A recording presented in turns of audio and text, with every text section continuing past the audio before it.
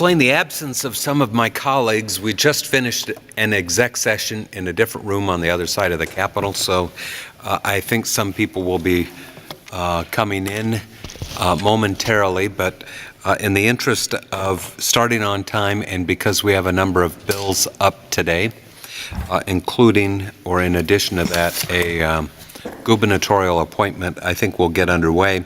Good afternoon and welcome to the Judiciary Committee. My name is Steve Lathrop. I am the state senator from District 12, which includes Omaha, parts of Omaha and Ralston. I chair the Judiciary Committee. On the table, so these are sort of the ground rules, and we may have some folks here that haven't testified before, and so I'll go through them as I do before we begin our hearings. On the table inside the doors when you came in, you will find yellow testifier sheets. If you are planning on testifying today, please fill out one and hand it to the page when you come in to testify. This helps keep an accurate record of the hearing. There is also a white sheet on the table if you do not wish to testify but would like to record your position on a bill. Also, for future reference, if you are not going to testify in person on a bill but would like to submit a letter for the official record, all committees have a deadline of 5 p.m. the day before the hearing to receive those letters and make them part of the record. We'll begin testimony with the introducer's opening statement. Following the opening, we will hear from proponents of the bill, then opponents, and finally, anyone wishing to speak in a neutral capacity. We'll finish with a closing statement by the introducer if the introducer wishes to give a closing statement. We ask that you begin your testimony by giving us your first and last name and spell them for the record. We utilize an on-deck chair. In fact, we utilize an on-deck row, and that's this front row here to the left of the testifier's desk. Please keep the on-deck chair and the on-deck row filled with the next person to testify to keep the hearing moving along. If you have any handouts, bring the handouts, bring them up and have 12 copies and give them to the page. This young lady sitting here.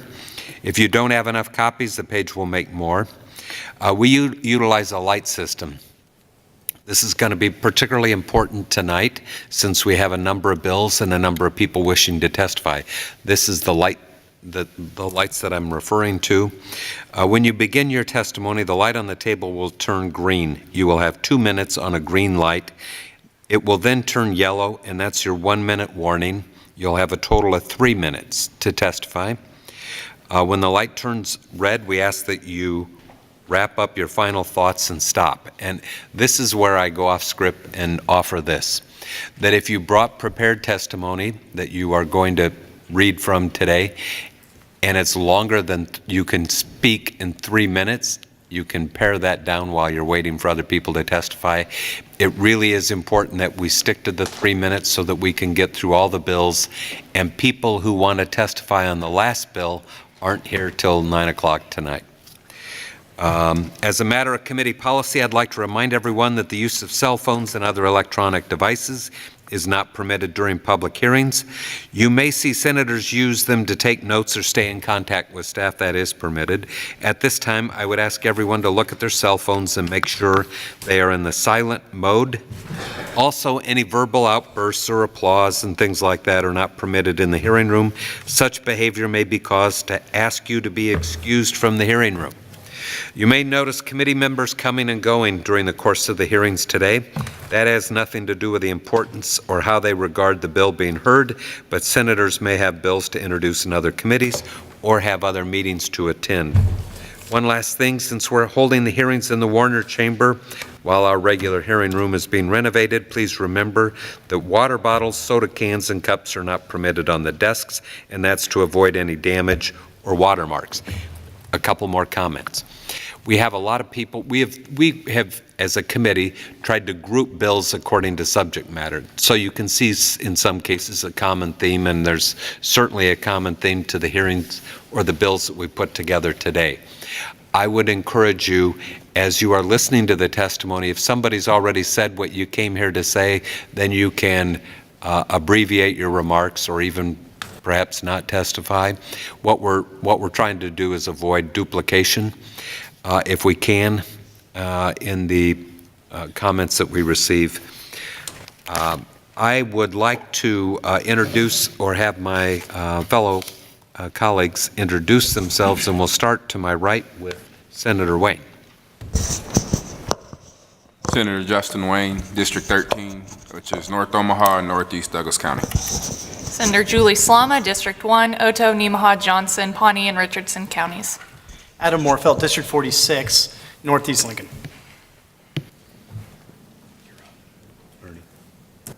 Ernie Chambers, District 11, Omaha. Tom Brandt, District 32, Fillmore Thayer, Jefferson, Saline, and southwestern Lancaster counties. Wendy DeBoer, District 10, Bennington and the surrounding areas, and northwest Omaha. Assisting the committee today are Lori Vollertson, our committee clerk, Neil Erickson and Josh Henningsen are our legal counsel, and the committee pages are Lisa Lund and Dana Mallett, both students at UNL. They're great help too. With that, our first matter today will be the confirmation hearing for Robert Twiss with the Board of Parole. And Mr. Twiss, you're welcome to take the chair.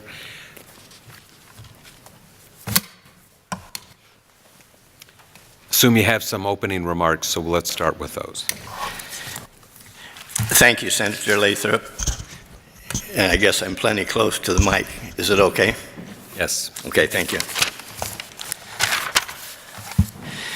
Good afternoon, Chairman Lathrop and members of the Judiciary Committee. My name is Bob Twiss. That's B-O-B-T-W-I-S as in Sam, S as in Sam. I'm here today seeking confirmation of my appointment by Governor Ricketts to the Board of Parole. I'm honored to be appointed, and I'm also honored that my family could also attend. My wife Janice, son Stephen, and daughter Heather Nelson. Senators, my appointment was announced to you November 26th of last year with a letter from the governor's office, and I started with the Board of Parole yet that week on Friday, November 30. If confirmed, my term would run to September 9 of 2024. It's basically a 6-year appointment overlapping any one governor's term.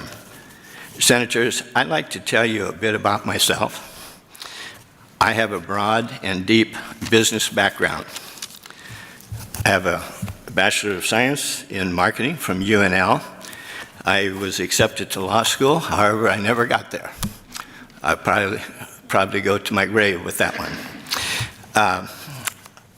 After graduation, I went with the big corporations, including Dow Chemical, Target Stores in both headquarters in Twin Cities and St. Louis.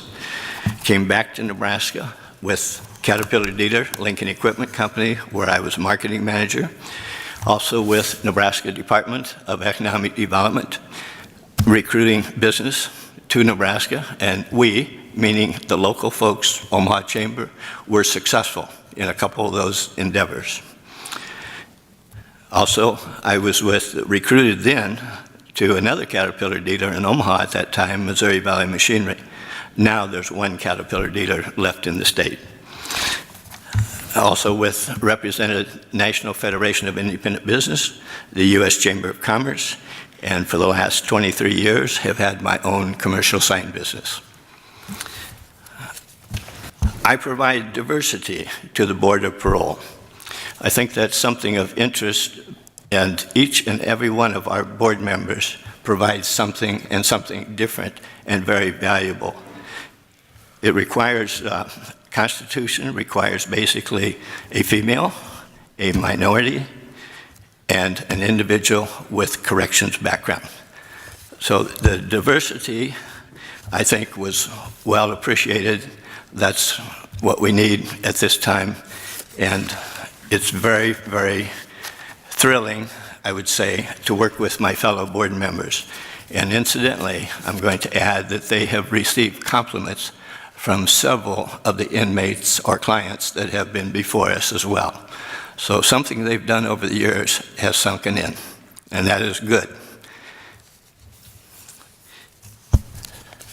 I've had a commitment to public service for many, many years. And I believe that started with my freshman year in high school back in Northeast Nebraska with my weekly newspaper.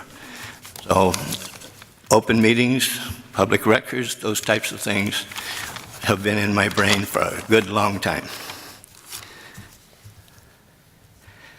And I believe very strongly in good government for our citizens of the entire state. Community involvement has included Omaha Optimist Club, where I was president, the Gretna Optimist Club as well, where I typically, for several years, handled respect for law. And we did that typically, as you may guess, around May Day. Also, Gideon's International, I'm a Rotarian as well with the Paul Harris Fellowship, Gretna Boy Scout leader, also Mid-America Boy Scout Council, legislative committees of both Sarpy and Gretna Chambers, UNL Parents Association, along with my wife, the Omaha Business Breakfast Club, started in 1933. I've been a member of that for almost 25 years. Heartland Blueprint graduate, Gretna Youth Athletic Association, and the Midlands Athletic League as well. But getting to more important material here, I just got the tally today. As I indicated, I started November 30th as an active participant at all levels and had almost 470 clients before me. That was just January and February. This is a full-time job. We work every day. Most days we are in the institutions, where I should have been this morning as well in Omaha. 10 institutions in Nebraska. McCook is video conference back here to Lincoln, as well as the jails.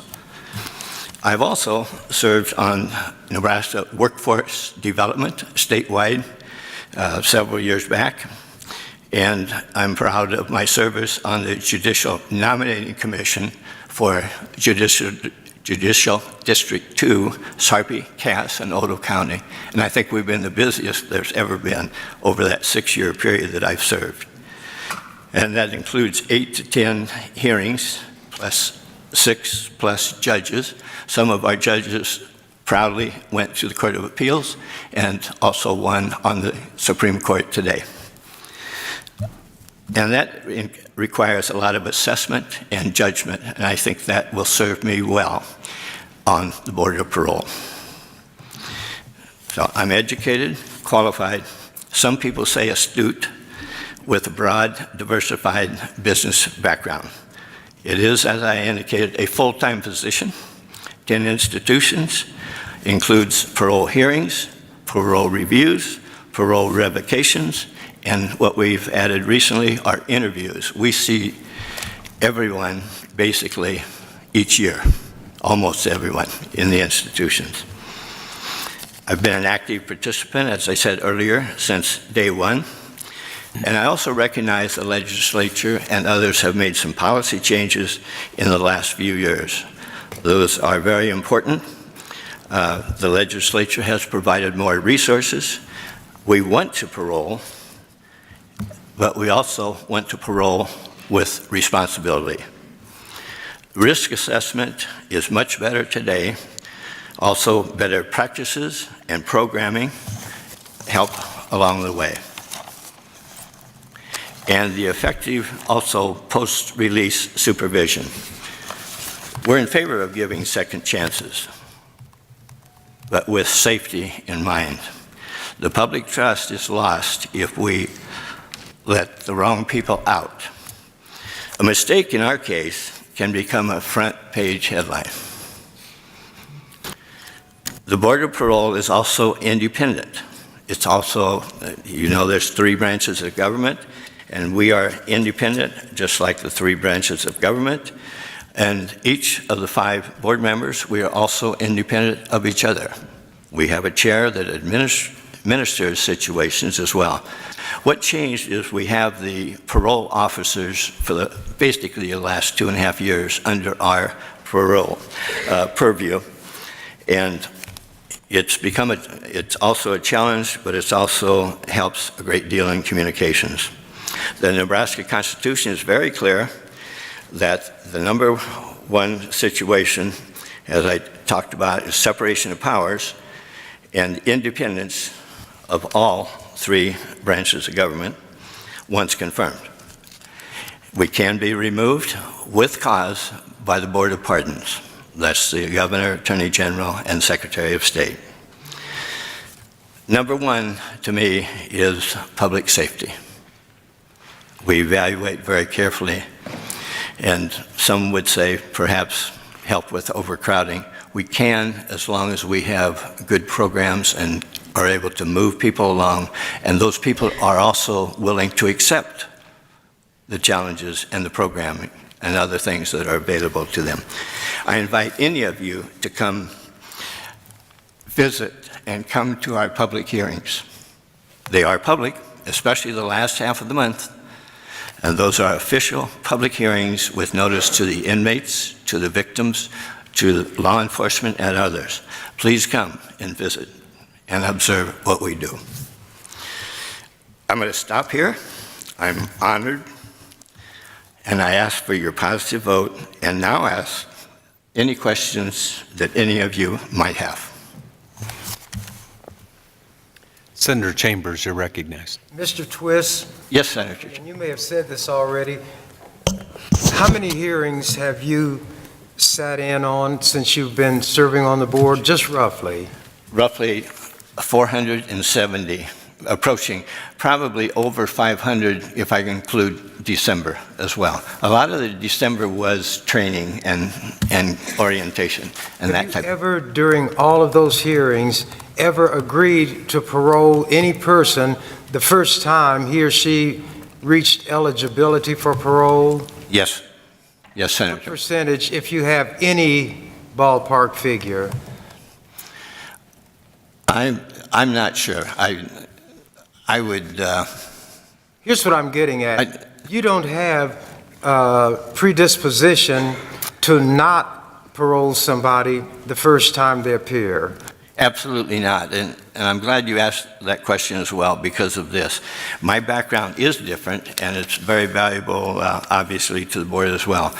But I don't have any predisposition because of my background. I don't come from the corrections or law enforcement. As you know right now, our chair, Ms. Cotton, comes from corrections background. Mr. Patton comes from law enforcement out of Omaha, retired Omaha police. And Mr. Gisler comes out of corrections very recently here in Omaha.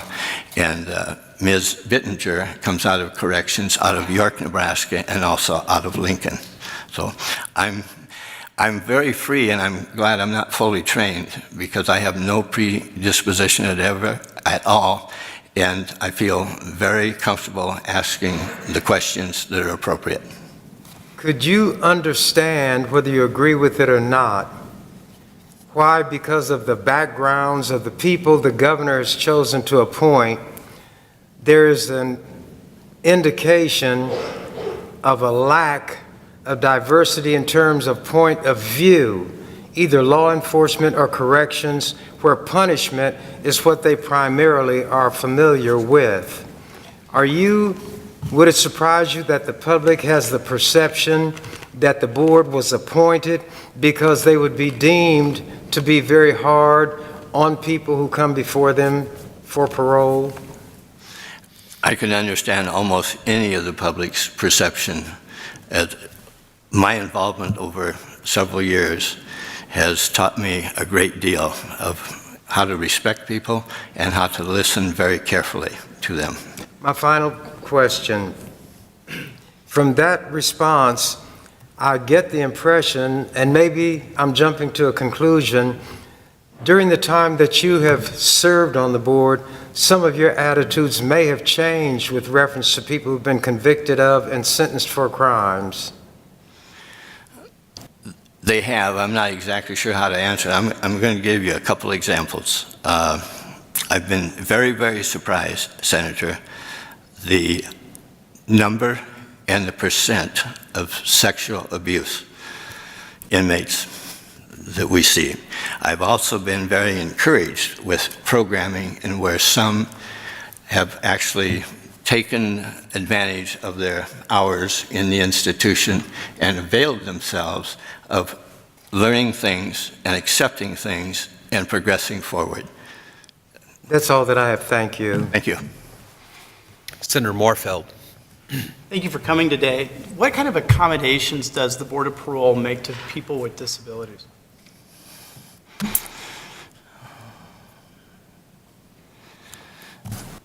Actually, we probably don't make any, any accommodations. Yes, we've had some cases where inmates, clients have appeared in wheelchairs.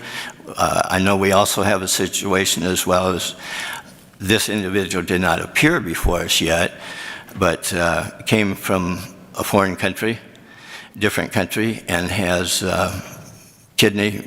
gets kidney dialysis, was paroled before, and maybe intentionally did something to get the parole revoked so he could come back and continue in that vein. I'm not sure I'm addressing your question, but I'm trying. Your decision-making process for parole, if they have a disability, cognitive, physical, it can be... Cognitive, I'm glad you mentioned that. And this is not an accommodation, but this is the example of some of the folks that are before us. A young man had heart surgery as a 2-year-old, had a second heart surgery, also went to school and has a high school diploma, but is tested out basically at a 3rd grade level. Plus, when asked about employment, he said, "My mother wouldn't let me go to work." What do you mean? And he said, "I can sign something. I can sign it." He's talking about an employment application, and yet he comes out of one of our largest school systems with a diploma. Okay, good, thank you. Does that help? That does help, thank you. I have a few questions for you. Of the 470 hearings, some of those hearings are going to be hearings that are held in advance of someone's parole eligibility date, right? Yes, that is. Is there a name for those kind of hearings? Yes, they're called reviews. Okay, so you will have folks that come in for a review, and basically what that is, it's an opportunity for the parole board to say, if you hope to get out, you need to do A, B, C, and D. That's correct. That's correct. And when you give them that list of things to do, do we have the programming for them to complete that list of things that you want to see done before you will parole them? I'm going to say, Senator Lathrop, for the most part, the answer is yes, but it's not the parole board that has the programming. I understand that. Right, and we don't control that either. I fully understand Right, that. thank you. But this is a side question. As long as you're sitting here and you have the experience, I'm curious about, for example, when sex offenders come in for their review hearing and they hope to get out in 2 years, hence when their parole eligibility date comes up, and you indicate that they need to complete their sex offender programming, is that available to them so that they can complete that programming, for example? To the best of my knowledge, the answer is yes, and there are different levels of sexual offense programming as well. I'm going to give you an example, even though you didn't ask for it.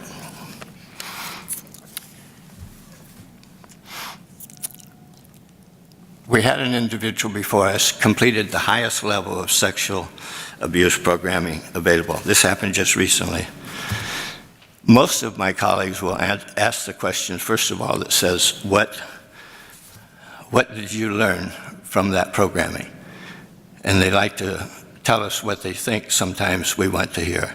This individual said that. It got to me and I asked several different questions, and this was his response finally. And I'm going to try to say it in a little bit the same way he said it. I really tried to resist her. I really tried to resist her, but she kept coming on to me. We're talking about a 7-year-old girl. Okay, so it doesn't take with everybody. It does not take with everybody, But my question, and not everybody accepts what's available either. I get that. My question was the availability of the programming and whether the inmates that come before you have completed their programming by the parole eligibility date. When you have a parole hearing and you are considering whether to parole them, whether it's on their first parole eligibility date, do they have sufficient programming for you to consider them for parole? I'm going to say, for the most part, yes, to the best of my knowledge. Now, here's what does happen, too, is that there... You know what? I don't want you to do the long Okay. division because I got Yeah, I 5 know. more hearings. If you don't mind, No, that's I'm trying fine. to get a sense of the programming because it's an important part of parole that these people come to you having completed their programming, and this committee, or at least this chair, Right. has some concern about whether the programming's available so that these people are in a position to be paroled. Certainly, the fact that they have or haven't completed their programming as set out in some plan that's done after an assessment would be important to you as a parole board member. Is that true? That's absolutely true. Okay. Now But- tell me what percentage of the folks that come before you for their first hearing after their parole eligibility date have completed all of the programming that's been recommended? It's a stab in the dark, but I would say greater than 50% on the first one that have completed it. Now, Okay. sometimes there's regression. And also, Senator, I think you realize that that's primarily a function of corrections. I absolutely understand that. Right. I absolutely understand that. So somewhere in the range of 50% of them have completed the programming before they come to you on their first parole eligibility date. Is that what I understand your testimony to be? To the best of my knowledge, and I really don't have good figures or percentages on that. I won't hold you to an exact, but 50% gives us a pretty good idea of how much of the programming has been completed and how many people come before you that haven't completed their programming. Of the people who have completed their programming by their first parole eligibility date, what's the likelihood that you would agree to parole them? If they've completed their program. They've completed their programming. Likelihood is very, very good. Okay. What's the likelihood of the 50% that haven't completed their programming that they would get paroled on their parole eligibility date if they have not completed the programming that's been recommended? That drops significantly because most often it's probably violations, behavior violations, or they just absolutely refuse to take the programming. Okay. I'm just asking about what percentage of those people are going to get paroled if they haven't completed their programming. There may be a variety of reasons for that, which may be my next question, I don't know. But of the 50% that don't have their programming complete, their opportunity to get paroled falls off significantly. Would you agree with that? It does, and I can't give you a percentage. I really don't know. And some of those people may have elected not to get programming, but some of them want to get the programming and can't. Would you agree with that? There are some cases like that, I believe, because programming, the same programming is not offered in every institution. So we also try to move them along and recommend that they do be moved to the proper institution where they can get programming. So of the 50% that haven't completed their programming and whose opportunity for parole falls off significantly, how many of them is it about availability? Because they're in the wrong institution, because they're Right. waiting in line for the sex offender program, because they're waiting in line for addiction treatment?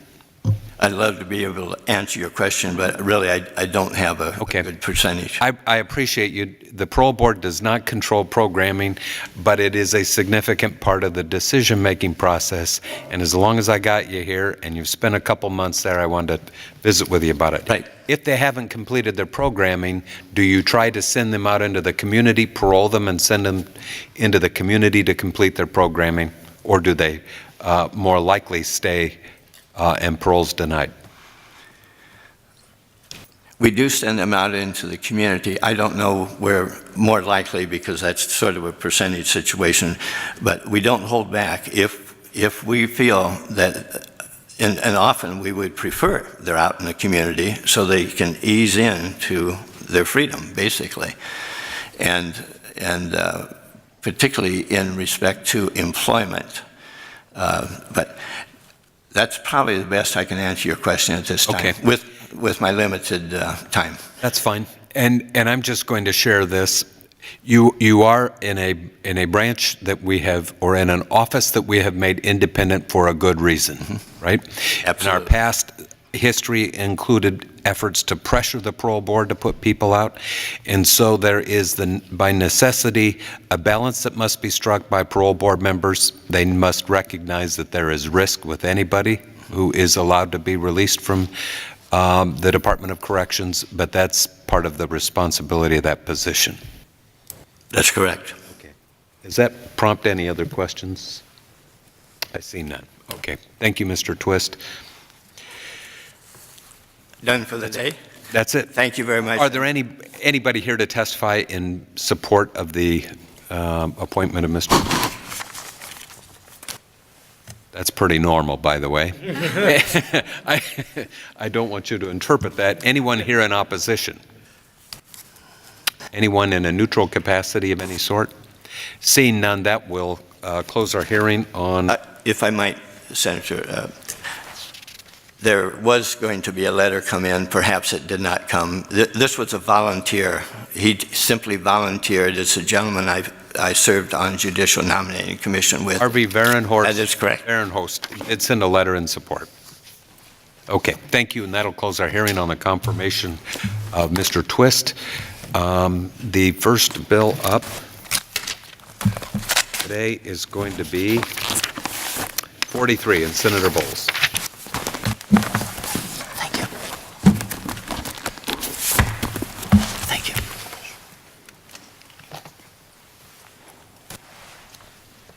Good afternoon, Senator Bowles. Good afternoon. I am, in fact, Senator Bowles. That's Katebolz, and I'm here today to present the Sexual Assault Survivors Bill of Rights Act.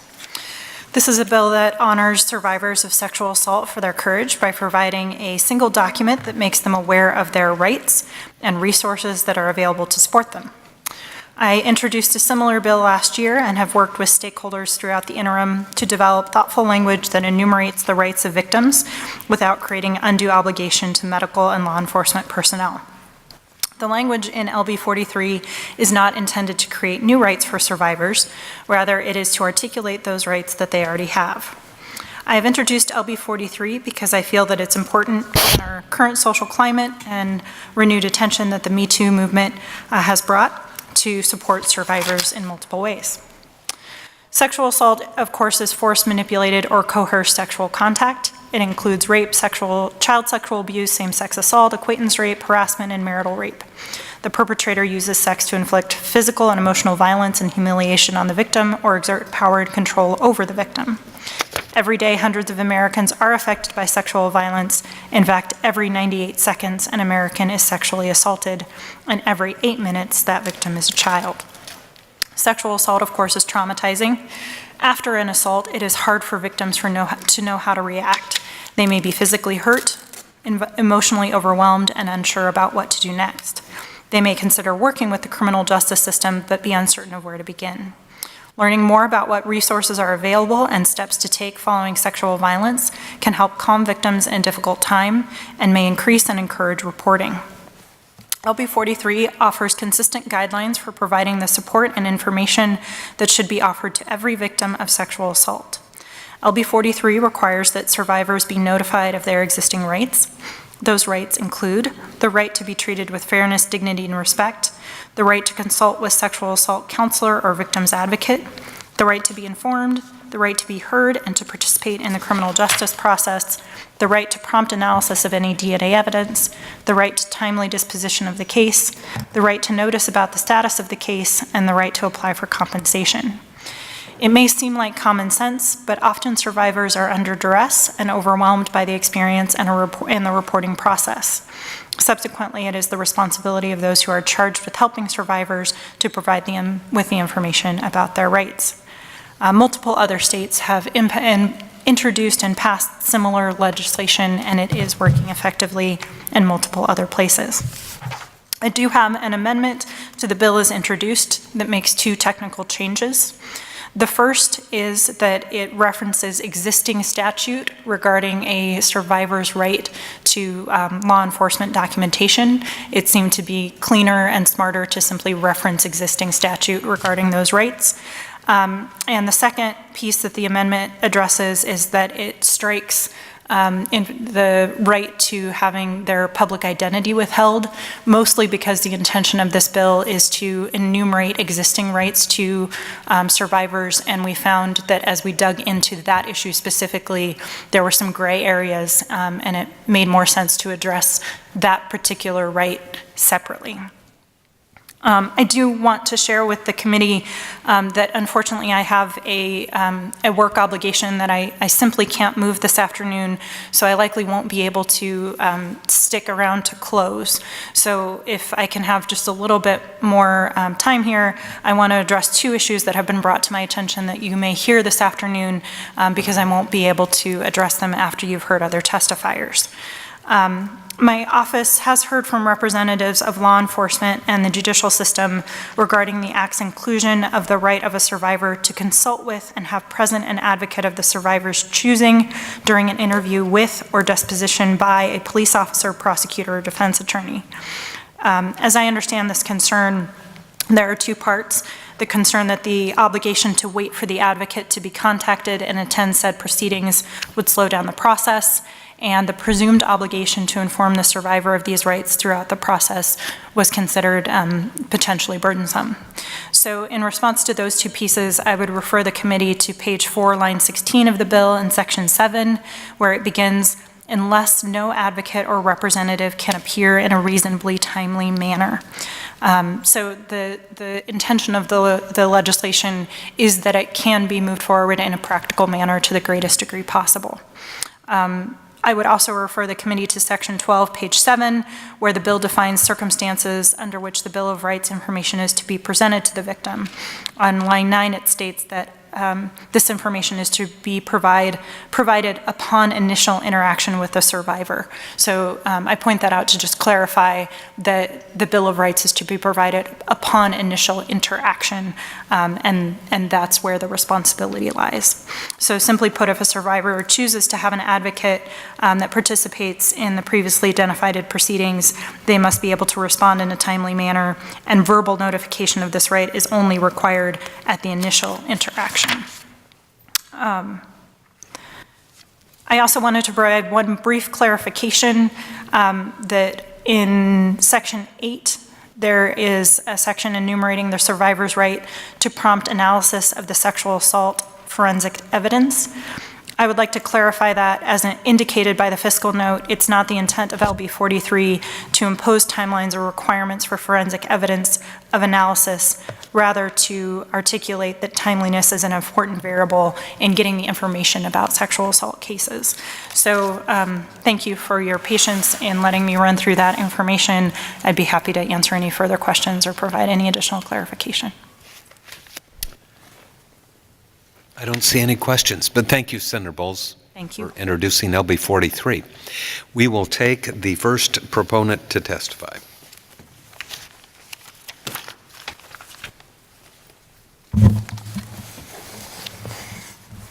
Good afternoon. Good afternoon, Chairman Lathrop and members of the Judiciary Committee. My name is Robert Sanford, R-O-B-E-R-T-S-A-N-F-O-R-D, and I am here on behalf of the Nebraska Coalition to End Sexual and Domestic Violence. The Coalition's mission is, in part, to support victims of domestic and sexual violence, dating violence, and stalking, and ensure that the services needed to overcome these acts of violence are readily available. To that end, the Nebraska Coalition is here to support LB 43. Threaded throughout LB 43 is the right to advocacy support, a key component that helps victims overcome the crime committed against them and to become survivors. Victim advocates are often present with a sexual assault survivor during forensic medical exams and should be allowed to be present with a victim throughout the investigation and prosecution as well. Advocates help victims understand what is going on throughout the forensic exams and court proceedings, often providing the support a victim needs to simply tell what happened through the advocate's presence. According to RAINN, the Rape, Abuse, and Incest National Network, victims of sexual assault indicated that they did not report the assault for a variety of reasons that included a fear of retaliation, that police wouldn't help, that it was a personal matter or not important enough to report. This bill helps in small part to alleviate some of these fears of reporting. Advocates provide the victims of sexual assault with information about the investigation and legal process, but they also provide them with the emotional support needed to tell a law enforcement officer, prosecutors, and others involved in the process what happened to them. When training mediators, attorneys, and law students, I often ask those in attendance to close their eyes and think about the best sexual experience they ever had. And then I ask them to open their eyes and share that experience with the person sitting next to them. Panic and terror fill their face. And all I asked was to share the best experience. Conversely, in situations of sexual assault, we are necessarily asking people to talk about the worst experience, and yet we are not providing them an opportunity for the emotional support needed to do so that an advocate may provide. When a victim is unable to tell what happened, the person who committed the act walks free. The Nebraska Coalition thanks Senator Bowles for bringing this important piece of legislation this year. We encourage you to advance LB 43 to the floor. Very good. Thank you, Mr. Sanford. I do not see any questions. Thank you. Thank you.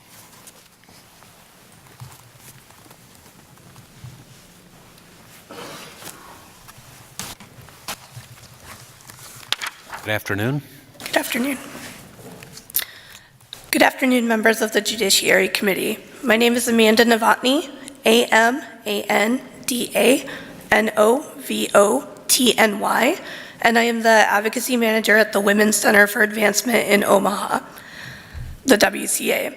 The WCA is the go-to place for anyone in the Omaha area who is a survivor of sexual assault, domestic violence, stalking, or human trafficking. The WCA serves around 150 people every day.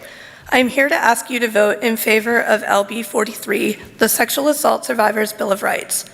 The Sexual Assault Survivors Bill of Rights assures survivors the right to an advocate. Advocates are first responders for victims of sexual assault. Advocates are non-judgmental, knowledgeable professionals who assist the victim with knowing their rights and options so that the victim can make the best choice for them. Advocates provide ongoing support to the survivor and help them navigate the complex process of seeking medical attention and a forensic exam, reporting to law enforcement, working with prosecutors, as well as coping and healing from trauma following the assault. A right afforded in the Sexual Assault Survivors Bill of Rights is the right to consult with and have an advocate present during a medical, evidentiary, or physical examination. When survivors of sexual assault feel safe and supported throughout the process, they are more likely to report a sexual assault and work with the legal system in hopes of holding the perpetrator accountable. As such, the courts are more likely to be able to hold perpetrators accountable, and that leads to safer communities across Nebraska.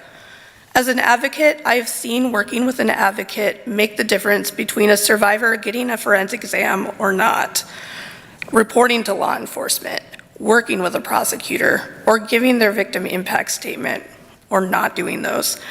As a survivor of sexual assault, I know that my experience would have been entirely different had I known that organizations devoted to working with survivors of sexual assault existed, or if I had had a victim advocate that could have explained to me my options and my rights. I was not aware of these services. I didn't report out of fear. I didn't understand the legal process involved, and it took me 12 years to finally find a place of healing and peace. Every survivor's story is different, and every survivor's journey is different. But studies show that when advocates are present in the legal and medical proceedings following a sexual assault, victims fare better in both the short and long term, experiencing less psychological distress, physical health struggles, sexual risk-taking behaviors, self-blame, guilt, and depression. I urge you all to vote for LB 43, the Sexual Assault Survivors Bill of Rights. Thank you for your time. Thank you. We appreciate your testimony today.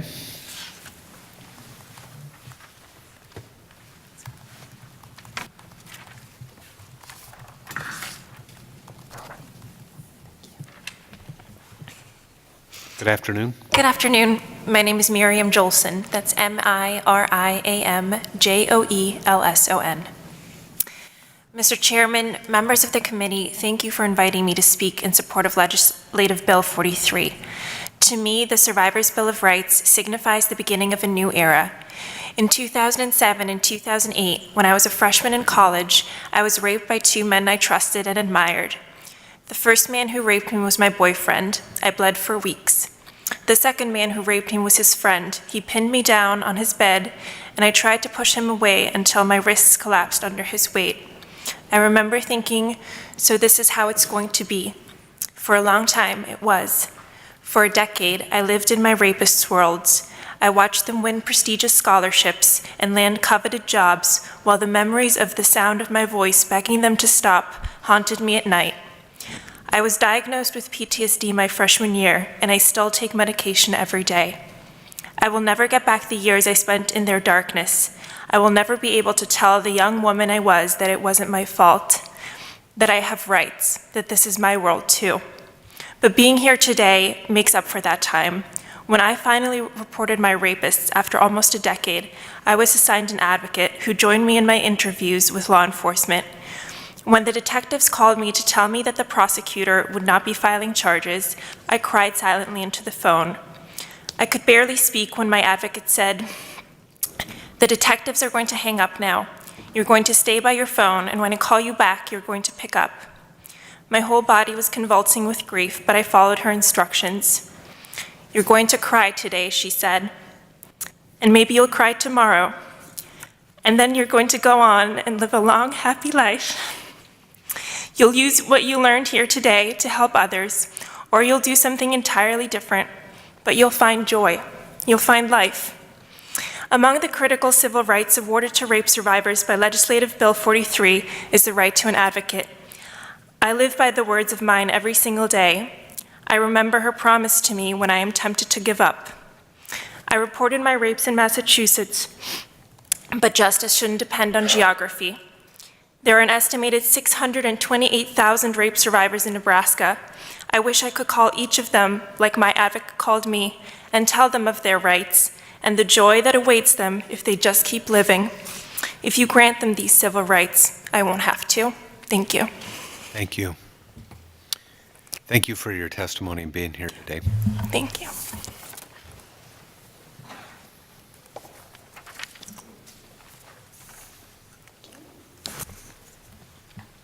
Good afternoon, Chairperson Lathrop and members of the Judiciary Committee. My name is Kristen, Kristen, Tomjack, Tomjack, and I am a senior at the University of Nebraska at Kearney, and I am pursuing my bachelor's degree in social work. I am currently completing my field practicum with the National Association of Social Workers, who I'm here on behalf of to speak in support of LB 43. Passed around is a letter from Marcia Bloom, who also serves on our advocacy committee, as long as my testimony. During my time at UNK, I was able to work in both the Women's Center and the Counseling Center, and I'm here to speak on how beneficial a sexual assault survivor's Bill of Rights would be. Sexual assault does not discriminate and can happen to anyone regardless of gender, age, or ethnicity. In the simplest terms, LB 43 reflects a commitment to protecting a survivor of sexual assault. It lays out their rights to have an advocate present and gives them choices and options on how they want to proceed. This would give survivors a small sense of control in their lives, which is something that they lost. Having a document that details resources, options, and instructions for requesting information is invaluable in the hands of one who needs it and can minimize the stress and hardship while providing advocacy and support. This bill also states that survivors have the right to be reasonably protected from the defendant and persons acting on behalf of the defendant, as well as the right to be free from intimidation, harassment, and abuse. This protection can be beneficial in combating the large amount of sexual assaults that go unreported. As someone studying social work, I believe that the Sexual Assault Survivors Bill of Rights takes a step in the right direction in believing survivors, supporting them, and promoting humane and safe treatment for survivors of sexual assault. Thank you. Thanks for your testimony.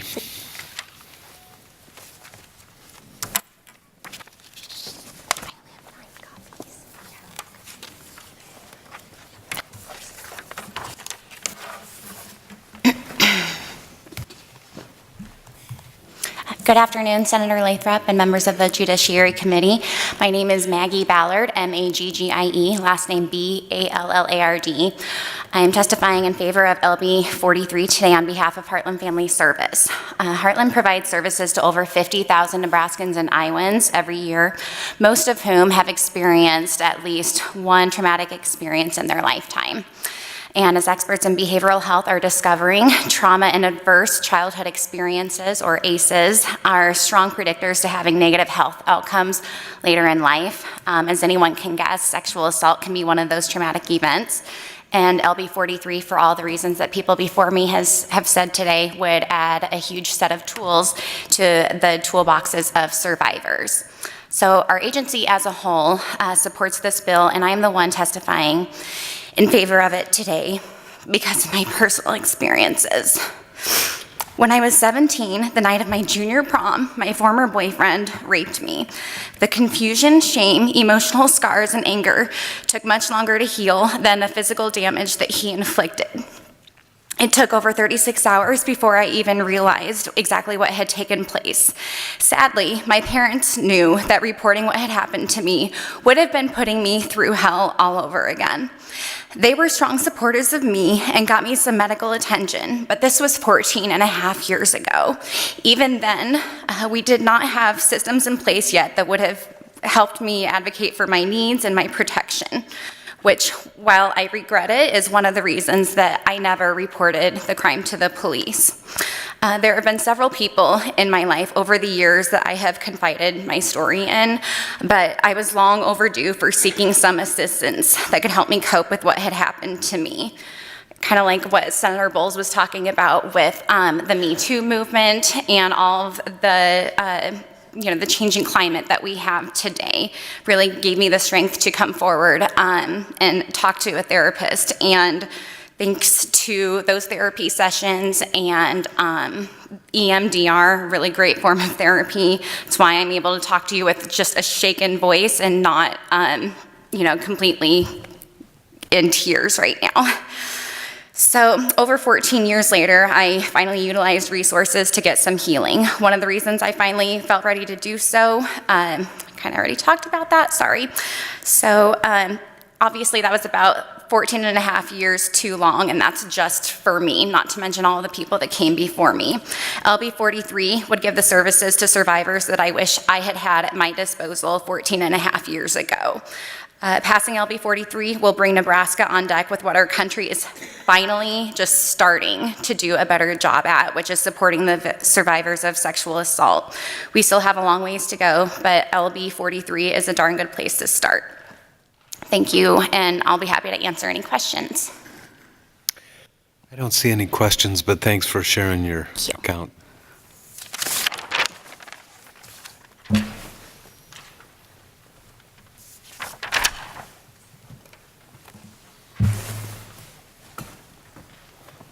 Good afternoon. Afternoon. Members of the committee, it's my pleasure and my honor to sit here in front of you guys. My name is Garrett Conti. I'm a student of the classics or classical languages at UNL, and I'm here representing UNL Young Democrats. But can you spell your last name for us? Yeah. Or your name? Yeah, Garrett Conte.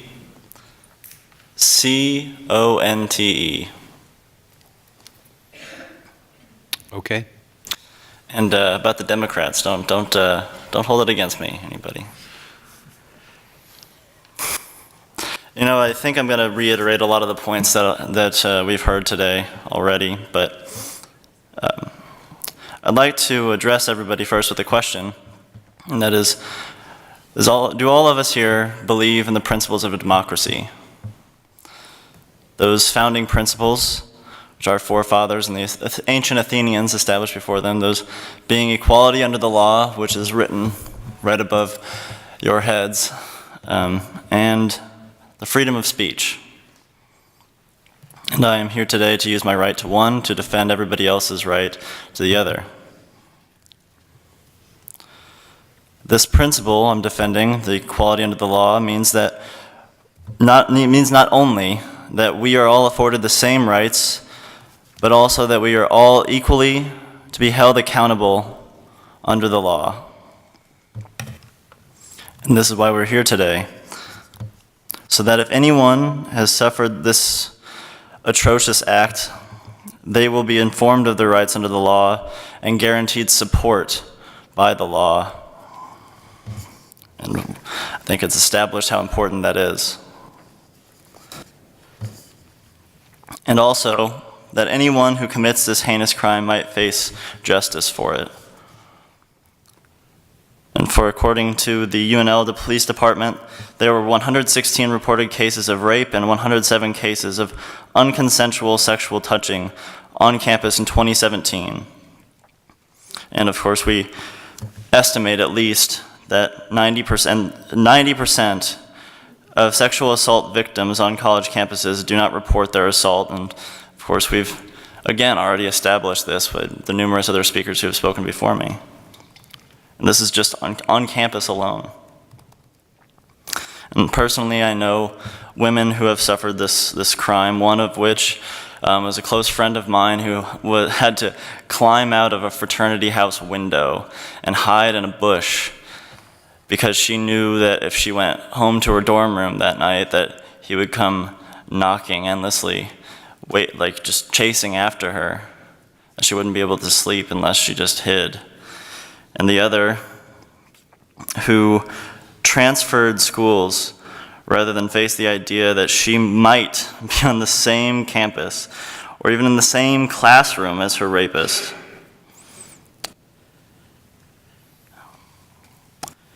And it would only be wise to take every necessary step to encourage survivors to come forward so our state can ensure that more justice is done.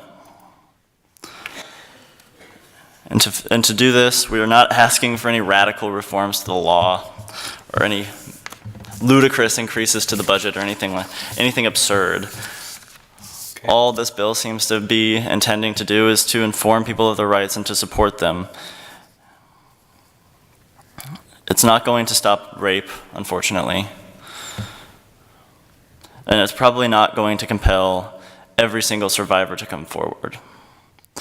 But it does seem to be a necessary step to encouraging both of those things to occur. Very good. So lastly, if we are not even willing to put this matter up for further deliberation, to inform victims of their rights, then what does that say about our democracy? I urge you to support LB 43. Okay. Thank you. Thank you for your testimony. Yes. From hearing from your organization. Next proponent.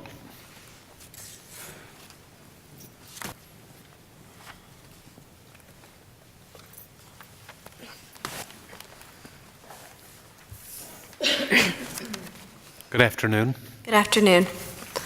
My name is Madeline Carba, that's Madelynn, and then Carba is Carbaughh. Thank you for giving me the opportunity to speak today. I'm speaking in support of the Sexual Assault Survivors Bill of Rights. I believe that this bill should pass because I know many, myself included, who have suffered from sexual assault. As a freshman in high school, I didn't know how to feel safe after something like this had happened to me.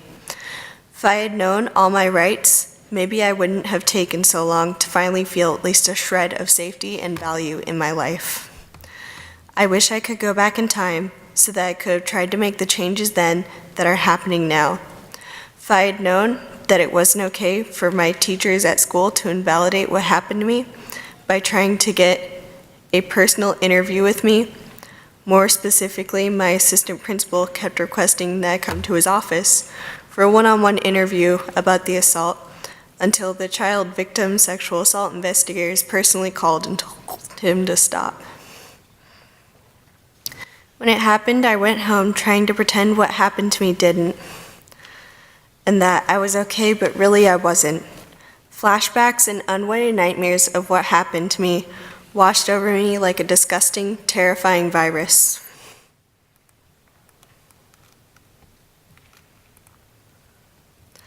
No matter how many different things I did to heal, it just wouldn't go away. I just wanted to get rid of the disgusting, horrible, isolating feeling I got from thinking about it. School and my own home are places where I'm supposed to feel safe. But it didn't matter where I went, whom I talked to, I didn't feel safe.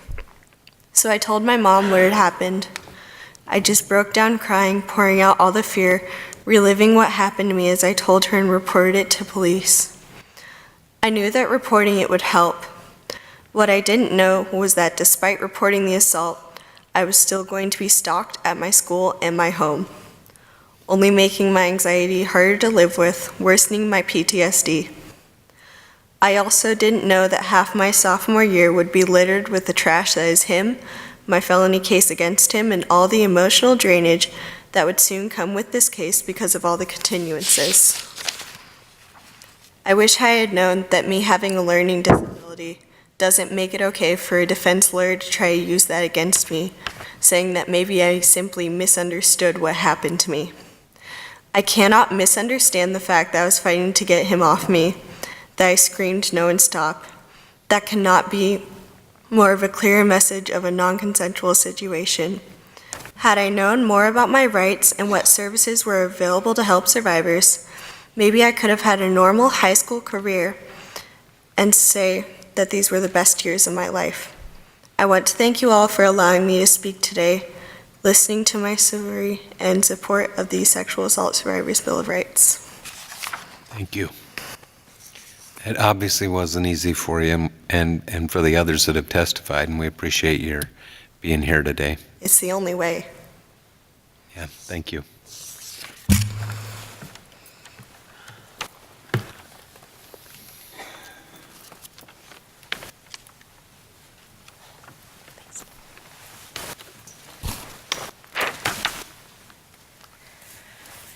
Dear Chairperson Lathrop and members of the committee, my name is Sarah Riffel, S-A-R-A-R-I-F-F-E-L,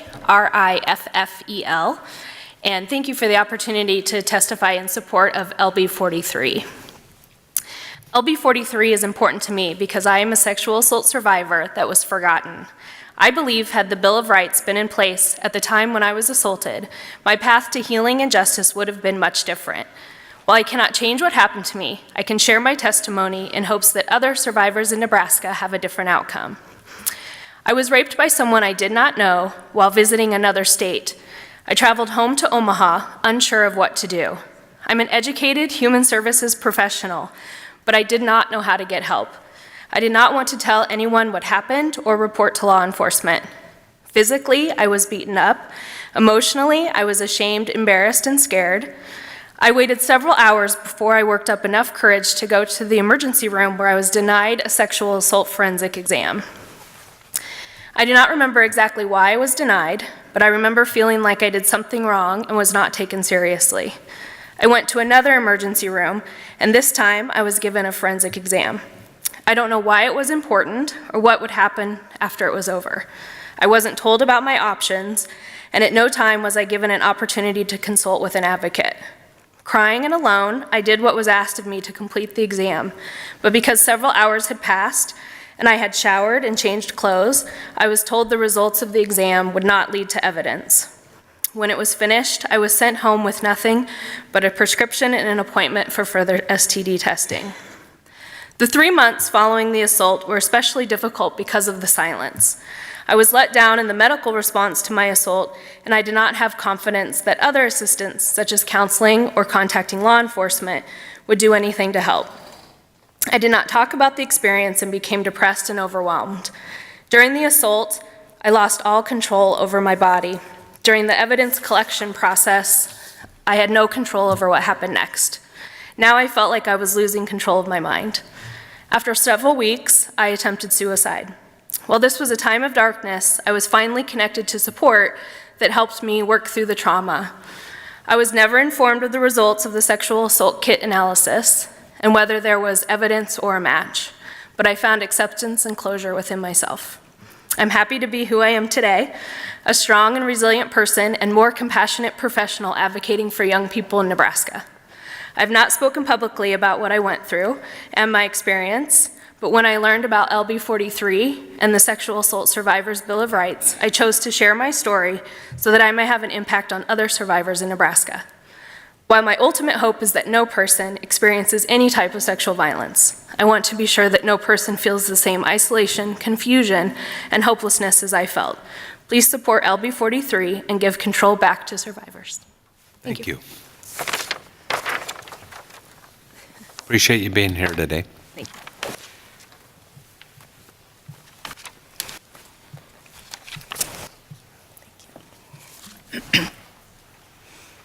Good afternoon. Good afternoon. Thank you. My name is Amanda Timmerman, AMANDA-TIMMERMAN, and I'm the lead child and family advocate through the Lincoln Child Advocacy Center. I have worked as an advocate for almost 7 years, and I have had just over 1,200 cases. Out of those 1,200 cases, about 50% of them have been court involved. I'm here today to testify in support of LB 43. On behalf of the Nebraska Alliance of Child Advocacy Centers, I have distributed a letter from the ED of the Nebraska Alliance that lays out many of the different reasons why we support LB 43. What I am going to speak to is the importance of the right to have an advocate present. Every case that comes to the Child Advocacy Center, they're assigned an advocate. The advocates, such as myself, are with that family throughout the life of their case. During that time, advocates provide ongoing follow-up and support to children and families while assessing for needs and safety.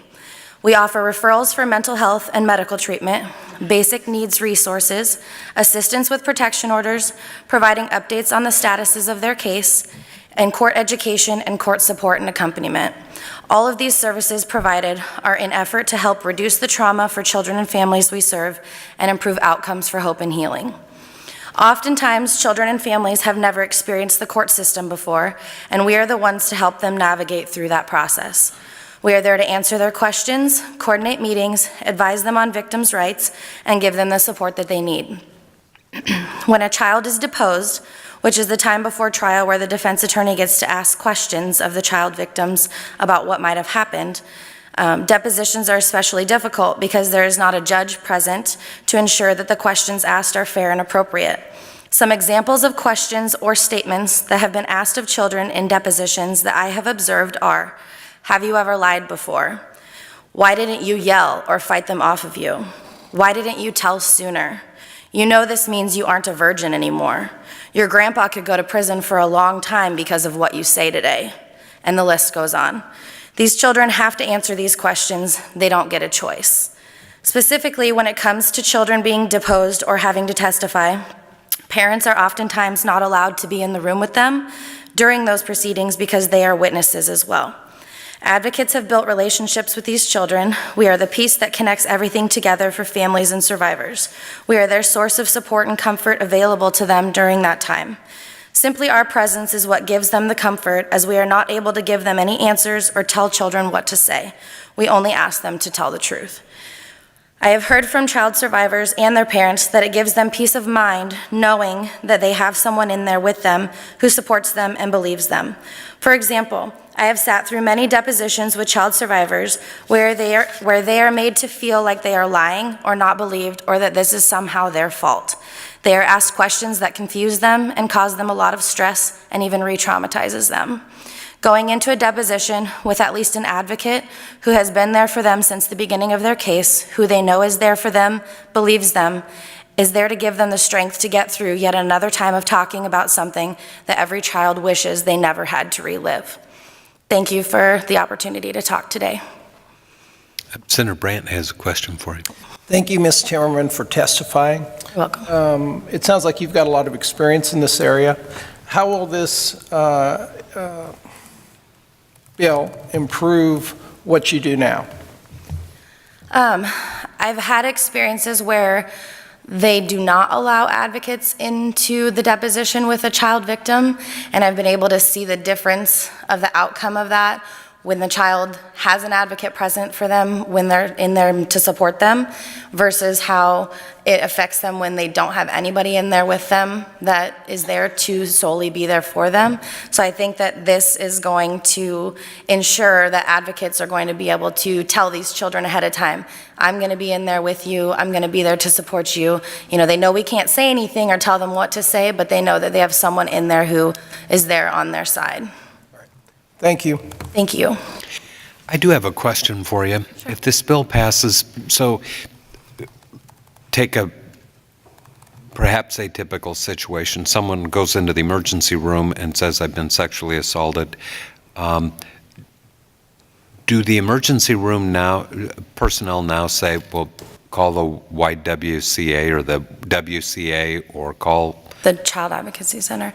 If the victim presenting to the emergency room is under the age of 18, they would give them resources for the Child Advocacy Center to be able to have an advocate to work through that case. Okay, so currently, are they doing that for adults? Yes, I believe they are, and they are contacting Voices of Hope advocates. So the people that don't go, we heard some testimony, I didn't go, Sure. The shame or whatever that stops somebody from actually going, or the disbelief or the feelings that we've heard described today. They may not get to the emergency room or talk to anybody for years. They're not going to know about the advocate because no one can tell them about it until they share the story with somebody, right? Correct. If it's a situation where they simply report to law enforcement and maybe it's been a long period of time where they wouldn't present to a hospital at that time anymore because it's belated, Nebraska statute would say that if it's a child involved in this situation as the victim, that they would come to the Child Advocacy Center for a forensic interview, and then they get assigned an advocate at that time. Okay. Thank you. Thank you.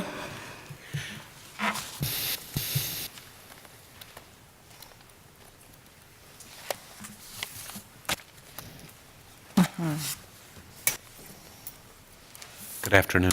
Good afternoon, Senator Lathrop and Judiciary Committee members. My name is Sherry Helmke, SHERRYHELMKE, and I'm the Executive Director of Survivors Rising. I'm here today to read on behalf of survivor Sharon Robino West. Here are her words. Thank you to each and every one of you for assembling to hear testimony on this bill. I regret that I am unable to appear in person to deliver my testimony, but I feel strongly that I need to add my voice to the written support of LB 43 today. As a survivor of sexual assault and an advocate for victims through the work that I have done with the Women's Center for Advancement, Lutheran's Family Services at Ease program, my work with men and women veterans who are sexual assault survivors, and numerous other boards and organizations that I am part of supporting the safety and rights of women and girls, I feel that I must share my expertise.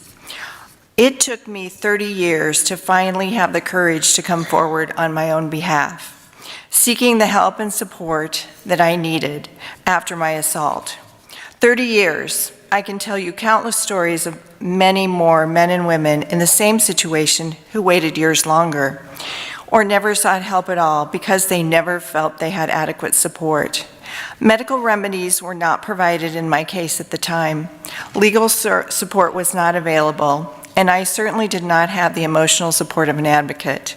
I happened to be in the military at the time. I believe that the assault cost me my career and the chance to re-enlist. I also believe the military lost a good leader that day.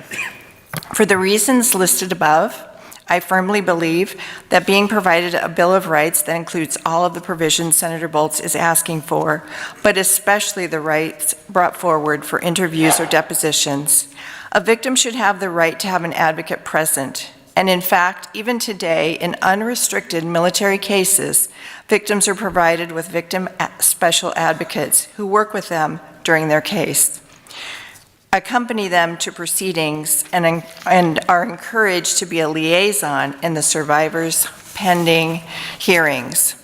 It took a long time for the military to come to these terms, but even the military has done so, realizing the importance of a survivor's rights and full engagement in what may be the most traumatic set of events in their lives.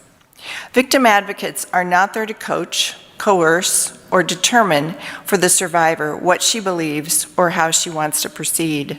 They are not there to hold sway on law enforcement or the courts. They are simply there for the emotional support and comfort of the survivor at a time when she needs it the most. In seeking a better outcome, a better life for all survivors of sexual assault, whether they be victims of incest, trafficking, assault by someone who is known to them, as in so many cases, or in an assault by a stranger, just knowing that a Bill of Rights has been carefully crafted and is available can make all the difference in beginning the healing of survivors of these heinous crimes. And as an advocate, navigating the system with them, as is provided in the military, makes even more difference. I pray that future victims don't feel that they have to carry the heaviness of an assault through 30 years of their lifetime, as I did. Please vote yes today in support of LB 43. My sincerest respect and gratitude, Sharon Rubino West. Thank you. We appreciate you sharing that with us. Next testifier. Good afternoon. Good afternoon. Chairman Lathrop and members of the Judiciary Committee, my name is Sydney Butler, SYDNEYBUTLER. I am here in support of LB 43 because I worked as an advocate for 5 years across southeast Nebraska, and it is time for the rights of survivors to be at the forefront. My job as an advocate was to provide support and guidance to survivors as they move through the medical, legal, and criminal justice processes. I no longer work as an advocate.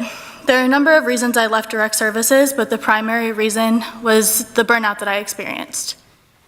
My burnout did not come from secondary trauma or compassion fatigue, as many would assume.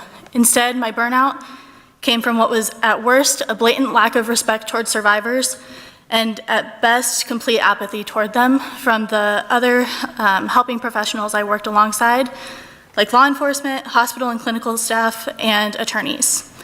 I believe LB 43 is a step in the right direction toward addressing the problems I encountered as an advocate and that survivors in Nebraska have to face every day. In my experience, it was not uncommon for a survivor to go through the reporting process and the SANE exam without ever even being told that there was an agency that could provide emergency services or sit with them during the exam. Once they were at the hospital, they were made to feel that if they wanted to do any part of the exam, they were required to do all of it. And as a side note, that could mean that they were there for a 6-hour exam when all they wanted was STD testing and emergency contraceptive. Survivors did not know that while the hospital was required to call the police, they were not required to talk with the police if they didn't want to. In other words, after having their autonomy taken from them by a perpetrator, the system that is supposed to be in place to help them continued to strip them of their ability to make an informed decision that the survivor felt was best for them. I believe that by advancing LB 43, we are telling survivors in Nebraska that we are trying to create a system that works for them, a system that will treat them with respect and dignity after they take the courageous step of coming forward after being assaulted. Thank you, and I will answer any questions if you have them. I don't see any questions today, but thank you for being here.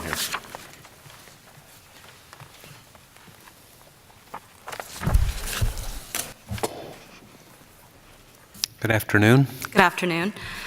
My name is Susanna Rogan, SUZANNAHROGAN. I'm here to support LB 43 as a private citizen who has worked in the violence prevention field for over 6 years. Currently, I have the pleasure of working with college students across several locations in Nebraska, and I believe this bill will help lead survivors to much-needed services that they do not seek at this time due to lack of trust and knowledge of their rights. 2 important words: power and control. When we speak about victims of sexual assault, it is important to remember these 2 words. It may seem insignificant to those who do not work in this field, but remembering these words can make all the difference in how a person heals after they've been assaulted. Because initial interactions will dictate whether they continue to seek services and how well they are cared for. When someone is assaulted, another is exerting power and control over the victim. Victims are approaching our services already having had their power stripped from them by their perpetrator. Providing them with a survivor's Bill of Rights not only provides them an option, a choice, but that choice is the first moment they are given a chance to reclaim some of their power, to take back a level of control. When our services continue to strip them of their power, not giving them the option of an advocate present, not allowing for the option of a medical exam free from economic burden, not allowing a law enforcement of their preferred gender, or not keeping their name private, and so much more that this bill will protect. When we deprive these survivors of that power and control by stripping them of their choices and options, we are ensuring that victims will feel more brutalized by our response processes than supported and helped. Thus, sexual assault will continue to be one of the most underreported crimes in the country, and we cannot solve a problem if we don't fully understand the scope of the problem we are trying to solve. I choose to work at a university doing this work for many reasons, one of which is that I am able to create a culture and an atmosphere that provides survivors options and guidance on our campus. When I first moved here for work and discovered there could be a long wait time, up to 2 hours sometimes, depending on how far away the on-call advocate was, I worked with our on-campus first responders, professionals, and students to ensure they understood exactly how to empower victims and provide a list of all the options available. Being able to guide faculty, staff, and students to create a space that gives options to survivors helps me know that until prevention work and bystander interventions are more effective in decreasing sexual assault, we have a comprehensive, coordinated safety net that will catch and uplift survivors. Nebraska overall doesn't have that safety net, but LB 43 is a huge step in the right direction.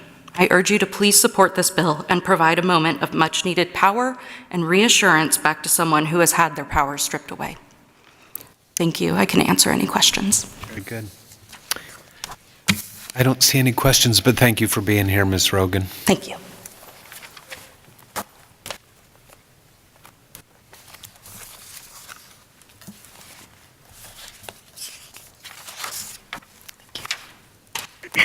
Welcome. Thank you. Dear Chairperson Lathrop and honorable members of the committee, my name is Alexis Steele. That is ALEXISSTEELE. And I am the policy staff attorney for the Immigrant Legal Center, a nonprofit law firm that serves clients from across Nebraska, many of whom are victims of sexual crimes. Can you speak up just a little bit? Yes, sorry. I'm testifying today in support of Legislative Bill 43 on behalf of my firm and as a survivor. The Immigrant Legal Center supports this bill because its passage would significantly benefit survivors of sexual assault by guaranteeing them legal protections that they deserve and really need. This bill secures basic rights for survivors through their assault-related medical care, collaboration with law enforcement, and participation with the criminal justice system. Many of these rights include they include the right to a medical exam, a shower at the hospital after examination, prompt analysis of submitted forensic evidence, and the right to have an advocate present throughout the experience. These rights are common sense and directly respond to the real needs of survivors based on statistical data and extensively documented lived experiences. The right to a medical exam, for instance, responds to the fact that survivors of sexual assault are at risk of contracting a sexually transmitted disease by nature of the crime itself. While some of the components of this bill have very obvious benefits, I am here to tell you that each is needed and each responds to a real need that victims have. The bill's most profoundly responsive right that fortifies each other right is the right to an advocate throughout the process described above. Having the right to an advocate present not only ensures that the survivor at least has one trauma-informed source of support, but it also ensures that there is someone available to make sure the survivor knows of his or her rights. Without the option of having an advocate present, a survivor is left to navigate a surprisingly complex and incredibly stressful process alone. That survivor cannot reasonably be expected to attempt to research and assert his or her rights as a survivor while doing this. In addition, on top of processing and attempting to recover from the crime itself. I cannot begin to adequately describe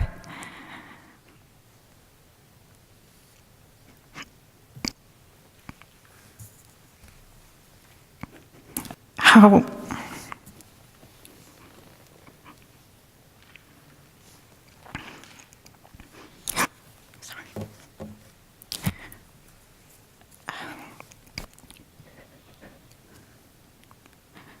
traumatizing sexual assault is, and how intensively challenging each step of recovery can be, even without engaging in reporting and all that follows.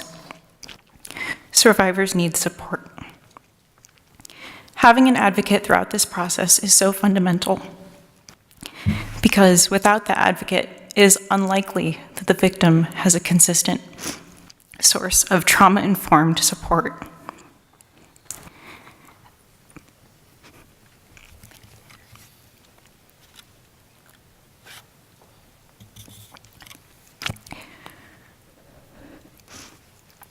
And that consistency is so vital. After a sexual assault, no thing in the victim's life seems consistent or reliable. And sometimes survivors don't have any other support in their lives. Their advocates are lifesavers. Even with an advocate, recovery and engagement is hard enough.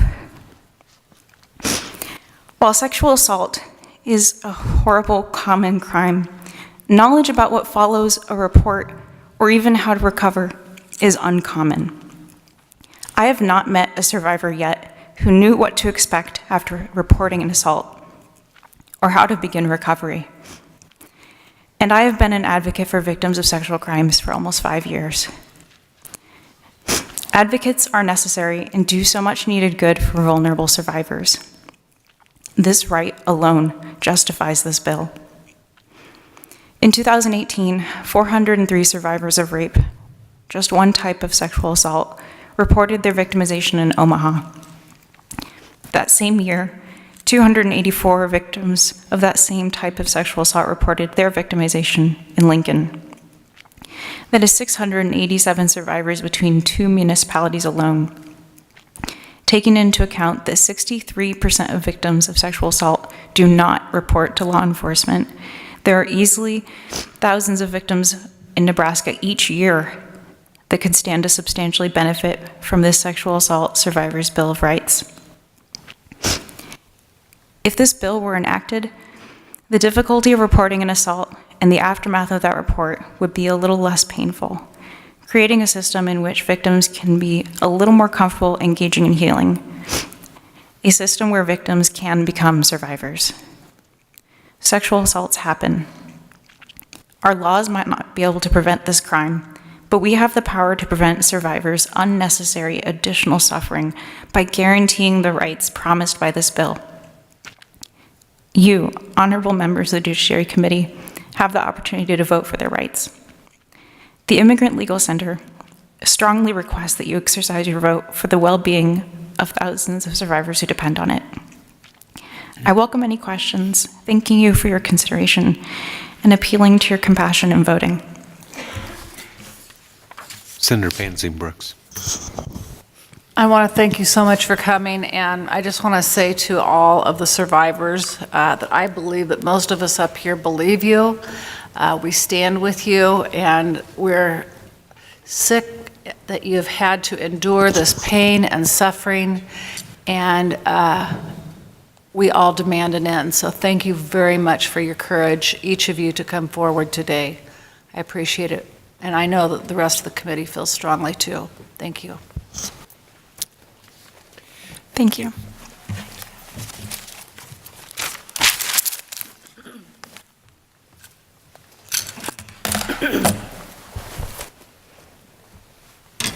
I'm going to read it and then I'll give it to you. Is that okay? Thank you. Good afternoon. Hi, my name's Judy King, and I want to thank Senator Bowles for bringing this bill forward. And I have a lot of friends that appreciate her bringing that forward too. I'm here today in support of LB 43 because I understand the importance of providing survivors of sexual assault with knowledge of their rights. An event of sexual assault can cause trauma for the survivor, and this trauma can cause cognitive disturbances that make searching for information and rights a difficult process. Providing this information in a clear and coherent manner to the survivor will allow them to understand the processes and options. I also want to say that I went to the Kavanaugh hearings with a lot of Nebraska women that told their story, tried to tell their story out there.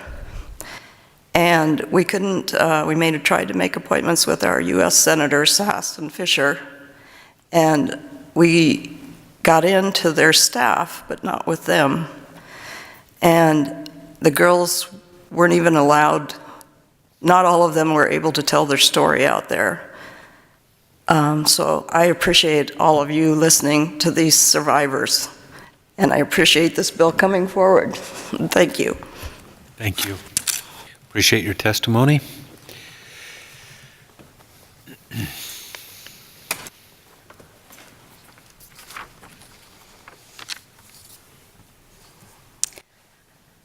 Hello, my name is Angie Lauritsen. It's ANGIE-LAURITSEN. Thank you so much for Chairman Lathrop and the other committee members for the opportunity to be able to speak today. I currently serve on the board of directors for Survivors Rising.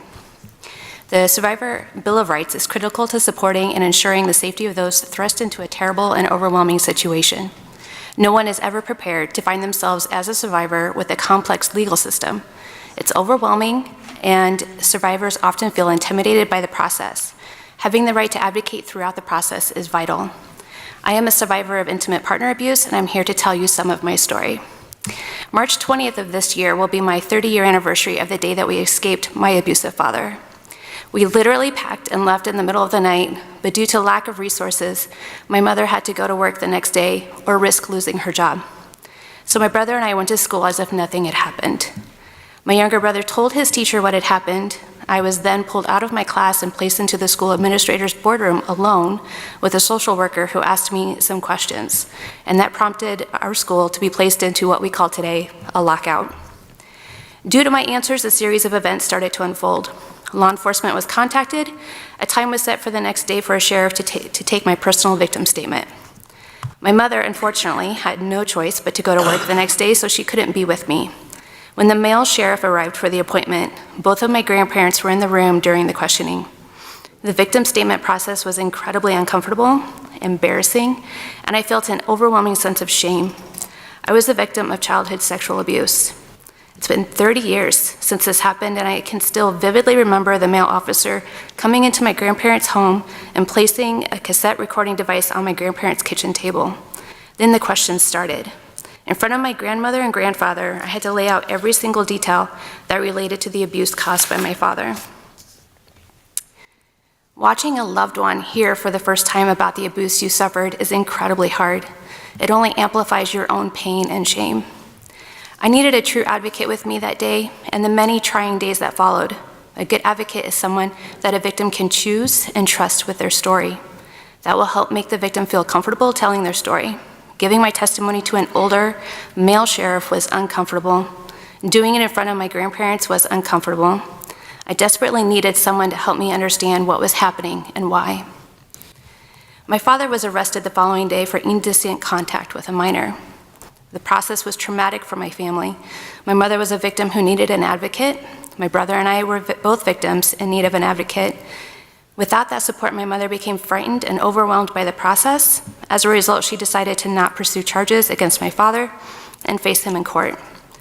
Just over 2 years later, I had received a phone call from the daughter of a woman whom my father was dating. He was abusing her. He repeated this cycle of abuse for many years. Had we had true advocates, I firmly believe we could have stopped the cycle of abuse and violence. This bill takes a big step to ensure that victims in Nebraska will have the support they need during one of the most traumatic times of their lives. Thank you for your support of LB 43. Thank you.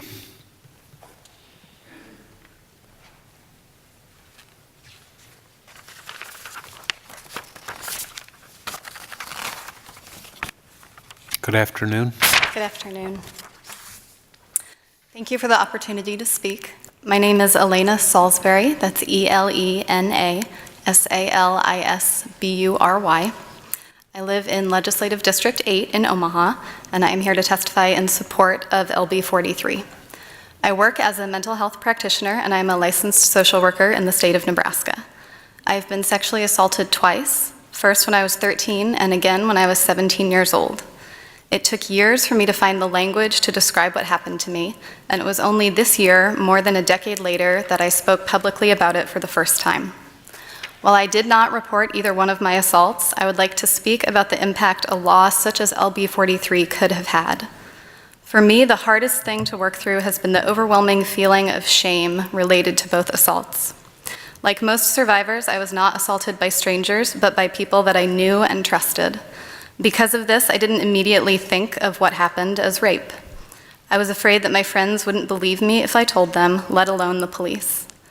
I had prior existing friendships with both of my rapists, and I worried that this would somehow work against me. If I had had access to accurate information and resources to help me through the process, it still would have been terrifying and awful, but I think that I would have been more likely to report. I truly believe that LB 43 will help empower survivors of sexual assault and increase the likelihood that they will report. Knowing that the law is on your side and that there are protections in place makes a huge difference. Having access to medical and legal professionals who are specially trained to work with survivors says that we are valued and deserving of compassionate care. Professionally, I also have a master's degree in criminology, and I work in the criminal justice field. We know that crimes of sexual violence are vastly underreported for a variety of reasons. According to the most recent National Crime Victimization Survey, only 23% of sexual assaults are reported to the police. Survivors fear that existing laws won't protect us, that the police will fail to take action, and, most commonly, that no one will believe us. It was just last month that I sat in a parole hearing at my job and witnessed a professional question a survivor about the details of her prior relationship with the person who had raped her. Victim blaming is not a problem of the past, and it has a profound impact on survivors' likeliness to tell anyone about what has happened to them. I ask that you please vote to support LB 43 to send a message to survivors that we are heard, that our stories matter, and that we are believed. Thank you for your time. Yeah, thank you for coming in today. I don't see any questions, but thank you.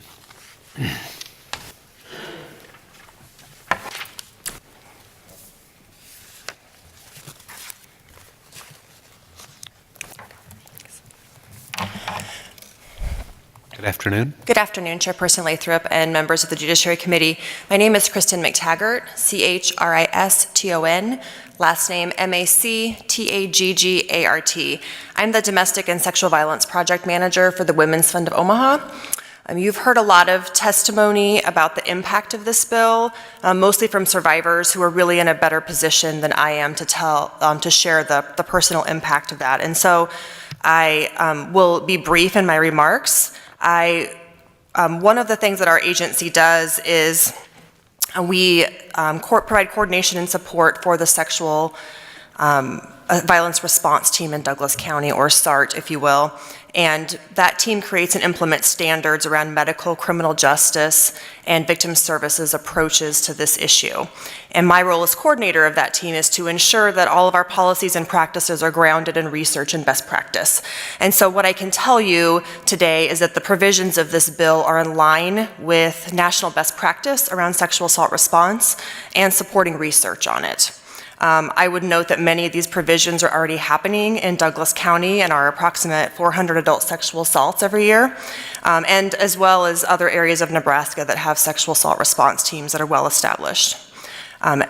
Our sexual assaults have increased about 45% over the last 3 years in our county, and so this bill will continue to increase the impact around sexual assault and consistency in response. Just a note about a comment that was made earlier, or a question I believe that you had, Senator Lathrop, regarding best practice around medical response by advocates. The International Association of Forensic Nurses does provide guidance on sexual assault response in hospitals, which does include an advocate being called to provide support to the sexual assault victim that's there. I can tell you in Douglas County, our 3 hospital systems all ensure that happens regularly, and I believe most hospitals around the state are doing that. I would say that we know that victims identify their experience with the criminal justice system typically as a primary factor in terms of how they were treated, not always necessarily with the outcome of the case, and there's research that supports that. And this is a conversation that our team in Douglas County has often around how we balance accountability for offenders with the victim's wishes and their experience in the system. Devastating a victim that results in a conviction is not necessarily something that we should always consider a success or possibly ever consider a success. And so I think LB 43 attempts to create this balance and is a solid step in ensuring basic rights for sexual assault survivors. I'd be happy to answer any questions that you have about the bill in general. Senator Pansy Brooks. Thank you for coming, Ms. Taggart. So I was wondering, and of course this isn't exactly my whole area, but you're talking about best practices, and I don't necessarily see information regarding information on STDs. Is that something that would normally be in something like this, or is that just left up to the protocol for medical examiners, and what is the norm there?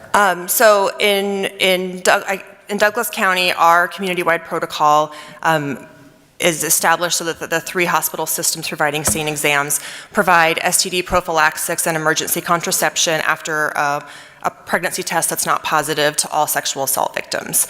And that is considered best practice by the IAFN, so we would support that as a provision if whether that be this bill or a future bill. Okay, so is that left out of this bill, or is that something that just would happen anyway in the course of a person going into a hospital and having the exam and under these rights? It is not in this bill. I cannot speak necessarily for the entire state. I can tell you that happens in Douglas County, but I don't know that it happens in all hospitals across the state. And what about the rest of the states? Is that best practices to get, because the STD especially seems like something that needs to be that people need to be informed about, seems like. Right. The International Association of Forensic Nurse Guidance is nationwide, and so it would be best practice nationally for that. Okay, thank you. I see no other questions, but thank you for your testimony and for those who spoke as proponents. Thank you for being here today.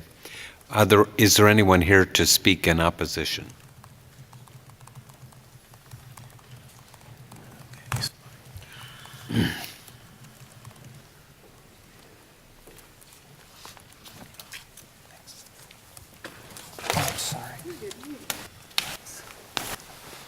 Good afternoon. Good afternoon, Chairman Lathrop and members of the committee. My name is Spike Eichholt, S-P-I-K-E. Last name is E-I-C-K-H-O-L-T, appearing on behalf of the Nebraska Criminal Defense Attorneys Association in opposition of the bill. I first want to say that our opposition as an association should not be, and what I'm going to say today should not be interpreted by anyone as being disrespectful or insensitive to anything that anyone has shared with the committee here today. We as an association have an obligation to make sure that the means that we have to defend those of our clients who are charged with crimes are maintained. As attorneys, we have an obligation to zealously defend people charged with crimes. As an association, we make sure that those means are maintained and that statutory restrictions that are in this bill are why we oppose this portion of the bill. Really, most of the bill doesn't really apply to anything we do, but there are a couple of sections that do. Section 7, and it's the same section both in the original bill and also the white copy amendment. The Section 7 of the bill provides that survivors have a right to have an advocate present during deposition. We would first argue that this is unnecessary because you've heard from some advocates today and they've testified to their presence in depositions. There are ways that advocates can appear and be with a victim in a deposition. I think Ms. Timmerman testified earlier. I'm pretty sure she's been at depositions that I have done, because generally I don't, as a practicing attorney, object or have any problem with an advocate being there. That's not always the case with every attorney, and it's not always the case in every case. There are rules now that provide for how that is worked out. Section 29-1917 is the statutory authority for defendants to depose witnesses who are endorsed by the state in criminal cases. Sub 3 of that section provides that the rules regarding the proceedings and taking the deposition shall be governed as the taking of depositions in civil cases, and those are controlled by court rules. So in other words, if the prosecutor wants an advocate there, the defense attorney doesn't, you can argue about it. There was an article in the Journal Star earlier this week about a case, a high-profile case involving a police officer defendant, where the state objected to the taking of depositions. Courts settle these things on a case-by-case depending on the facts. That already exists. Our position, creating an automatic statutory right, is arguably going to interfere with our ability to do our job. Also, I think it's dangerous the way this statute is written, Section 7, because the advocate is there to be for the victim to consult. A deposition is a legal proceeding. If the deponent, if the victim is looking to the advocate for legal advice in these depositions, that's very precarious for the advocate. And we would argue that that has an unintended consequences. Also, Section 10 of the bill seemingly places a barrier to any person who acts on behalf of a defendant in a criminal or civil proceeding. In a civil or criminal proceeding, the only person acting on behalf of a defendant is the lawyer. Now, I understand, I talked to Senator Bowles' office earlier, that that section of the bill, Section 10, is meant to sort of prohibit or restrict the witness from being intimidated by a family member of the victim or something like that, and I understand that, but the way that is laid out, it talks about in the context of a proceeding that the court or that the victim has certain rights to be not intimidated by anyone acting on behalf of the defendant, and that is directed at an attorney, and I think that's how a court would read that. There are a couple other points of the bill that I've got in the handout that I distributed, so I'm at my time, so I'm not going to keep talking, but I'll answer any questions if anyone has any. I do not see any questions. Oh, I'm sorry, Senator Pansing Brooks. Thank you for coming, Mr. Eichholt. So you've talked with Senator Bowles, and what kind of, have you offered amendments or different kinds of suggestions about how, because obviously the goal is quite clear, to have somebody there to help walk through and help support right. the person who's been so violated. And I think you're aware of that part, of course. So I know it's hard to take off the defense attorney's hat for momentarily, but do you have a suggestion how to better make sure that the defendants are protected, but also that the person who has just been so traumatized has somebody to walk with them through the process? To answer your question that you first asked, I did talk to her legislative assistant earlier this week, I think on Tuesday, which I know is late, but I did come before the hearing and visit with her, and I talked about the problems with Section 7.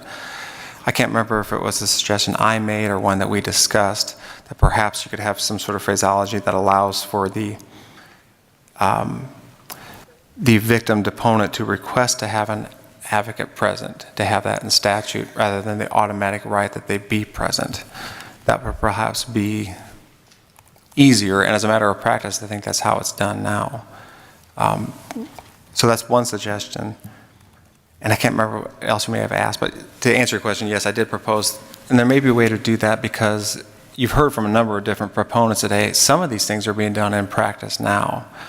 We're reluctant to put it in statute because sometimes they become, you have unintended effects from that.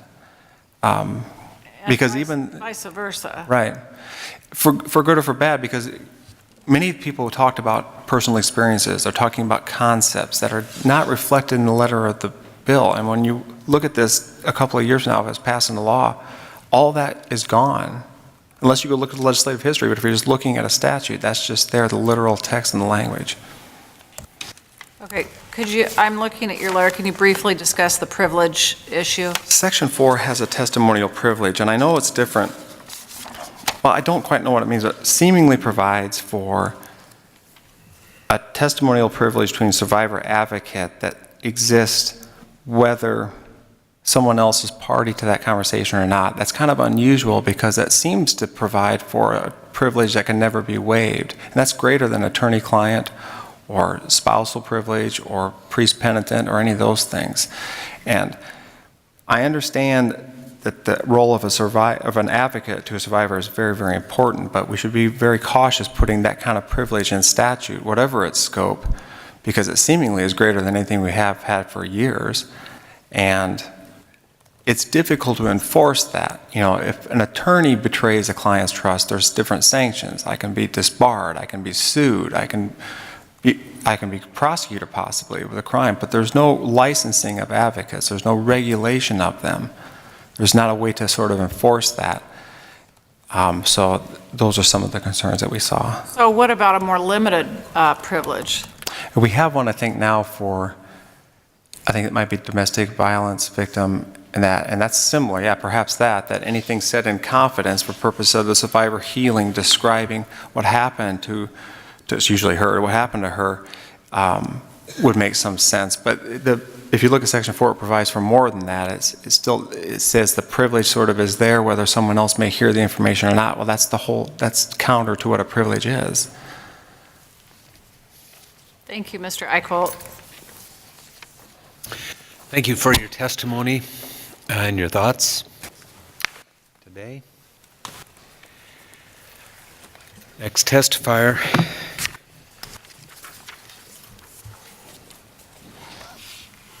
Thank you, Senator Lathrop. My name is Gregory C. Lobby, Gregory. C is in Christian, Lauby.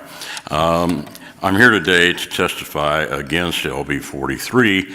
When I initially looked at it, I thought that most of it would be testifying in the neutral, because I certainly have no objection to additional assistance for survivors of sexual assault or sexual abuse. But when I continued to read the specific provisions, my concern grew and grew to the point where I decided I needed to testify in opposition. And I would start off by joining Mr. Eichel in the objections that he expressed about specific provisions. Other provisions that concern me is that when I looked at Section 1, the definition of the advocate confines that role to someone involved in a program for victim assistance, and those are almost automatically strangers to the victim, at least initially. It does not include family members, friends, clergy, counselors, some of the very people who may be able to provide the most comfort and assistance to someone going through this type of trauma. Second, Sections 6 and 7 seem to require that an advocate be contacted before any physical examination is conducted, and then 7 that requires that law enforcement, prosecuting attorney, or defense attorneys contact a victim advocate before any interview or deposition is conducted. I'm not sure exactly how in practice that would work out when the survivor hasn't yet selected an advocate, and that is a responsibility that does not exist for police, for example, to contact an attorney, even though a suspect may refuse to be questioned until his attorney or her attorney is present. So I think that may be an affirmative duty that oversteps. Section 8.2 seems to create a duty on the part of health providers to report to law enforcement the report of an assault itself and any evidence obtained. That seems to be a further erosion of physician-patient privilege if it does not at least require the consent of the patient before that report is made, and that in turn then seems to discourage an honest and complete disclosure of what happened to a physician and run contrary to some pretty fundamental goals about getting proper medical care. Also, the concern in Section A83 seems to require the retention of all evidence until the expiration of the statute of limitations. I note that there is a bill that will come up today that will eliminate the statute of limitations. If that bill is passed, it would then mean that county sheriffs and city police departments would have to require or retain evidence for the lifetime of the survivor. It seems to be there should be some way of shortening that period of evidence retention. And then Section 8.7 indicates that the right to police reports will be that of the survivor, but there are no restrictions on the further distribution of those reports, which can contain the personal information about suspects who were investigated but cleared. And I think that poses a danger to them. If there are no other questions, I thank you for your attention. I see no questions. Thank you. Thank you. Mr. Coffey. Anyone else here to testify in opposition? Anyone here in a neutral capacity that wants to be heard? Seeing no other testimony, the record should reflect that we have 12 letters in support, and they come and will be made part of the record. No letters in opposition or in a neutral capacity. And with that, I believe Senator Bowles waived her close. I'm getting an affirmative nod from her staff. That will close our hearing on LB 249 and bring us to, close our hearing on 43 and bring us to 249. Senator Howard.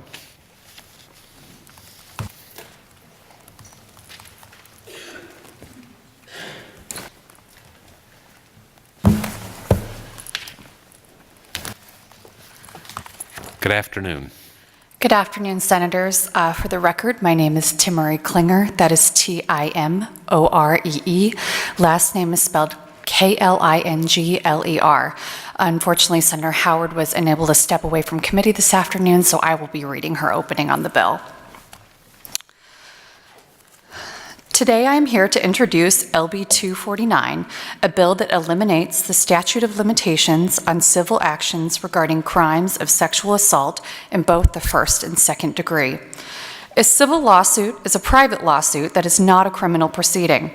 In these cases, the plaintiff is usually the victim and is the person that initiates the legal proceedings, instead of a representative of the state. Benefits include having more control over a case, and a plaintiff has the option of confronting their perpetrator. However, the plaintiff also may have to pay the costs of the legal proceedings, which could be quite costly. Civil suits involve a lesser standard of proof than criminal cases. In a civil case, the burden of proof is known as the preponderance of evidence, which means that evidence must prove that the claim more likely than not occurred. You must provide proof of all harms claimed and must prove the damages that you claim for your injury in order to receive a monetary settlement. An example of this might be the cost for treatment and therapy that a victim has needed as a result of an assault. A decision to file a civil suit due to a sexual assault is a very personal decision. For some survivors, it may be an empowering experience and serve as an important step in the healing process. A victim must carefully weigh the costs and benefits, both emotionally and financially, when making this decision. Most victims that bring suit use it as an opportunity to tell their story, gain acknowledgement by the community, and perhaps as vindication. A civil suit may also strip the perpetrator of their power and secrecy surrounding any crime, especially if there was no criminal conviction to do so. Allowing survivors of sexual assault to make their own choices following an assault is a core value of the sexual violence advocacy community. Restoring power, control, and choice can be a critical component of the healing process as sexual violence takes away a victim's power, control, and choice. In 2017, Senator Bob Christ introduced and passed LB 300, which eliminated that statute of limitations on civil actions for sexual assault of a child. LB 249 goes to the next logical step, which we believe is to eliminate the time limit for adults. Currently, the law says that for crimes against adults, the statute of limitations falls under our tort law, which allows only a 4-year window. 4 years is a very short time. Victims of sexual violence may need years or even decades to fully process trauma and understand what has happened to them. Sexual violence affects millions of Americans. According to the Rape, Abuse, and Incest National Network, on average, there are 321,500 victims of age 12 or older in the United States each year. Due to the recent Me Too movement, awareness on the prevalence of sexual assault and harassment has come into the spotlight.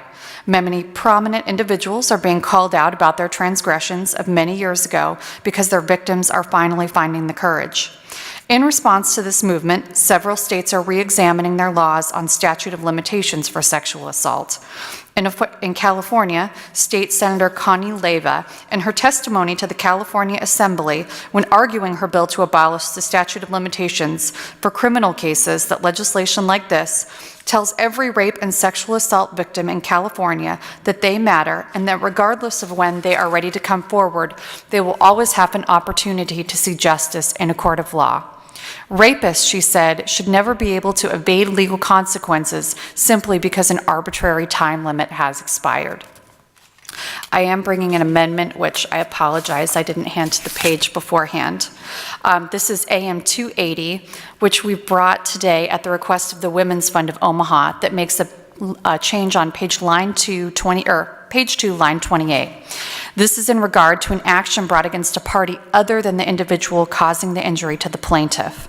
In other words, a person or entity who may have been indirectly involved in the assault. We are striking plaintiff's 21st birthday and replacing it with the date the injury or injuries occurred. As written in the green copy, a person could not bring action against another person or entity who they believe was a party to the crime if they were assaulted after their 33rd birthday. AM 280 fulfills the intent of the bill by removing this reference and tying the 12-year timeline action to a date that the injury occurred. Passing this bill will allow our state to be a leader in the zero tolerance of sexual assault of any individual. Thank you for your time and attention to this very important matter, and we'd ask for your support and advancement of the bill to the full legislature for consideration. Thank you. Thank you for introducing the bill in Senator Howard's place. We'll take the first proponent.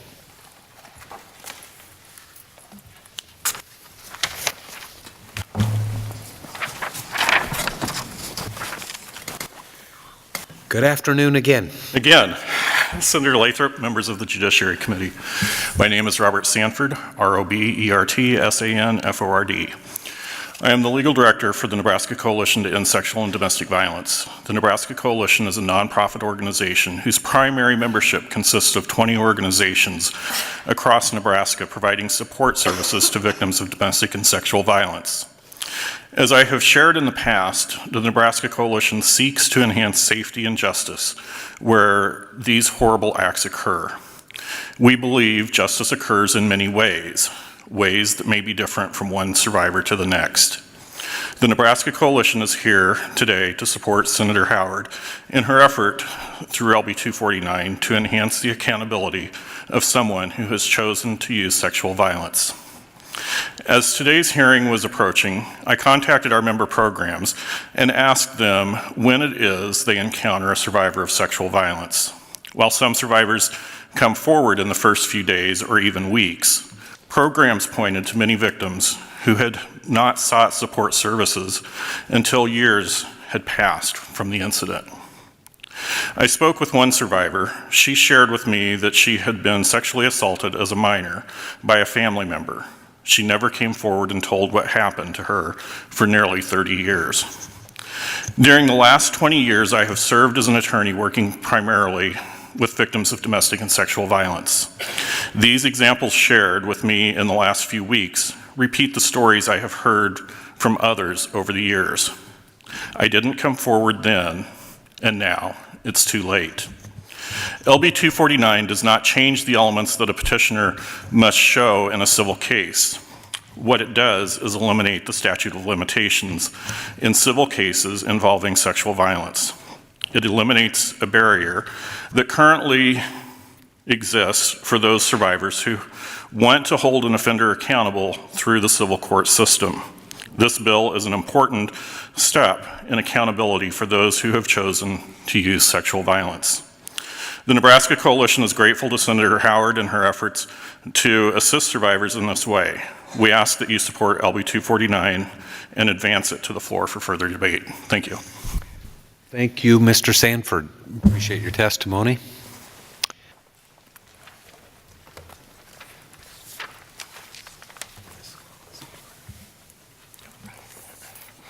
Good afternoon again. Good afternoon again. My name is Kristen McTaggart, Christon, last name Mactaggart. I'm the Domestic Sexual Violence Project Manager for the Women's Fund of Omaha, testifying in support of LB 249. We know that survivors of sexual violence often do not report at the time the assault occurred. Sexual violence trauma is incredibly complex. The reasons are many, but include among others, fear of retribution, fear for their safety or of not being believed, fear of losing friends and family. And our criminal statutes acknowledge this, and as such, there's no statute of limitations on criminal first-degree sexual assault.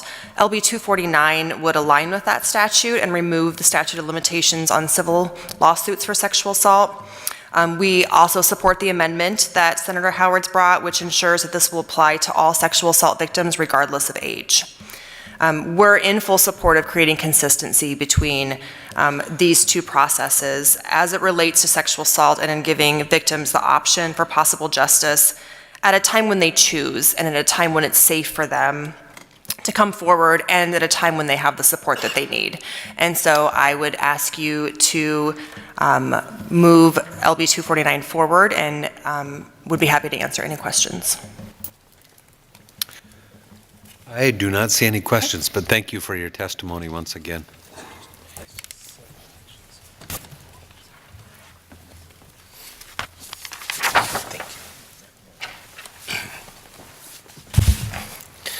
Senator Lathrop, members of the committee, my name is John Lindsay, JOHNLINDSAY, appearing in support of the bill on behalf of the Nebraska Association of Trial Attorneys.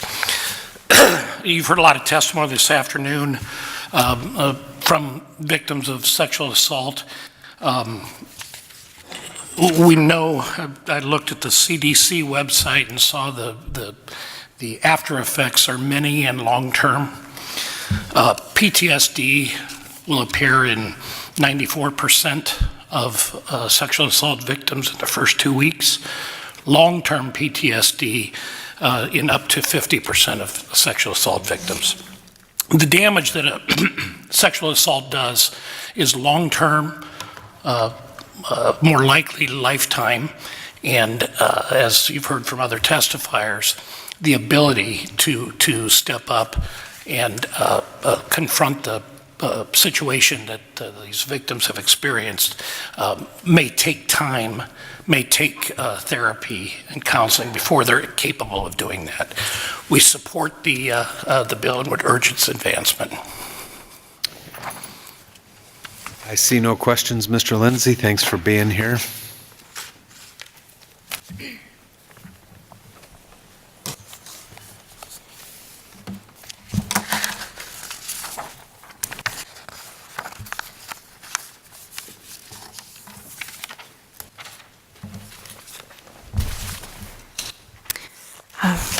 Hello, honorable members of the committee. My name is Alexis Steele. That is Alexis, A-L-E-X-I-S, Steele, S-T-E-E-L-E. And I'm here today on behalf of the Immigrant Legal Center, a nonprofit law firm that represents many victims of crimes across the state of Nebraska. And I am here today to lend our support to LB 249. And I'm here to do that just by reviewing. I want to bring to light and to your attention certain statistics that speak to the extreme significance of this bill as it applies especially to children. There should be no statute of limitations for taking action based on a sexual assault of a child, and there are many reasons why. Some of them go to the heart of what it means to be a child and the experience of facing sexual assault in that context. First, child victims face unique challenges to reporting sexual abuse. 30% of child victims are abused by family members. This means that it is not uncommon for a child to live with an abuser whose presence can make reporting, even to another family member, very difficult. This is an even greater problem for children who are victims under the ages of 6 years old, 50% of whom are victimized at the hands of a family member. A child trapped in such a situation might not have the opportunity to disclose an experience of sexual abuse for years, and a statute of limitations does not take that into account. Second, sexual abuse of children is incredibly harmful in all its forms. Child victims are twice as likely to experience depression, substance abuse problems, and attempt suicide later on in life. This problem is far more prevalent than I think many people see. 1 in 7 girls and 1 in 25 boys will be sexually abused by their 18th birthday. And even one victim is one too many. The 60% of child victims who never tell anyone about what they suffer deserve the opportunity to come forward later in life and to take action as they see fit based on their victimization. The Immigrant Legal Center requests that the committee vote in favor of Legislative Bill 249 out of respect for the children victims and in recognition of their suffering. I welcome any questions and thank you for your consideration. I do not see any questions today, but thank you for your testimony. Thank you.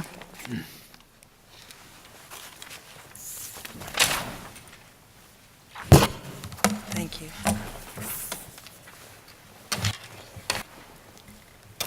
Good afternoon. Hi. My name's Judy King, Judyking, and I'm a proponent of LB 249, and I want to bring up the Kavanaugh hearings again. They inspired a lot of women my age to talk about what had happened to them when they were in high school or college, and all of them hadn't talked about it to me or any of the rest of us for 40 or 50 years. And so I believe that the statute of limitations for civil actions arising from sexual assault should be moved forward. Very good. Thank you. Thank you once again for your testimony. Anyone else here in support of LB 249 that cares to be heard? Anyone in opposition?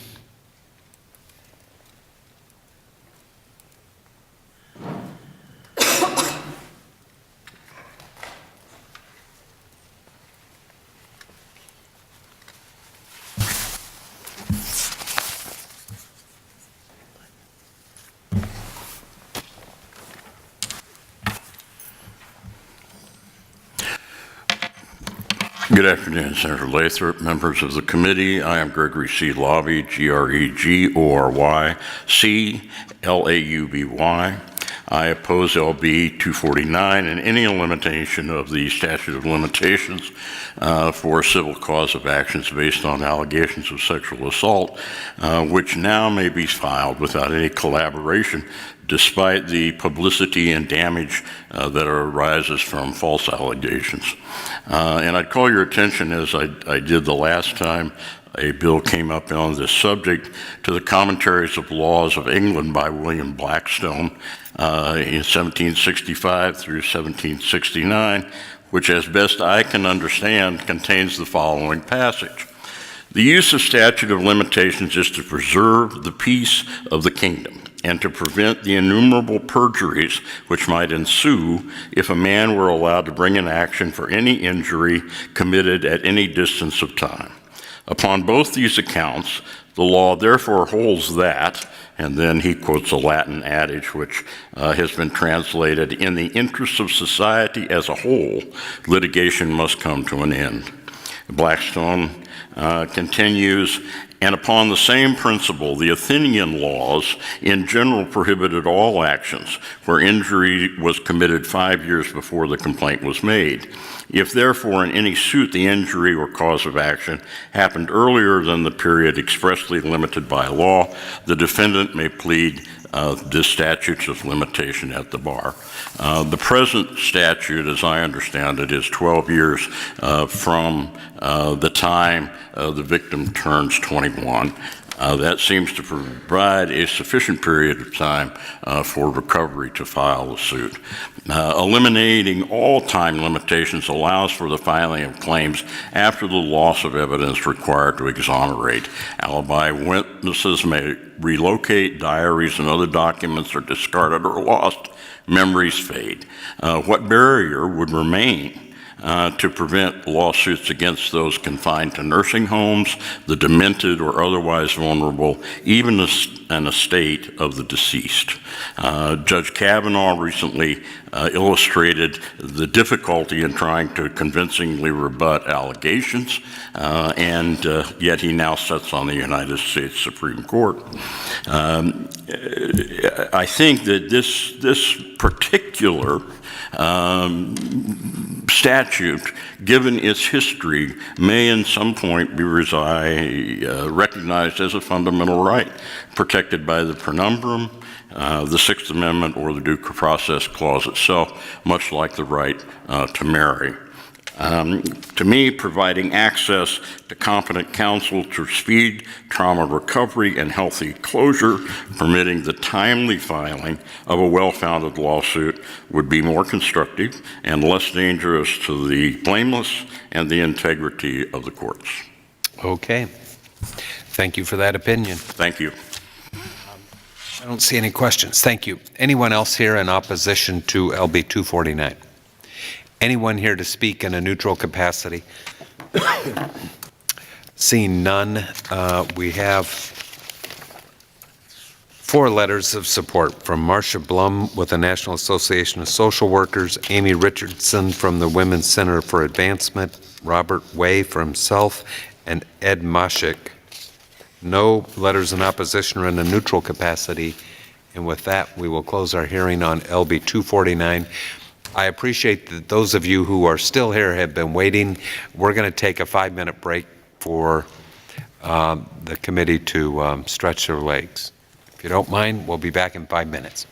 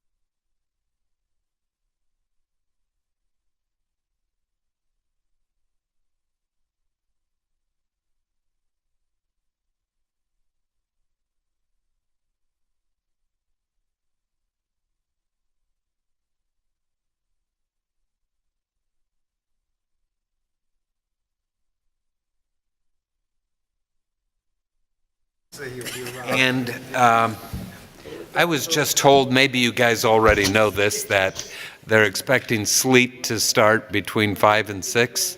That's an hour from now. And so I suppose if you can consolidate your testimony or testifiers on these bills, that might help us get people out of here in time to get safely home, which is always a concern for me as the chair of the committee. I want to make sure my staff and the other senators have an opportunity to get home safely. With that, we will move to Senator Kavanaugh on LB 532.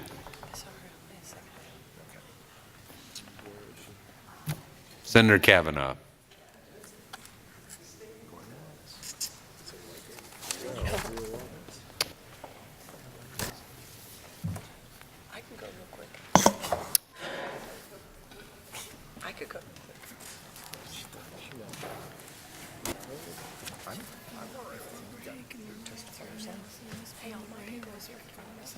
We'll give her about a minute and then. I'd go. What? I'll do my bill.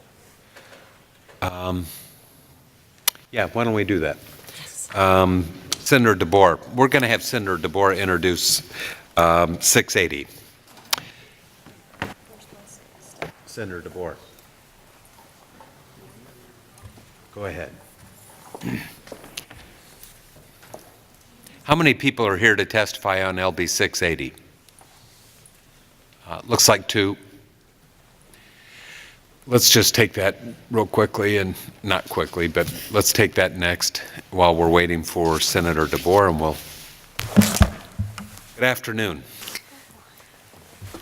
Good afternoon, Chairman Lathrop and members of the Judiciary Committee. My name is Wendy DeBoer, W-E-N-D-Y-D-E-B-O-E-R, and I represent Legislative District 10, which includes Bennington and parts of Northwest Omaha. Today I'm introducing LB 680, which would adopt the Uniform Civil Remedies for Unauthorized Disclosure of Intimate Images Act. LB 680 would create a civil cause of action for harm resulting from disclosure or threat of disclosure of intimate images. The non-consensual disclosure of sexually explicit images, sometimes known colloquially as revenge porn, is an increasingly common problem that can cause severe and often irreversible harm to the victim. A 2017 report released by the Cyber Civil Rights Initiative found that 1 in 8 adult media users reported that they had been victimized or threatened with the non-consensual distribution of intimate images, with women 1.7 times more likely than men to be the victim of unauthorized distribution or threat to distribute. There are a variety of reasons why a person may distribute or threaten to distribute these intimate images. Some images are disclosed for profit. Others are disclosed as part of an effort to control, extort, punish, or otherwise inflict harm on the individual. Disclosures may seek to destroy the reputation of a rival or as an attempt to discourage victims of domestic violence or sexual assault from reporting abuse. Regardless of the purpose of disclosure, unauthorized disclosure of intimate images can cause economic damage, emotional distress, or challenges for victims in their professional and personal lives. Some progress has been made to address this problem in other states, mainly through criminal litigation.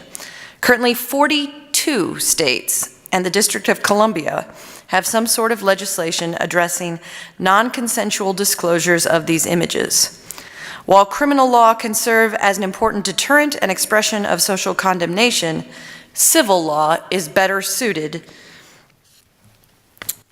to compensate victims for the harm that they have suffered. However, existing civil remedies are often insufficient to address the problem. Because negligent tort actions typically require physical harm, such actions are of little help when the harm suffered is emotional distress. Intentional infliction of emotional distress claims often fail due to the vagueness of the standard. Invasion of privacy torts actions vary from state to state, making it difficult for victims, given that electronic disclosure often transcends state lines. In Nebraska, truth is a defense to a false light privacy claim unless the plaintiff can prove that the publication was made with actual malice, which cannot be inferred or presumed by the publication. Because existing civil remedies are unable to address this problem, and because these disclosures are often carried out electronically, making it an interstate problem, it is best addressed through a narrowly written, uniform state law. LB 680 requires that the image in question must be intimate in nature, and that the plaintiff be both identifiable and suffer harm for the intentional disclosure or threat of disclosure. The image must be private, meaning that it was created or obtained under circumstances in which the depicted individual had a reasonable expectation of privacy, or be obtained through theft, bribery, voyeurism, or other such false pretenses. At this point, I have an amendment to offer for the committee's consideration. This amendment makes several changes to the bill. In Section 6, which deals with remedies, the amendment removes the phrase "the greater of" on page 5, line 19, and limits the acquisition of presumed damages only if the actual damages are incapable or difficult to quantify. Also in Section 6, the amendment strikes subsection A3, which allows for statutory damages. Additionally, I'm inserting the language from the amendment that begins on page 1, line 9 into Section 8 of the original bill, beginning on page 6, line 24. Under this new language, no provider or user of an interactive computer service can be treated as a publisher or speaker of any information provided by another provider in an action brought under this act, unless the provider is responsible for the creation or development of the information. The new language also provides that no provider or user of an interactive computer service can be held liable for action taken in good faith to restrict access to the images. Many of you may be aware that the fiscal note for LB 680 estimates $150,000 in expenditures. It is my understanding that this expense comes from a one-time expenditure for the modification to the court's management system, case management system. LB 680 allows plaintiffs to file a complaint under a pseudonym. The fear of further notoriety may deter victims from pursuing legal remedies, and allowing the use of a pseudonym helps mitigate fears. The Supreme Court of Nebraska declared in the 1983 case of Orr versus Knowles that a court may, in appropriate cases, allow a plaintiff to proceed under a fictitious name. For example, many child custody cases are brought without identification of the child. The court administrator's office is already under an obligation, therefore, to accommodate such cases, and has been since 1983. I believe, therefore, that it would be inappropriate to attribute the cost of doing so to this bill, but I am, of course, willing to work with the fiscal office to address the issue. Thank you for your consideration of this legislation. The disclosures are happening with increasing frequency, and due to the reach of social media, these images can be rapidly available to anyone with internet access.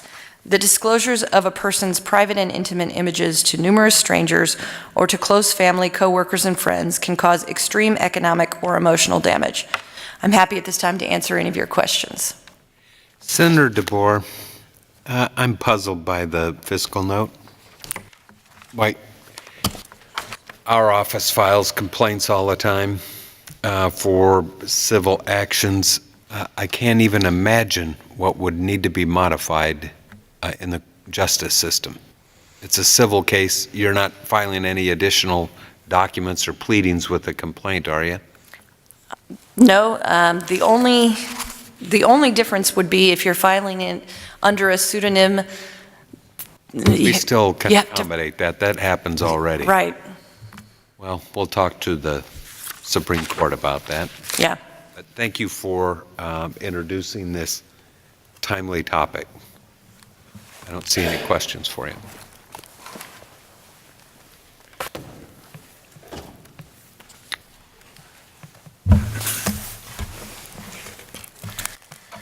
Good afternoon. Thanks for your patience, by the way. It's no problem, Mr. Chairman. Thank you and members of the committee. I'm Harvey Perlman, Harvey Perlman. I'm currently professor of law at the University of Nebraska College of Law, and I serve as a life member of the Nebraska Commission on Uniform State Laws. My testimony is on behalf of the Nebraska Commission, does not necessarily reflect the views of the university. LB 680 comes to you as a recommendation from the National Commission on Uniform State Laws, and I hope I can have just a brief moment to remind the committee about the Uniform Law Commission. It's a national commission established by the states in 1892 as a way to develop laws that could be adopted on a uniform basis but not depend on federal congressional action. This legislature supports the National Commission through payment of dues. The National Commission is a coalition of commissions in each state, generally appointed by the governor. Commissioners, all of whom are lawyers, serve as volunteers. When a proposal of a uniform law is submitted, it is carefully reviewed to access the appropriateness for uniform state legislation. If approved, a drafting committee of commissioners, broadly representative of the states, selected to draft a proposal. The process is open, transparent, invites all stakeholders and special interest groups to appear. If approved, the product is then returned to you for your adoption, modification, or rejection. The benefits of the process are several. First, and most important, it preserves state autonomy by giving the states a way to act in a uniform way without the need for federal intervention. Second, it allows a flexible uniformity that permits states to preserve any special or unique interest it may have, something that in federal legislation is not normally possible. Third, it's drafted by good lawyers from across the country, and it creates a process where consensus among stakeholders or the surfacing of objections is possible before the bill comes to you. We've had a great history. The Uniform Commercial Code governs all commercial transactions in the United States. There are over 140 Uniform Act proposals. 116 of them have been enacted in Nebraska. So LB 680 reflects the Uniform Civil Liability for Unauthorized Disclosure of Intimate Images Act. Senator DeBoer has provided you with the reasons for this act and how it's structured. I would just emphasize 4 points. First, the conduct creating liability is carefully and narrowly defined to be consistent with First Amendment jurisprudence. To be an intimate image under the Act, it must show covered genitals or sexual conduct. The person accused of unauthorized disclosure must know or act with reckless disregard for whether the person depicted did not consent, whether the intimate image was private, whether the depicted individual could be identified. Second, the Act does not require the plaintiff to prove a separate element of an intent to cause harm. Such a requirement would be an unnecessary burden. A defendant who knows the disclosure of a private matter without consent will hardly be surprised when such disclosure may cause harm. Third, there may be those who are uncomfortable with the standard of acting with reckless disregard and may want to require actual knowledge on the part of the defendant. Reckless disregard goes far beyond what might be characterized as an innocent or careless mistake. We have incorporated reckless disregard, believing it satisfies the Supreme Court's First Amendment jurisprudence and is consistent with Nebraska's more general statutes that govern civil actions for violation of a person's right of privacy. For example, Nebraska Section 20-204 is the false light provision that has reckless disregard as the standard. And fourth, the act promulgated by the Commission contains a provision for statutory damages, recognizing that it's often difficult to provide direct evidence of damage in cases like this. As you know, Nebraska prohibits a plaintiff from recovering punitive damages or damages that are regarded as a penalty. Senator DeBoer has an amendment to remove the statutory damages, but would make clear that in the case where actual damages cannot be proven directly, the plaintiff may recover presumed damages that bear a reasonable relationship to the probable damages the plaintiff suffered. The Nebraska Supreme Court has recognized in an analogous situation, lawsuits for slander, that where actual damages are hard to prove, a plaintiff may recover nominal or substantial damages. Thus, I would encourage you to protect Nebraska's citizens from the unauthorized disclosure of their intimate images and to do so in a way that has the expectation it will be largely uniform to other states' laws. I'd be happy to answer any questions you have. Very good. Senator Slaughter. Thanks for coming out today, Professor Perlman. Senator, I just can't comment on the fact that 2 months ago I was asking her questions. One of your students. Yeah, so there is an irony here that... this would be a rich opportunity for this is. Oh, yes. but I'd like to say on the record that you calling one of my arguments clever is one of the biggest compliments I've ever gotten. But anywho, so this bill reflects the Uniform Civil Liability for Unauthorized Disclosure of Intimate Images Act. The point is to have uniform legislation towards this end across states. What other states have adopted this? Senator, this act was approved by the National Commission last summer, so it has not had an opportunity to be enacted by any state. It has been introduced in 4 at this point, and we're confident it will be introduced in a good number of others. Okay, thank you. Senator Brandt. Thank you, Professor Perlman, for coming here today. This reckless standard, and I realize this is a new era. We've got computers, we've all got cell phones, there's all manner of things on everybody's phone. Your phone is laying around and somebody else grabs it and transmits these images. Who's responsible if that were to happen? Well, first it would be the discloser, and you're not liable for somebody else using your phone. And second, the person that discloses it has to either know or act in reckless disregard of, so have some evidence that would put a normal person on notice, that A, the person didn't consent to the disclosure, B, the disclosure was private, the intimate image was taken in a private way. So, I mean, that would be the answer to your question. Okay. I guess my concern is that third party gets involved with this and this law would still apply, correct? Well, it would apply, but only if the third party, I don't know what you mean by third party. You're not going to be held responsible for somebody else's activities. All right, thank you. Yeah. I see no other questions, but I am going to take this opportunity. I've sat on the Judiciary Committee for 8 years, and uniform laws from the Commission have been brought, and as you said, the Uniform Commercial Code is maybe the strongest example of the work they do, but I really appreciate your commitment to this organization and the thought that goes into the bills that are brought here for our consideration. So thank you, Senator. Thank you for your work. Thank you.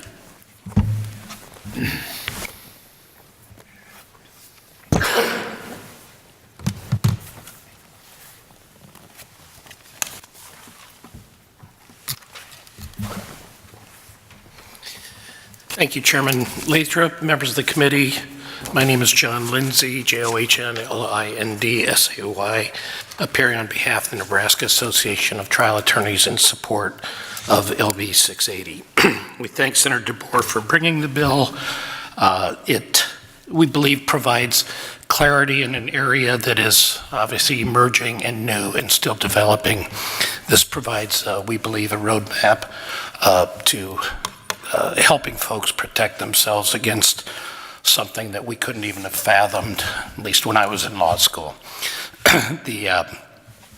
We do note that it protects all other remedies, so if there are remedies that are available now, it would not interfere with those, but would provide a clear path in this particular area. And given the fact that I too am concerned about sleet between Omaha and Lincoln, I'll stop there. Well done. I see no questions from a committee that's likewise worried about sleet between Omaha and Lincoln. Thank you, Mr. Lindsay. Anyone else here is a proponent of LB 680? Anyone here in opposition?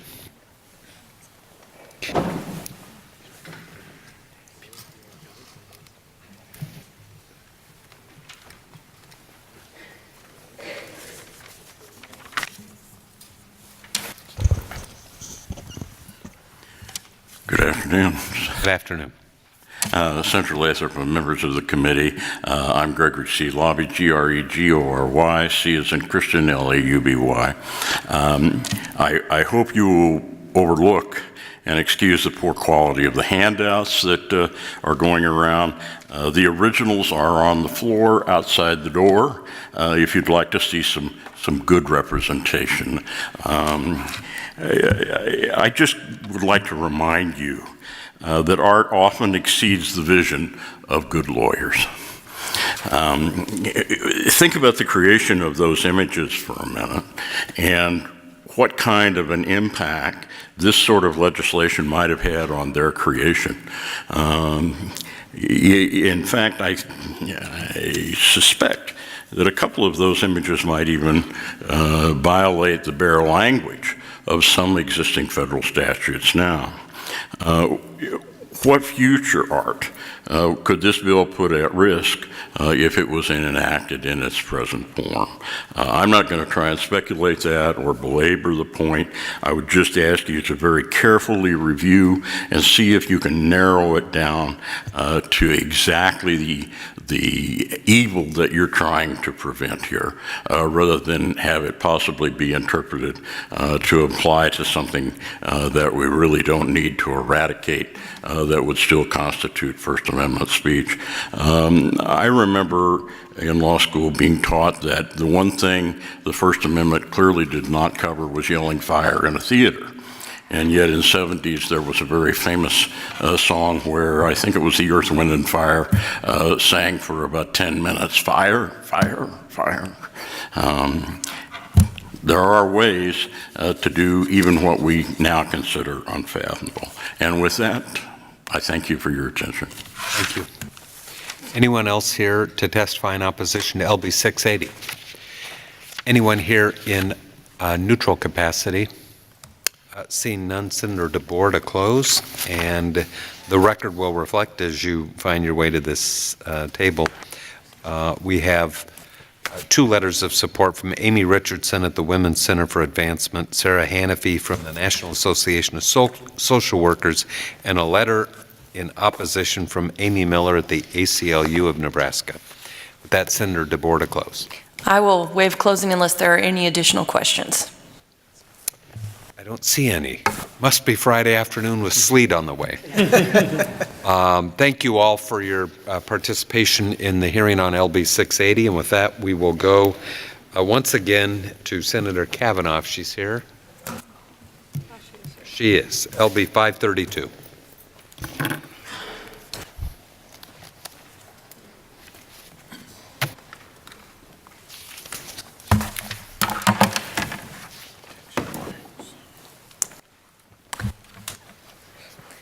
It's still afternoon, right? Good afternoon, Chairman Lathrop and members of the Judiciary Committee. My name is Michaela Kavanaugh, M-A-C-H-A-E-L-A-C-A-V-A-N-A-U-G-H. I represent District 6 in West Central Omaha. I'm here to introduce LB 532 and its amendment. I will try to be quick, but I have a little bit to say, so here we go. It is the intent of this bill to clean up, clarify, and streamline the statutes guiding the issuance of protection orders. The bill is intended to provide more clarity in the process for victims who often pursue these protection orders without the assistance of an attorney. The intent is also to provide more clarity for the court system and make the process the same for different kinds of orders. This bill was drafted with input from those who work directly to provide legal assistance to victims of domestic and sexual violence, as well as experts in best practices for systemic responses to such violence. They were asked the questions: what are the biggest challenges facing victims in their pursuit of protection orders, and how can we address those challenges through legislation? Those who provided the input in the drafting of this bill will testify after me and can provide more detailed description of the need for the changes being sought in this important legislation. Generally, a victim of harassment or domestic or sexual violence will pursue a protection order to seek legally enforceable protections from physical or sexual violence, intimidation, or harassment.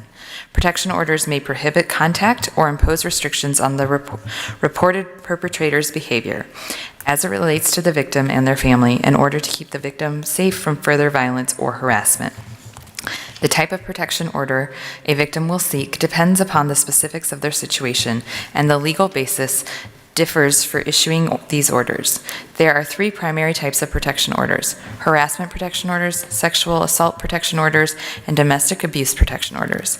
A harassment protection order, or HPO, does not depend upon the relationship between the perpetrator and victim, but does require a number of telephone or personal contacts that seriously terrify, threaten, or intimidate the victim and serve no legitimate purpose.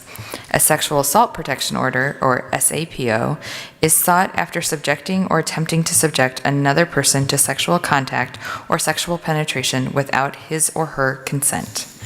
A domestic abuse protection order, or DAPO, is for people who have been in close relationships, relatives, spouses, or former spouses, people who have lived or are living together, etc., and is granted because someone attempted, threatened, caused bodily injury, or intimidated the other person by credible threat, or engaged in sexual contact or sexual penetration without consent.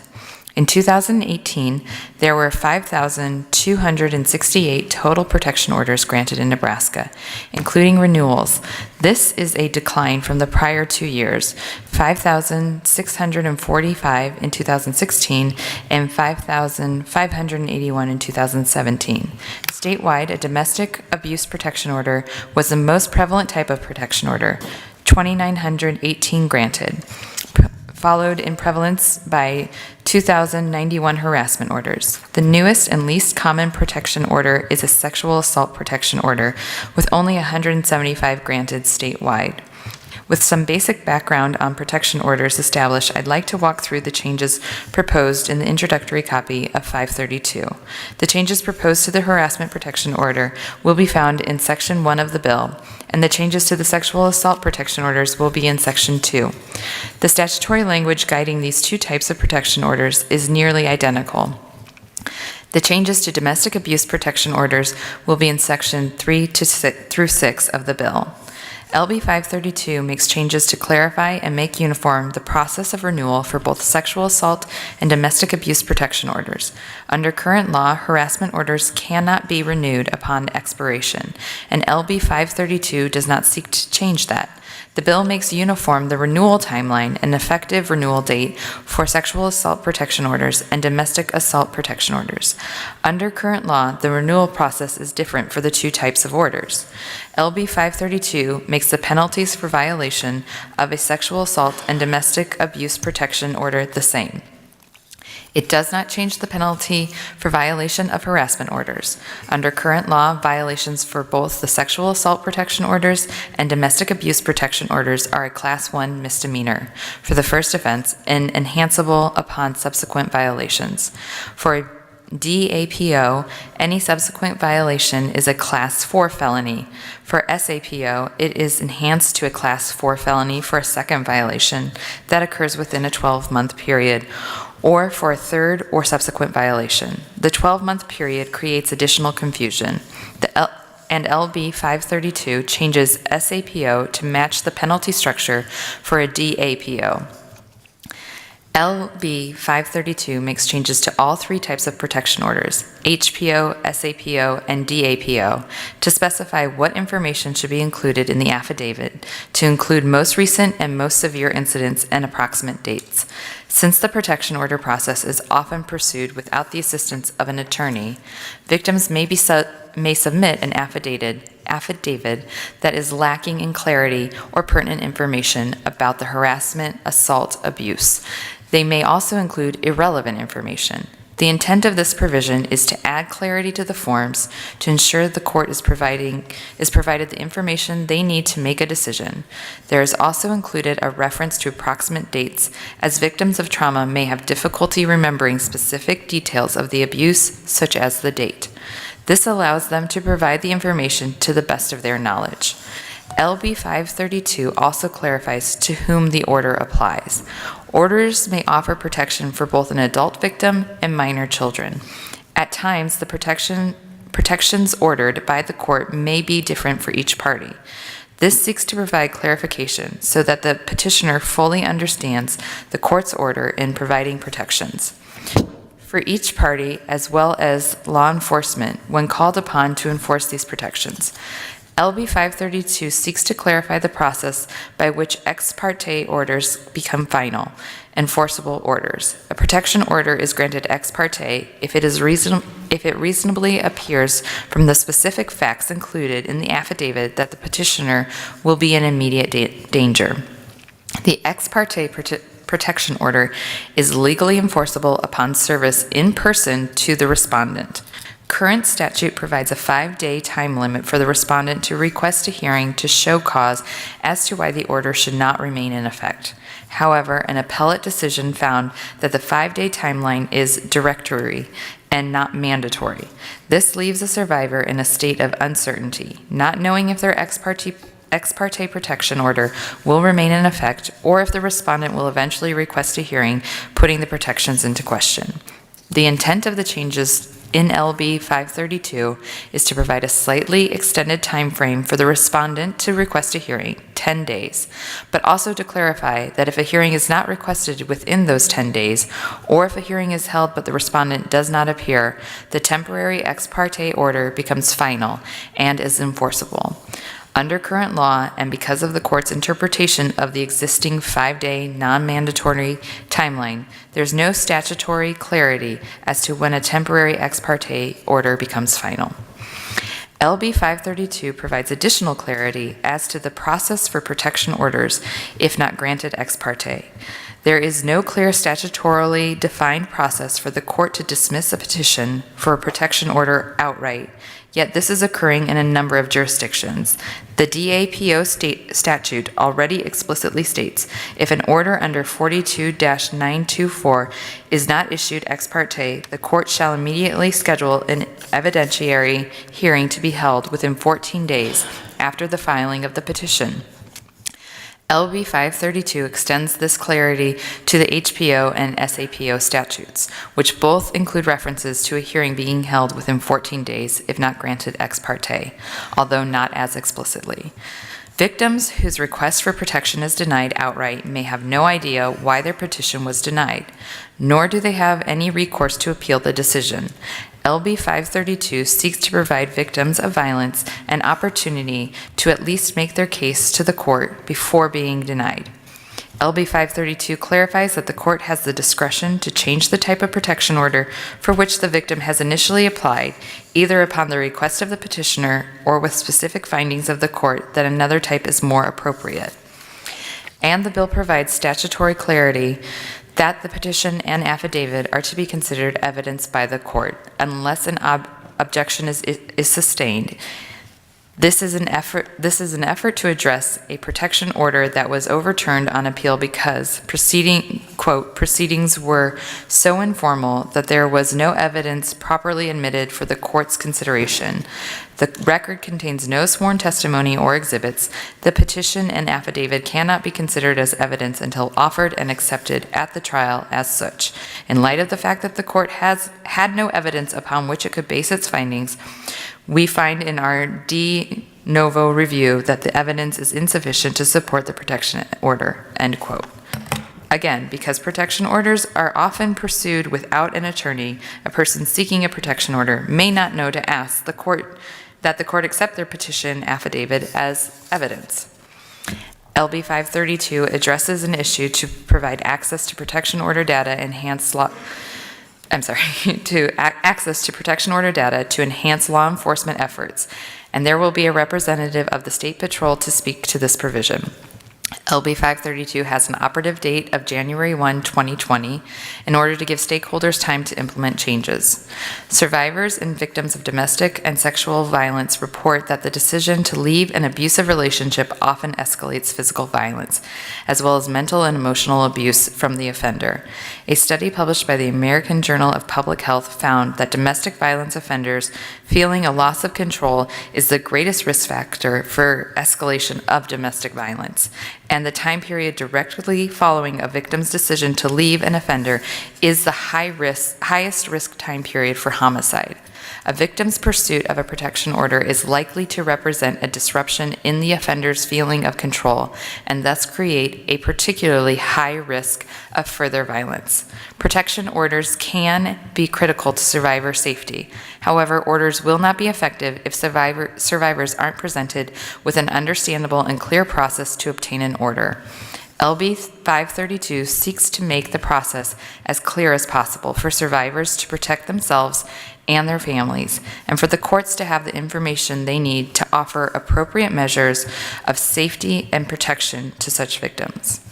Finally, I have an amendment to LB 532 that seeks to keep firearms out of the hands of domestic abusers.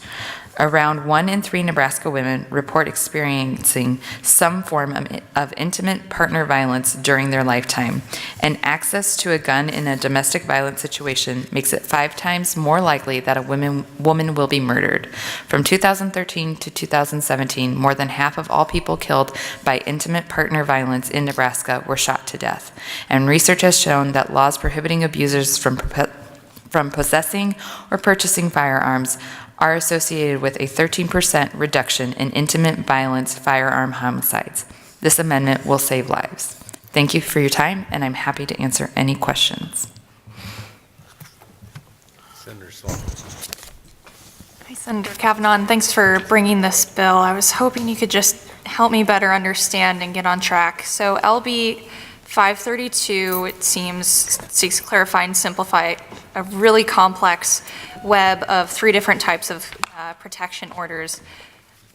But in AM 54, you seem to go in a almost completely different direction with a focus on that firearm possession aspect.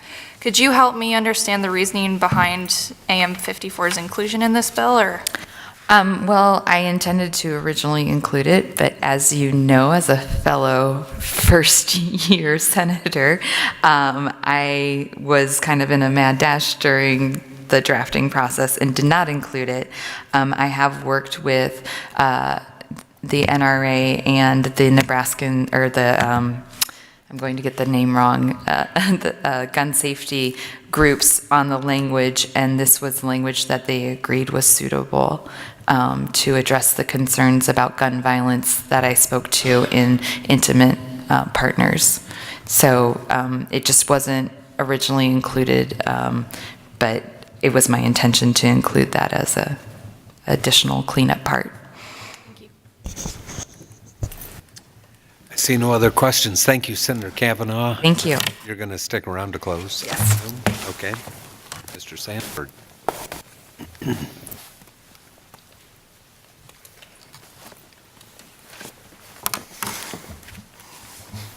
Good afternoon. Good afternoon, Chairman Lathrop and members of the Judiciary Committee. My name is Robert Sanford, R-O-B-E-R-T-S-A-N-F-O-R-D. I am here today on behalf of the Nebraska Coalition to End Sexual and Domestic Violence to express the Coalition's support for LB 532. During the years I have worked with survivors of abuse, I have seen judges become more interested in what has happened in the recent weeks of a relationship than they are in the history of the relationship, even when that history involves significant incidents of abuse that combined with current events to create fear. We often hear from advocates that the legal system is more focused on what may seem to be to many as a minor incident that happened in the days preceding the filing for a protection order than on more severe incidents that may be remote in time. Yet the fear a victim faces when filing an application for protection order may be based on those prior and more severe events in combination with the recent events. LB 532 seeks to allow victims to identify the most severe event that has happened, regardless of how remote in time it occurred, in order to give judges a point of reference for the more recent events. LB 532 also seeks to address an issue of confusion that was created when the legislature created a renewal process through LB 289 in 2017. At that time, LB 289 created a renewal process for both the newly created sexual assault protection order and the domestic abuse protection order. However, there are significant differences in when to seek the renewal. A petition to renew a sexual assault protection order must currently be filed at least 45 days prior to the expiration of the current order. But a petition to renew a domestic abuse protection order cannot be filed until the last 30 days of the already existing order. LB 532 seeks to harmonize this process by allowing the petitioner to file a request to renew during the last 45 days of the existing order.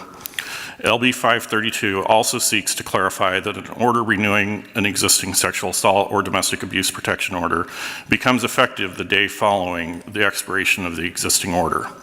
While a protection order should not be the sole tool used in safety planning, it is an important tool for victims of domestic abuse, sexual abuse, and harassment. LB 532 seeks to clarify and improve on existing law. We would like to thank Senator Kavanaugh for bringing this important piece of legislation forward, and we ask that you advance the bill out of committee. Very good. Thank you, Mr. Sanford, for your testimony.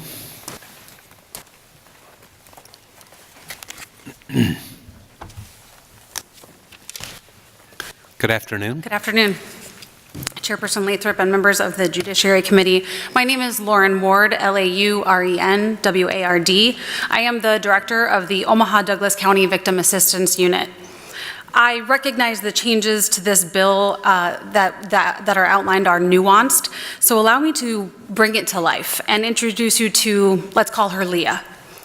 Leah just ended a 5-year relationship with her partner. She feels harassed ever since. Leah does a Google search and learns she can get something called a protection order. The court will stop him from harassing her for an entire year. She prints the forms off and applies for a harassment protection order. Like most survivors, Leah did not have an attorney help her file for a protection order. When the judge ordered it for a show cause hearing, she still doesn't have an attorney, just like most survivors. Most survivors file for protection orders completely on their own, often without even the guidance of an advocate. Fast forward to Leah's court hearing, but let's pretend this hearing is taking place after the passage of this bill before you today. The judge would have dismissed the order outright based on what Leah submitted, but LB 532 says that at its worst, a judge is to set it for a show cause hearing and she gets to be heard in court. Through the hearing, the court learns of the 5-year relationship, which Leah just didn't make clear in her application because of the ways that she was prompted. She also didn't list out more than the most 3 recent examples as prompted. Made possible by LB 532, the presiding judge can change the type of order that Leah has applied for. She mistakenly, as so many lay people and trauma victims do, applied for the wrong type of protection order. Because of the previous relationship, she could have applied for a domestic abuse protection order, which not only affords more protection than the harassment protection order, but for which the statute better applies. Instead of having to start all over, or worse, not being able to reapply with the same incidents, the judge can simply change the type of protection order from the bench, thanks to LB 532. Additionally, had LB 532 passed before she even applied for the protection order, there would have been a more user-friendly prompt to not only list the most recent 3 incidents, but the most recent and the most severe. This would have prompted her to talk about the years of abuse that she endured when the 3 most recent incidents may have been more mild and just may have not fully fit the statute. But again, thankfully, she had a show cause hearing to be able to explain all of that to the judge instead of it being dismissed outright, thanks to LB 532. It is hard to convey the importance of protecting victims of crime in less than 3 minutes, so I've provided you more of Leah's story in print. Know that these small tweaks will inherently make the processes surrounding protection orders more user-friendly, more clear, and more consistent. The gaps, nuances, and unintended differences between the types of protection orders make the path to safety harder for victims of crime. Please approve LB 532. Thank you for your time. I'd love to answer any questions. Thank you. Senator Wayne? Pardon me? He's asleep. Oh, you were wiping your hand. Okay. So in that situation, can't they just reapply? There's nothing in the law stopping them from filing multiple upon multiple corrected versions? Not necessarily. As an advocate, I've been doing this work for over 18 years. If I had the privilege of working with this survivor, I would whisper and hope I didn't get thrown out of court because she doesn't have an attorney and say, ask that it gets dismissed without prejudice. or somehow trying to get that to the judge. If it's dismissed without prejudice, those 3 incidents can never be on the record again. So if I've worked with survivors in situations where they've just tried to fit it in those few little lines that are provided, and they don't list out the witnesses. They didn't mention that the police were called and didn't take photographs and didn't arrest, even though she had been strangled and had visible marks. And so if that was one of the most severe, and it was, we had an argument, the police made him leave, and it wasn't really described, she's not going to be able to even talk about that incident again in another affidavit. How many, the ones I'm familiar with, are dismissed without prejudice? Most of them, like 99%. So how many are you seeing that are dismissed with prejudice? I'm working with the survivor, so I am telling that, I'm kind of guiding them beforehand and saying, when all else fails, and I'll write it down, because this language is like, prejudice means something else to them. So I'm writing it down and saying, if all else fails, and they're gonna throw out the order, ask that it gets dismissed without prejudice, because otherwise they're really, in a very unfortunate spot. So in the cases that I've worked, none, because that person had an advocate. But the majority of people are working with no support, and the protection order office, at least in Douglas County, by statute, is not allowed to provide that guidance. So a lot of people are literally just Google searching, which is why I kind of described Leah's story that way, because it's just like, oh my gosh, there's something that will help me. I'm gonna print this out and do it. They're following the instructions. It's not entirely self-explanatory, especially when people are experiencing trauma. And we're just trying to make that a little more self-explanatory, a little more user-friendly, so that they can say, okay, well, the last time, they just wished me happy birthday on Facebook. But the time before that, which maybe would have been incident number 4, is when they held me for 4 hours and, strangled me and sexually assaulted me. So just making that a little more evident when they're filling that out on their own. Thank you. I see no other questions. Thank you for your testimony.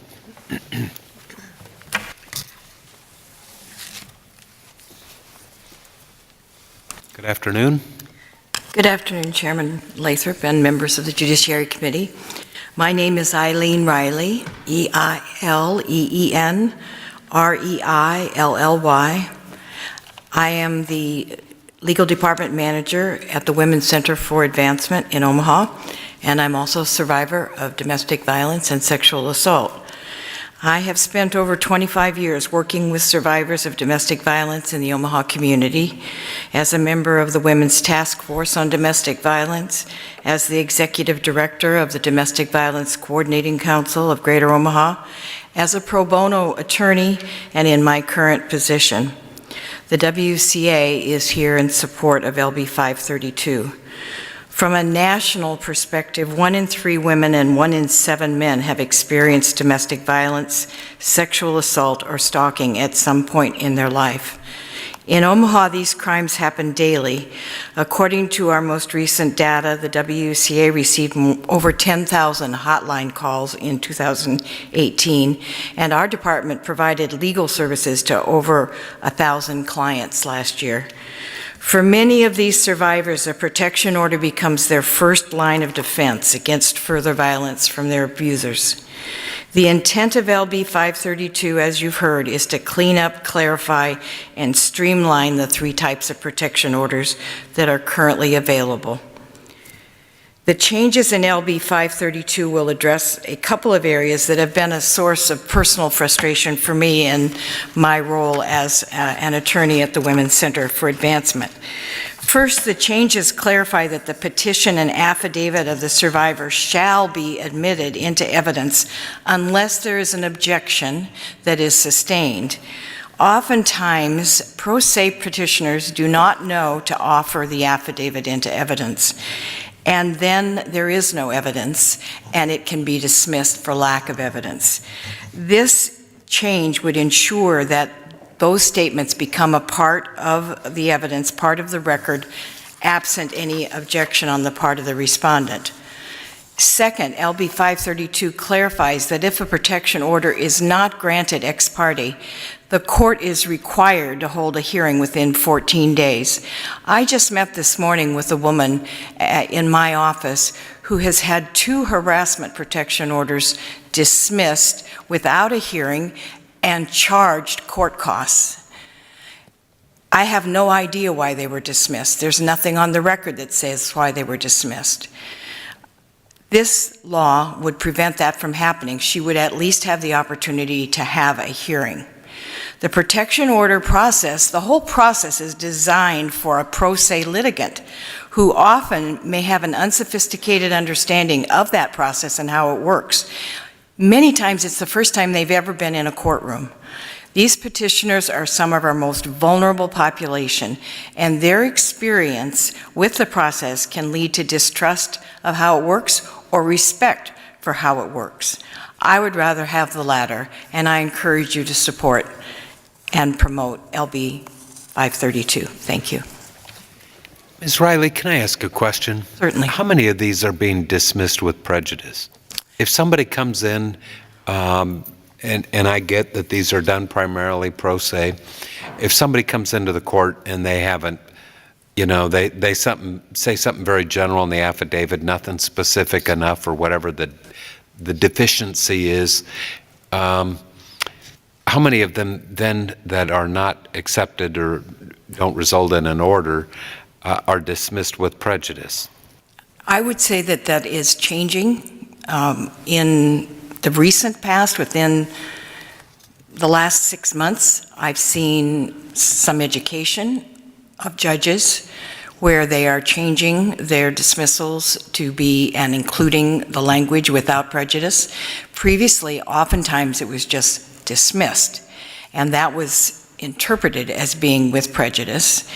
And even would it make sense? I have to tell you that I am a little concerned about this appeal and having an evidentiary hearing, because I'm trying to we need 4 district court judges in Douglas County. I'm trying to get 1, and I don't even know if I'll be able to get that done this year.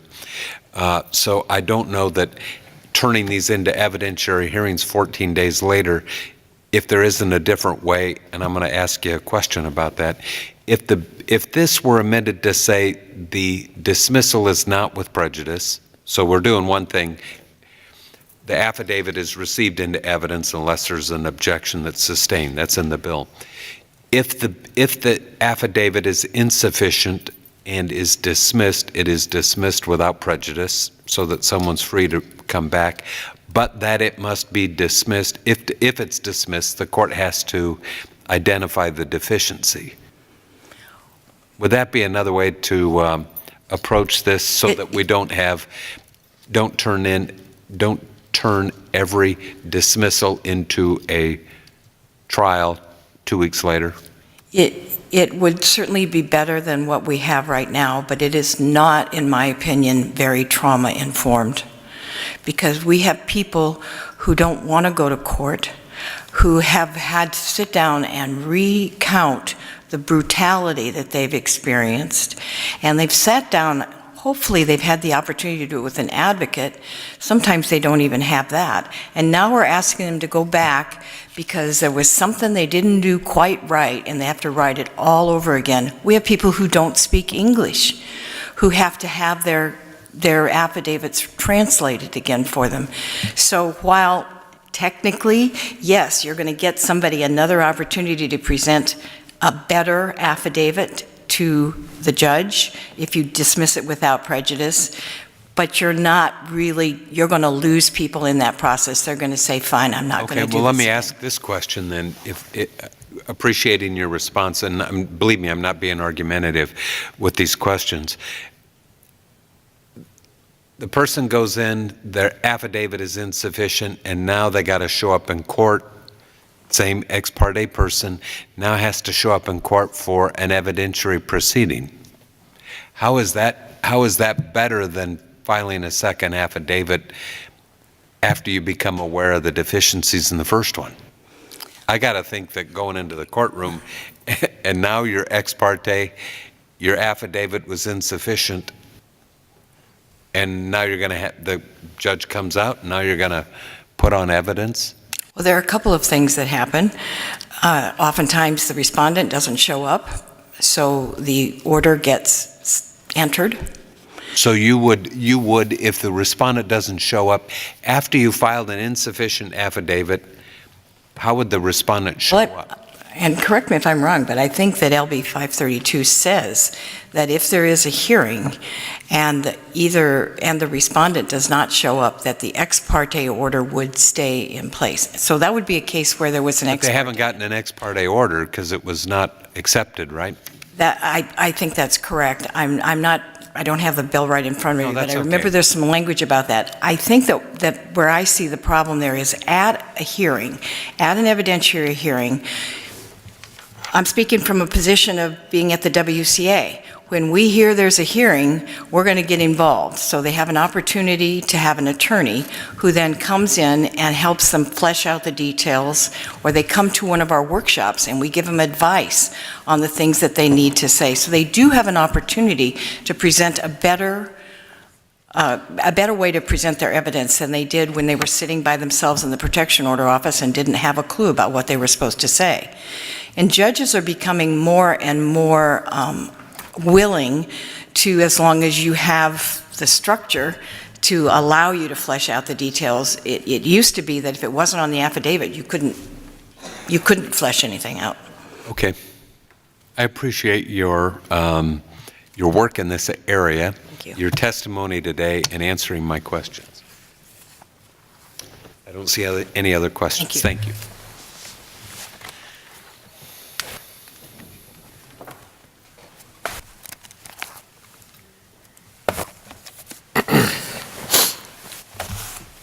Good afternoon, Chairperson Lathrop and members of the committee. My name is Mark Bestel, M-A-R-K-B-E-S-T-U-L, and I'm a supervising attorney at Legal Aid of Nebraska in the Lincoln office. And I have extensive experience in representing victims of domestic violence over the last 12 years that I've been doing that for Legal Aid. I'd like to thank Senator Kavanaugh for inviting Legal Aid to come testify today. Legal Aid is the only statewide nonprofit law firm providing free civil legal services to low-income Nebraskans. And Legal Aid has a long and extensive experience in representing victims of domestic violence in both urban and rural areas. Protection orders provide immediate and necessary safety protections for victims and their children. And Legal Aid knows firsthand the critical need to clarify and harmonize the protection order process to ensure that victims consistently receive the safeguards. And so we're here today in support of LB 532. I myself have just, in the area of protection orders, have represented 239 people in protection order hearings. I counted this morning in preparation for testifying today. I have written this out, but kind of in the interest of time, I'm just going to sort of cut to the chase. And what I was mainly going to talk about, too, is this self-granted ability of courts to just dismiss these cases outright that goes contrary to what the statutes allow. They can either issue an ex parte order or they can set the matter for hearing. And what they are doing then by just dismissing them outright is taking an authority that they don't have anywhere else. If you file a civil suit against me, Senator Lathrop, and you put in your complaint that, you know, your allegations against me is that I wore a dark gray suit today, if the judge doesn't flip through those cases and dismiss that nonsense, there is a judicial process that will sort that out and be rid of that. Right now, what you're seeing is a lot of cases, a lot of protection order cases that are just dismissed. And it's a very high percentage just dismissed at the onset before anything happens, before anybody's served, and they just dismiss the case just based on the judge's discretion. It could be for any number of reasons, and sometimes they give an explanation, and sometimes they don't. But that has a chilling effect on the people that are applying for those protection orders, that they feel like that this judge feels I don't deserve this protection order, and it could be just over some error that they overlooked. Maybe they wrote down something happened in 2001 instead of 2019, but we don't know. And like other civil cases, you know, judges don't make those. You have the right to file a complaint and let that process flush out whether there is, a cause of action there or not.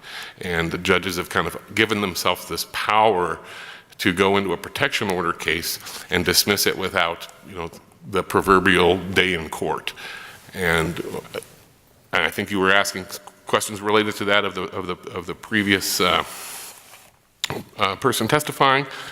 But this is kind of more from the practitioner's standpoint. Is this, you do not see a court having that ability in other civil matters, and it's very unusual. And then these are the cases that are always filed by non-lawyers. I mean, I have never, of those 200 plus protection orders I've done, I don't fill those out. The victim is the one who is required to fill out that petition and affidavit. That's one thing. It's not two separate things. The petition and affidavit is one form, and that initiates the cause of action.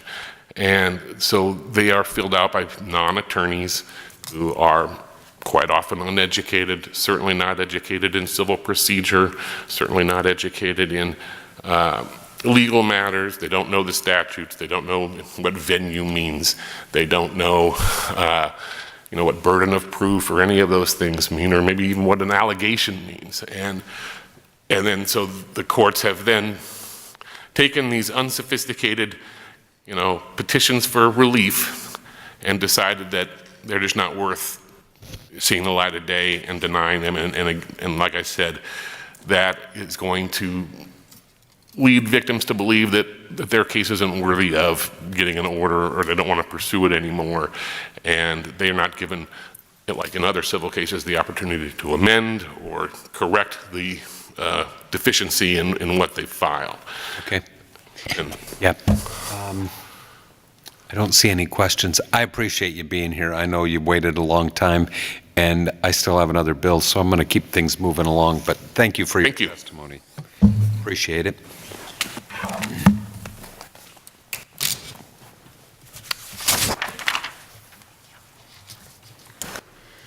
Senators, Chairman Lathrop, thank you for having me today. My name is Danielle Savington. That's DanielleSavington. Testifying today on behalf of Nebraskans Against Gun Violence. We support LB 532 as amended by Amendment 54. And gosh, I'm really glad that Mr. Bestel said the things that he had to say, because as I sat there and listened to some of the questions, my testimony fell to the wayside, and I thought about how chilling it is for my clients who typically are in juvenile court when they have to face the judge, who is the end-all be-all of what's going to happen in their family. It's very scary for them. So when the judge in their case, and granted this is a little bit different than a protection order case's judge, when that judge critiques them, it can be earth-shattering for them, and it really shakes the foundation of their courage and their confidence. So I can absolutely agree with his commentary as to the chillingness of being denied. However, what I had intended to speak to you about was the fact that Nebraskans Against Gun Violence supports this, particularly given the amendment, because it protects domestic violence victims from the most heavily dangerous point in time when they are leaving a domestic violence relationship. A woman is 12 times more likely to be murdered by a gun than she is by another domestic violence weapon of choice. That would be bodily injury or other weapons, making gun violence the most dangerous form of domestic violence that a partner will face. Additionally, from 1990 to 2005, 2/3 of homicides were perpetuated against former spouses or spouses using firearms. And abuse victims are 5 times more likely to be murdered if their abuser owns a gun. The important thing about this amendment is it balances, which is a very difficult needle to thread and a very difficult balance to find, the right of Second Amendment firearms owners to have due process if their firearm rights are to be removed from them. And this amendment and the changes made in the process to this protection order process really ensures that at all stages the firearms owner has the opportunity to appeal and be heard as to why their firearms should not be taken away. And I think it's especially important that we have that clean process for removal and restoration of firearms rights if we are going to remove rights, because as of right now in Nebraska there is no shall remove or must remove when a protection order is filed.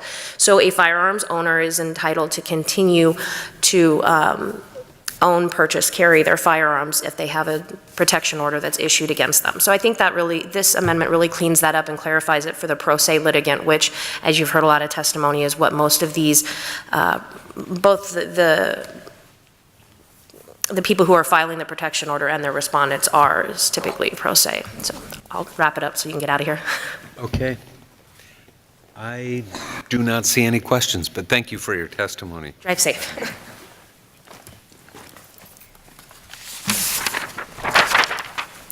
Hello, Senator Lathrop and honorable members of the committee. I'm going to go ahead and go with something with a little more brevity than I'd prepared. My name is Alexis Steele, S-T-E-E-L-E, and I am the policy staff attorney for the Immigrant Legal Center.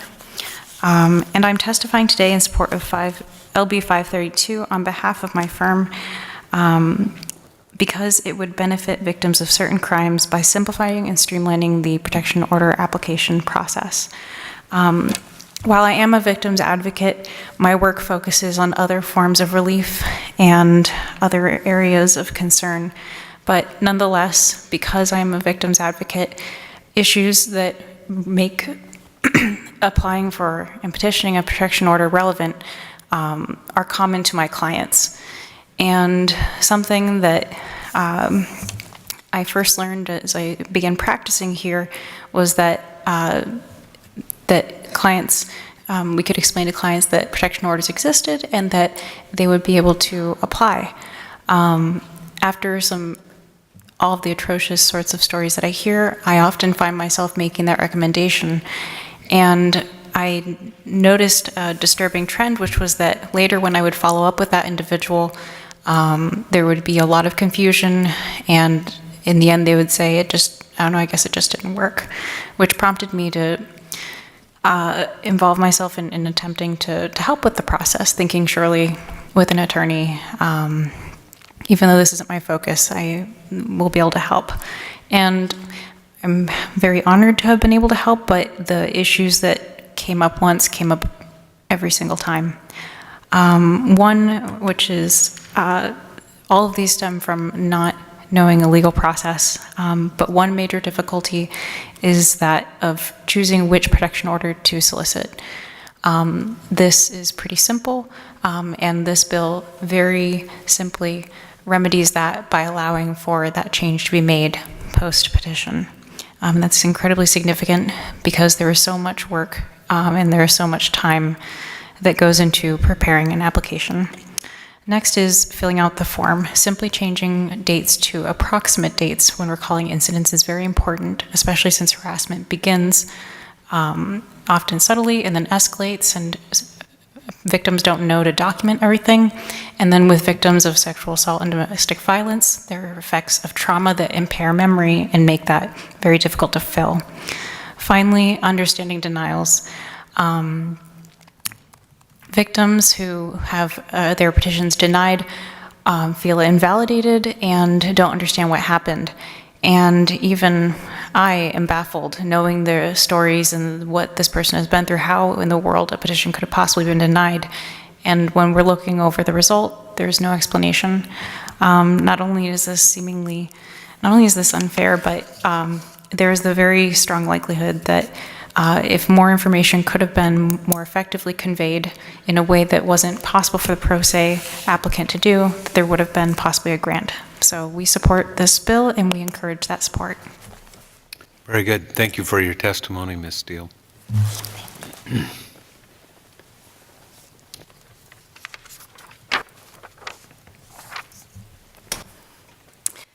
afternoon. Afternoon. Chairman Lathrop and other committee members. I am actually here to testify on behalf of a fellow board member of Survivors Rising. She is watching from home, and we wanted to make sure that her voice was actually heard today. The following is her words. Why don't you give us your name so we... Oh, sorry. Angie Lauritsen, Lauritsen. The following are her words. I am a survivor of domestic violence and would like to share some of my story with you today. After having endured physical, sexual, financial, and emotional abuse for over a decade, I knew in order for my life and my children's lives to become healthy and healed, we could no longer remain living with or being near our abuser. I had been cut off from my family for several years, but after another incident of violence where my abuser strangled me in front of my crying children, I secretly reached out to my brother to help us leave. When my abuser left for work, my brother came and got me and my children. When survivors and their children are living under constant threat by their abusers, the effect on the brain is catastrophic. According to the Journal of Psychoneuroendocrinology, the hormone cortisol floods the brain, and survivors typically have had prolonged exposure to the stress hormone, leaving the body in a constant state of fight or flight. This impedes every aspect of a survivor's life unless a reprieve from the abuse and violence can take place.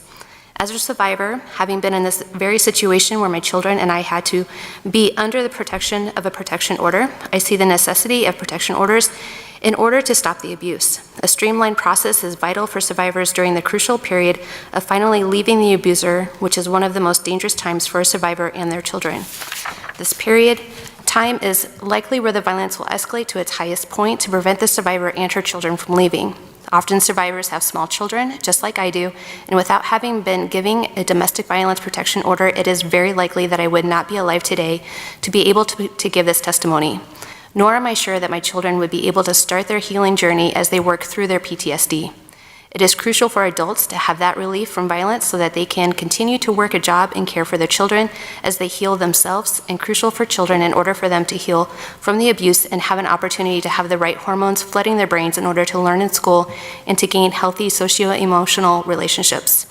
According to the American Journal of Public Health, women and children granted protection orders report significantly lower levels of abuse and reduced eliminated workplace harassment from their abusers, giving them back control of their lives that their abuser had taken away.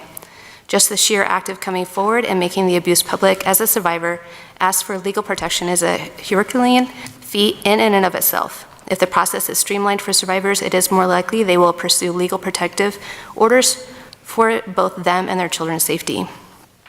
You have an opportunity today to create legislation so that no women or children have to choose between freedom from violence or having to endure a lengthy, complicated process to have a protection order in place.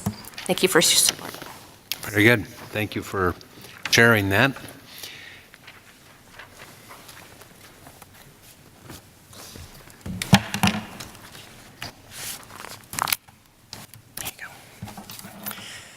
Good afternoon. My name is Kristen McTaggart, last name Mactaggart, first name Christon from the Women's Fund of Omaha. I won't belabor any of the points that you've already heard in previous testimony, but I would like to make a note about the hearing issue because I know that that's a concern. We have had some conversations already about with individuals that are concerned about that, and so if you happen to have the bill in front of you, I would just ask that you turn to page 17, lines 4 through 7.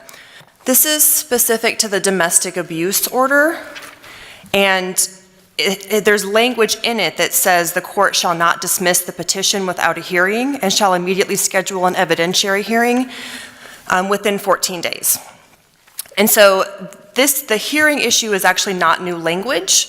The sexual assault protection order and the harassment protection order both have different language that is not as clear but essentially says the same thing. It's unfortunately in practice, it doesn't always happen, and so we've tried to provide some clarification around that. The other thing I would note about that is that Nebraska is one of 2 states in the country that does not have mandatory hearings on every protection order filed. Hearings in this state are obviously only required if it's not issued ex parte, unless, of course, the respondent requests one. But us in Minnesota are the only states that do not have automatic hearings scheduled on every protection order. So I just wanted to note those 2 things with regards to the hearing. The other thing I would note quickly is I've provided you a copy that the State Patrol has given me that is a fact sheet on NCIC, the Nebraska Crime Information System. That, along with a letter of support from the Douglas County Sheriff's Department, really identify the component of this bill that talks about the need for access to identifying victim information and why it's crucial for enforcement.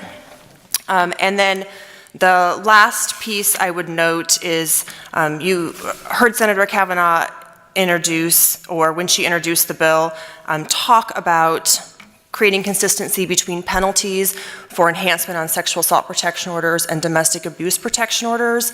And I want to be clear on that the intent of that is to create consistency around those orders, but we are not creating any new penalties or any increased penalties. We're just creating a similar process to clear up confusion for law enforcement and prosecutors when they're enforcing those. And I'd be happy to answer any questions that you may have. Very good. I don't see any questions. Okay. Thank you for your testimony again. Anyone else here to testify in support of LB 532? Anyone here in opposition to LB 532?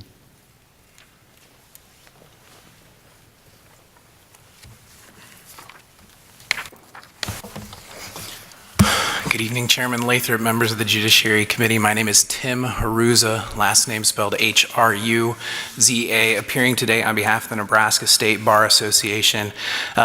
Let me first start off by saying that we understand the concerns, the issues, and the interest in this bill and the reason that it's brought forward.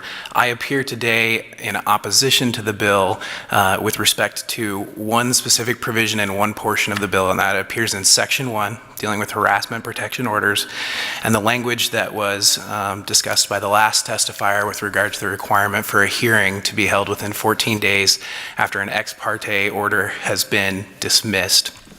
The concern with that, the Bar's Legislation Committee looks at all pieces of legislation that we identify as being of interest to attorneys in the state of Nebraska. The Legislation Committee consists of a number of different types of attorneys and judges from across the state. This provision stuck out with regard to concerns about the number of harassment protection orders that might require a hearing and the effect that it might have on dockets across the state, on the civil docket, and especially in a number of courts, not just in Douglas County and Lancaster County, where we're already short some judges in different places, but also in rural parts of the state.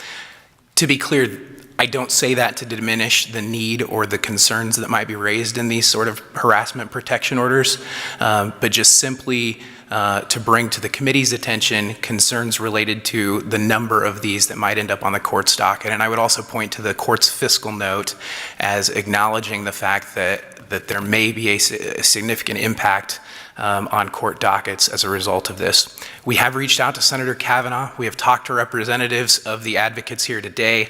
We're working on language, and we are committed to continuing to discuss that language as far as how the process might be improved or might be changed to address that concern. With that, I would be happy to answer any specific questions that you might have. I don't see any questions. Thanks, Tim. Thank you. Any other opponents?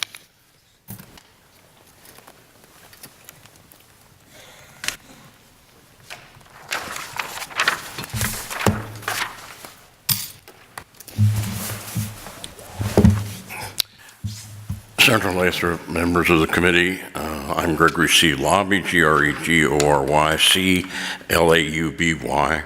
I'm here in opposition to LB 332, primarily in regards to its effect on the possession of firearms. If I'm reading AM 54 correctly, it makes the conviction of a domestic violence offense and felonizes that for a period of lifetime and prohibits the ownership of a firearm thereafter. That is very troubling given the section of the Nebraska Constitution, Article 1, Section 1, that recognizes an inherent and unalienable right to firearms which will not be denied or infringed by the state or any subdivision thereof.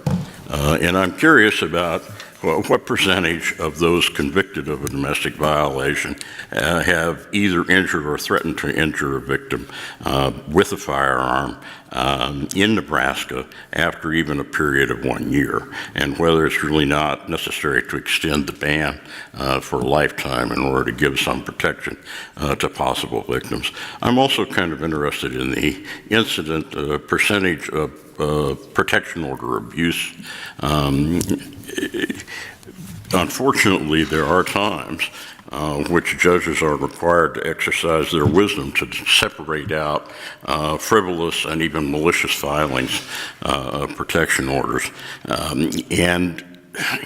At one time, at least, it was a relatively easy thing for a judge to go ahead and grant because there was no consequence beside keeping two people who obviously were in disagreement apart. But now, the contesting of those hearings becomes more important to one individual or another when it means the loss of my guns that I use for hunting or store in my closet. And so in that sense, I think it's created some discord that may have been unnecessary for the protection of individuals. And the other thing that I would ask is that notice given out to individuals who are being threatened with a protection order includes some notification that if they don't appear or don't request a show cause hearing, they could be subject to an order that would cost them the possession of their firearms. And with that, if there are no questions, I thank you for your endurance. No questions. Anyone else here in opposition to LB 532? Oh, I'm sorry, was he neutral? He was opposed, wasn't he? Yeah. Anyone else here in a neutral capacity? Seeing none, Senator Kavanaugh. I have 8 letters of support that will be entered in the record, and 1 in opposition from Mr. Haruza, who testified. Thank you, and appreciate everyone's testimonies today. To Mr. Lobby's comment, there in my amendment, it did originally strike within the past 7 years, but I intend to amend that so that not changing the state statute at all, that your rights to own a gun are reinstated after you complete your course of the the justice system, I'm sorry. So after your crime has been resolved and you've served your time, you can have access to your guns as state statute allows. So just to clarify that, although I don't think I did, but thank you all so much for listening to this important bill today. So in 1977, no state in this country outlawed spousal rape. All 50 states allowed for that. Nebraska was the first state in this country to outlaw spousal rape. A different Kavanaugh introduced that legislation, and I'm very proud of that fact. This legislation would make us the 49th state that allows victims of assault, harassment, rape to have a hearing, to understand why their protection order is dismissed, to get an explanation when it's not enacted. And I think it's really important for us to keep in mind that this is not an easy thing for victims to do. This is not an easy thing for victims to go through. Nobody wants to fill out a protection order. It's a hard decision to make. You're often doing it against someone who's very near and dear to you, and it takes a toll to do such a thing. So I'm happy to bring this bill that clarifies the process for victims and also creates some resolution where there currently isn't any. I appreciate your time this evening, and I hope that you will vote to move forward my bill and my amendment. Thank you very much. Thank you, Senator Kavanaugh. Great weekend. You too. That'll close our hearing on LB 532 and bring us to our last hearing of the day, 516, and our own Senator Pansy Brooks.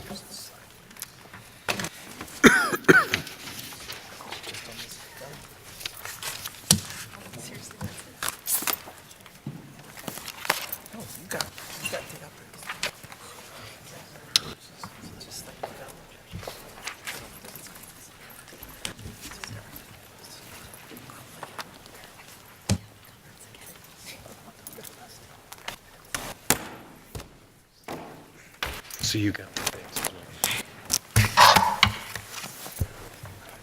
well. I don't know if it's got.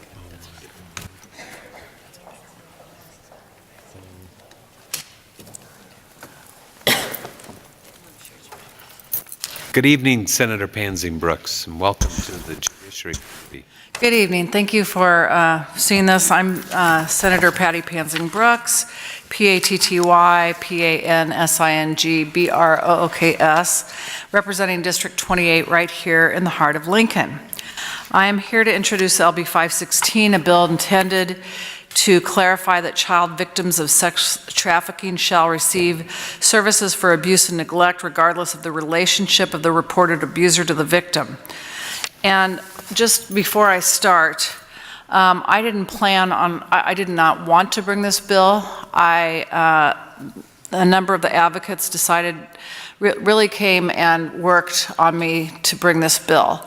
I believe that the law already states that all of this that you're going to hear is part of our law that we've already decided upon, starting in 2013 with Senator McGill.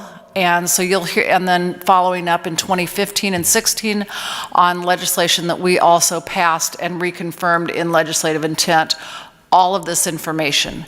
But because of some confusion, and this has to do with the 3A, which is the abuse and neglect statute, where in 2013 Senator McGill added language to include a child that's trafficked in the abuse and neglect language. What we decided was, and it was reconfirmed in 2015, my first year, when I brought Senator Scheer's, or co-sponsored Senator Scheer's bill, and when we talked about the Strengthening Families Act, we had all sorts of testimony about the fact that these kids that are trafficked need to be under abuse and the 3A abuse and neglect statute because they're vulnerable and something's going on wrong somewhere if they're being trafficked. So we really need HHS to oversee it.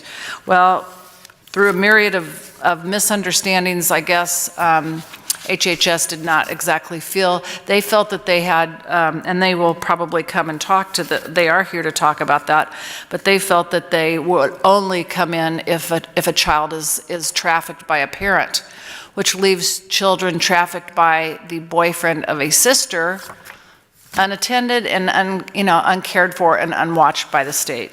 So you'll hear all this information.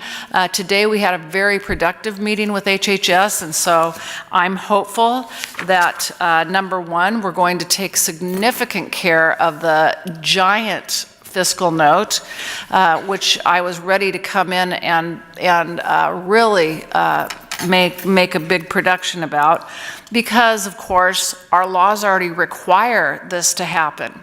So again, I really appreciate the Department of Health for coming in and working on this, the AG's office, many things. I'm going forward now with the rest of the opening of my bill. So I just wanted to clarify that little part. The bill specifies that the Department of Health and Human Services shall respond to reports of trafficking, and I'm going to pass out some information here to everybody, but shall respond to reports of trafficking, conduct an in-person assessment, and appropriately coordinate with law enforcement agencies, the local child advocacy center, and the child abuse and neglect assessment team.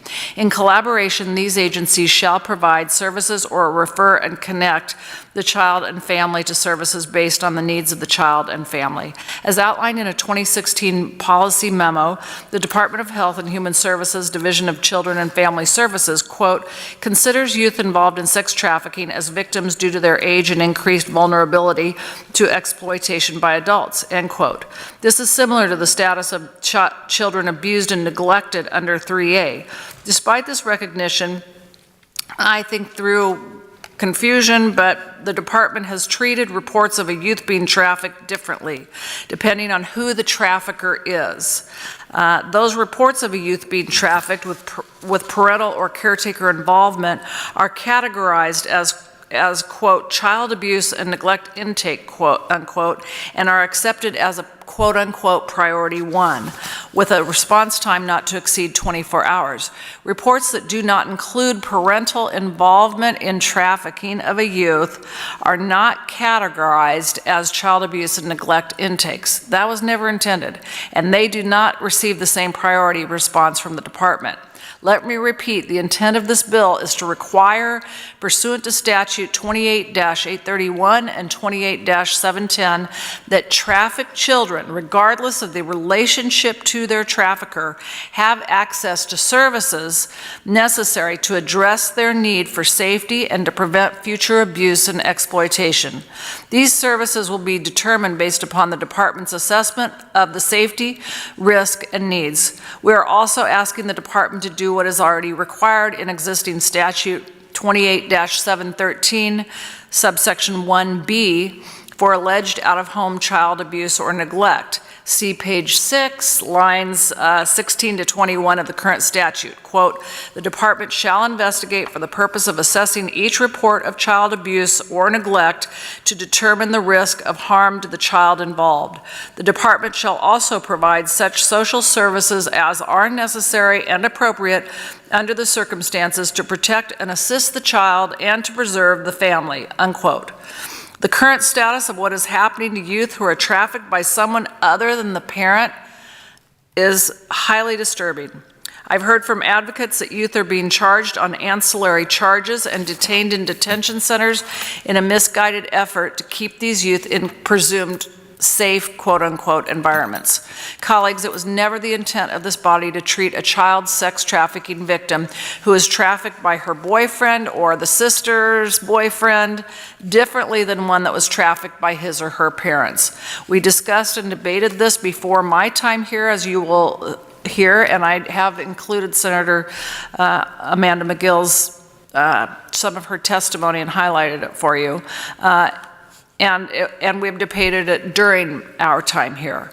We made clear decisions that not only should youth who are bought and sold for sex, that they should not be treated as criminals or detained, but also they should be treated in a way similar to abused and neglected children. Something's going on wrong somewhere, and the families need support and help from HHS to figure out where the problem is rather than just leaving them abandoned. LB 516 clearly lays this out and ensures that these victims can access services. A youth detention center is not an appropriate placement for a trafficked youth. We've already decided that. We must do better.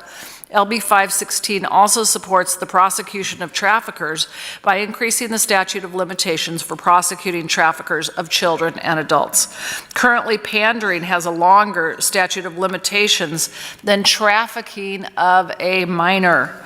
We know that it often takes time for survivors to come forward, especially someone who was mistreated as a child, and especially with law enforcement, and especially when these survivors are so young. 3 years is not enough time for that. I know you are all looking at the beyond belief $16.9 million fiscal note on this bill, and as I stated earlier, we've been working with the Fiscal Policy Office, with the department, and we have come to an agreement to bring an amendment the second after this hearing. And the fiscal note appears to arrive, and the concern by the department, I think, is miscommunication on all of our parts due to the words at-risk kids. And the fiscal note acknowledges that except for an at-risk case, it appears that these children would already be under the jurisdiction of the department. And certainly federal law also mirrors that understanding. So I have an amendment right now to this bill that I've decided to bring after the stakeholders and I met with the Department of Health and Human Services this morning in an effort to be responsive to two main concerns that have been expressed. I'm submitting Amendment 327, which does two things. On page 7, line 6, the introduced copy includes language about the receipt of a report that a child, quote unquote, may be a victim. Out of concern that this is too broad, Amendment 327 tightens the language to strike may be a, quote unquote, and replaces it it with, quote, "is a reported victim," unquote. Secondly, on page 7, subsection 4, the amendment replaces the paragraph to stress the following. First, the department may provide or refer and connect services. This clarifies that the Department of Human Services is not obligated to provide the services for all children when a family may simply need appropriate guidance and referrals for community-based services. Secondly, the amendment also makes clear that the department only needs to provide or refer and connect to services as deemed appropriate by the department and based upon the department's assessment of the safety, risk, and needs of the child and family to respond to or prevent abuse, neglect, and sexual exploitation pursuant to trafficking. I'm willing to continue to work with the department. I'm grateful that we made some real progress today on what statutory guidance and language they need to protect the safety of trafficked youth. I am not, however, willing to continue to allow the current policy and procedures to continue. A policy that legally recognized all trafficked youth as abused and neglected in state statute, but only deems those trafficked by a parent in need of our protection and support. Today you'll hear testimony from some survivors, some service providers, and law enforcement regarding the critical needs of this bill. I ask that you please listen to the testimony today, consider the needs of the trafficking victims, and advance LB 516 with Amendment 327. And again, I want to thank the Women's Fund and the survivors and the AG's office and also the Department of Health and Human Services for working with us on this. Thank you. Thank you. Senator Pansing Brooks, first testifier. We do have a little bit of a weather situation, and I'm a little concerned about getting my committee back home safely, so if you can, it's a 3-minute light. That's probably pretty short to start with, but I don't want everybody slip sliding all the way home and people getting in accidents. Okay, thank you. Good afternoon, members of the Judiciary Committee. My name is Megan Malik, M-E-G-H-A-N-M-A-L-I-K, and I'm the Trafficking Project Manager with the Women's Fund of Omaha. LB 516 will address the gaps in our current response for sex-trafficked children. Under our current state and federal law, a child that is purchased or sold for sex is considered sex-trafficked. Traffickers are master manipulators and employ tactics to create trauma bonds or a strong loyalty and relationship to the abuser as a result of false promises, manipulation, and a need to be loved with victims. Most children who are sex trafficked will rarely disclose their trafficking. They will often feel shame and guilt as a result of their trafficking victimization. They may fear their trafficker or they may have a relationship with their trafficker. The fear and lack of trust from law enforcement and service providers also prevents disclosures. This requires us as adults to have a better system for identification and response. The problem that LB 516 tries to solve is the Department of Health and Human Services, by policy, has a different response for trafficked children depending on who the trafficker is. If you are a child who is being trafficked by a boyfriend or a neighbor, you may very well end up in juvenile detention or probation for your own safety because of the inability to access services. The Health and Human Services Memo 3/2016, which Senator Pansing Brooks handed out, currently states any minor sex trafficked by a third-party perpetrator receives a law enforcement-only response. This is clearly a DHHS responsibility that is being selectively applied depending upon the identity of the trafficker. The important question here is a child any less abused and neglected if the person who is selling them is not their parent? LB 516 ensures that DHHS would provide the same response to all child trafficking victims. This bill is consistent with federal law from May 2017, which amended the definition of abused and neglected children to include sex trafficking victims, irrespective of the relationship of their abuser. Please see the fact sheet I handed out for more information on the federal law. I've been working on this issue for 4 years alongside with the Attorney General-led task force. Task force members and the department have met numerous times in the past 3 years discussing this concern, providing written feedback on policy, and creating resolutions. This is still the #1 call I receive from concerned partners. And it goes something like this. 15-year-old sex trafficked by her boyfriend. Parents are disengaged, but not the abusers.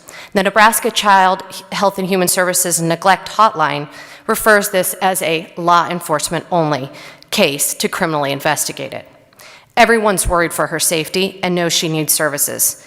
As a result, she's charged with theft, drugs, fill in the blank, and she's put in detention, DCYC, Madison County, fill in the blank. She's a victim and she is being actively abused and neglected, and we are treating her like a criminal. That call I've had multiple times over the past 4 years.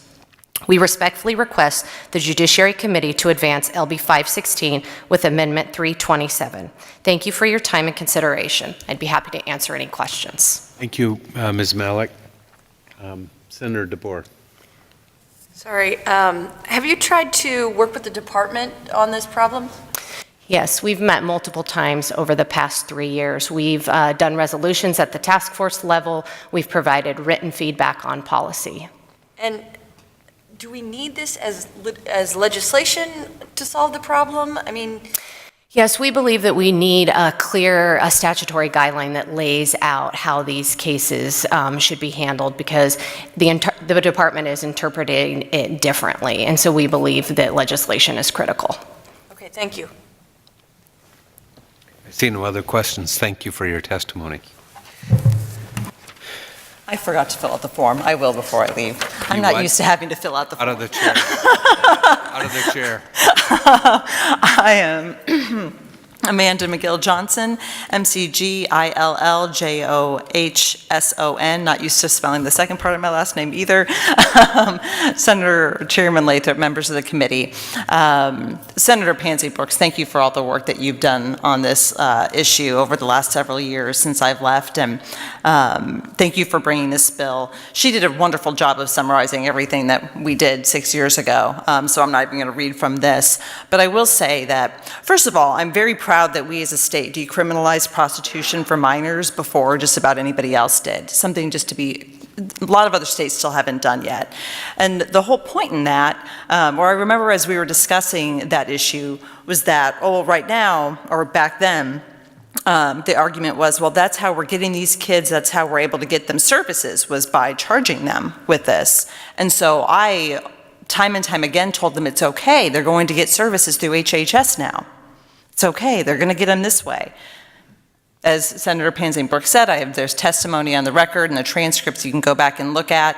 And so as I've been working with Megan Malik in the Women's Fund over the last several years and being updated on this, it's just been incredibly frustrating that this has not gone into place. If the youth aren't being charged with something else in order to get services, then they're just falling through the cracks altogether and getting nothing to help them. And so, unfortunately, it is necessary to come in and make some changes to the existing law to clarify that. There are other things, like again, this was such a new topic for every state that, we were doing the best we could with language and legislation back then, and you learn you learn about the issue more and it evolves over time. And so, I can't say that I foresaw that these kids would be trapped, that the department wouldn't take kids because their parents weren't the traffickers. We've realized now that law enforcement aren't the ones who are likely to find the youth, that it's other service providers, so we need a doorway to get those youth into services again, and Senator Pansy Brooks' bill lays that out in a much more clear way. The department isn't the only organization that has questioned. There have been judges over time that have questioned whether the language that we drafted years ago was really meeting the purpose or doing what we wanted it to do. So I just urge your consideration of this and hope you will advance it forward so we can fix this problem. Thank you. Very good. I'll just compliment you. I have to say you started down this road on the sex trafficking. I was sitting on Judiciary Committee when it happened. I had no idea at the time the scope of the problem, and the work you've done and others since you've left has been remarkable. So thank you. Thank you. We did a lot of good things back then. Yeah, good to see you. And they still do.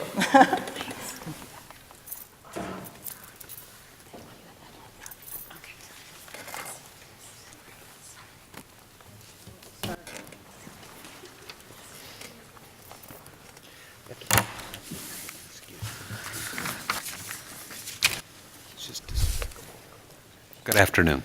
Well, good evening, actually, at this point. Yes. Oh, no, I'm aware of it. But thank you to the committee. My name is Jessica Vanderkoy, Jesssyca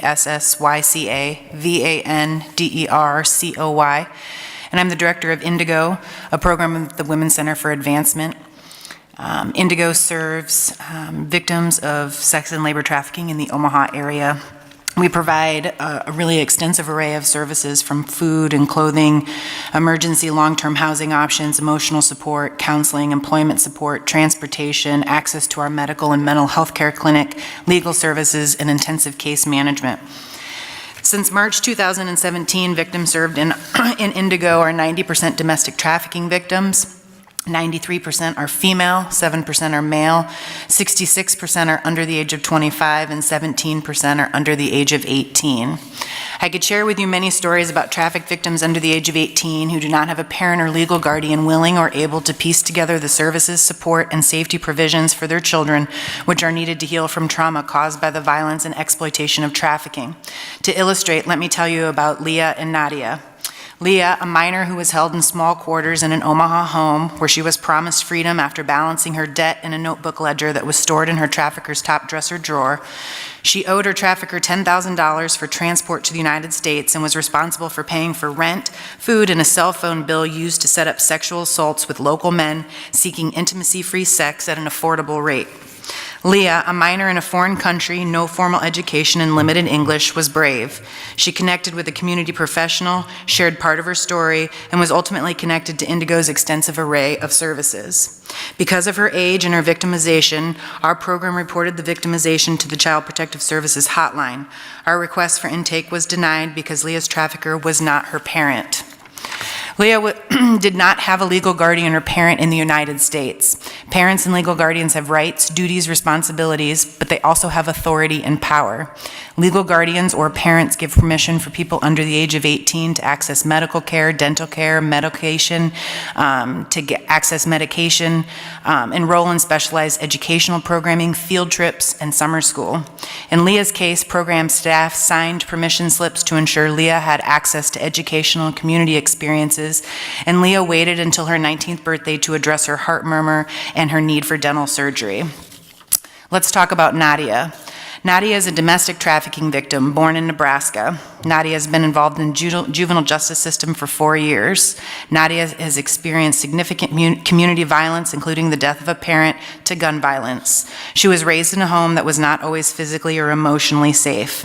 Over the 4 years she remained on juvenile probation, she was placed in facilities all over the country, group homes, boot camps, detention centers. No expense was spared to provide residential care by the juvenile justice system that unfortunately is limited on impact with these crossover youth that fluctuate or at risk for entering both systems. In 2017, and nearly 2,000 miles away, Nadia left the residential care program, engaged in survival sex to receive access to food, shelter, and transportation. Nadia was on her way back to familiar landscape, Nebraska. Somewhere on her journey, Nadia met a man, a dad-like figure, eager to protect and make surviving on the streets a little easier. Shelter, transportation, food, connections to other young people to help with the fears of being on the streets alone, and companionship. Soon, Nadia was on a dating and connections website in Colorado, Arizona, Nevada, Florida, Illinois. The shelter, food, and transportation, companionship, and street protection were not free. Later that year, Nadia was tired, homesick, and brave. Jessica. Yeah, the lights. Oh, it's getting good, though. No, believe me, it's all very interesting, but. Can I end with just my ending here? Which is you want us to support 516? I do, but I also want to say on the record that I'm not here to engage in any criticism or blame of any system, but to really note that the specialized needs of trafficking victims and the need to explore abuse and neglect for minor victims, even when the traffickers, recruiters, and buyers are not their parent. We fully understand that. I get that, and I can't believe that we're here on a bill like this, to be honest with you. I echo your sentiment. Thank you. I have to tell you, I am troubled that Health and Human Services made this distinction, and we have to have a hearing to point out to them that these kids are the same victims as if their parents did it. I get it. Good. Thank you. And if I'm frustrated, it's because we have to have the hearing at all, and it appears HHS has been trying to dodge responsibility for one class of kids that are exactly like the other class of kids that they're providing services to. Yeah. Agreed. Thank you. I appreciate you being here today.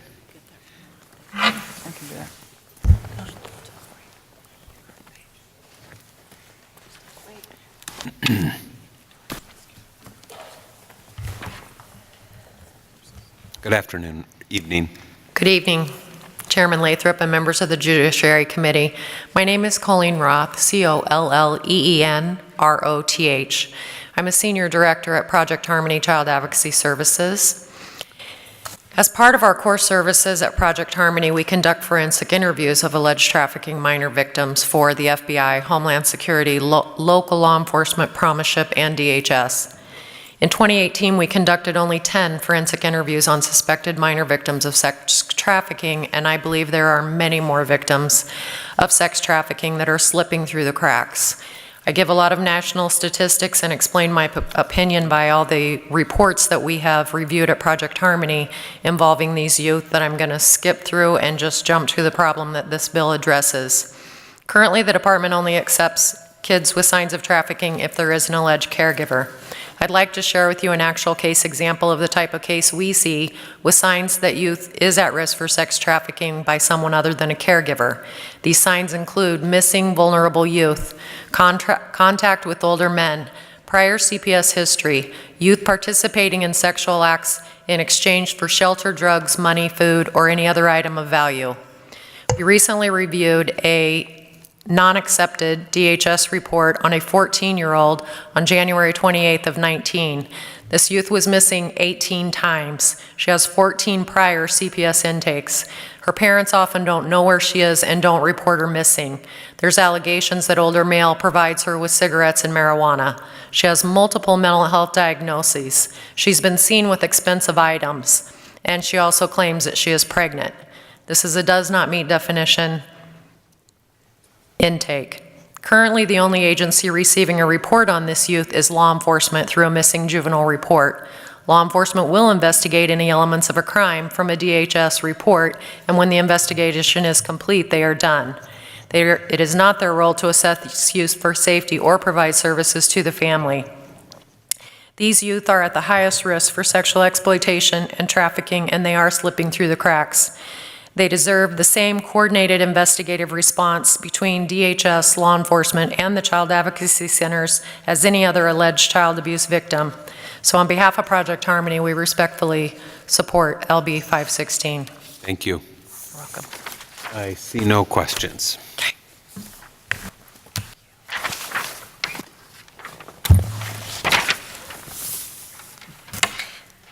Good evening. Chairperson. Oh, sorry. Welcome. Thank you. Chairperson Lathrop and members of the Judiciary Committee, my name is Ann Boatwright, ANNEBOATRIGHT. Sorry if I talk fast, but I don't want to keep you here for hours on end.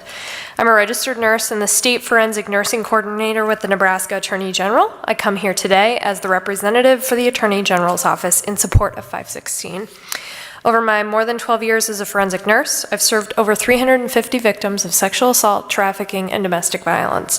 In my work across the state, I developed best practice standards of the aforementioned crimes, and over the past 18 months, I've trained over 2,500 law enforcement and healthcare providers in sexual assault and trafficking. Been a little busy.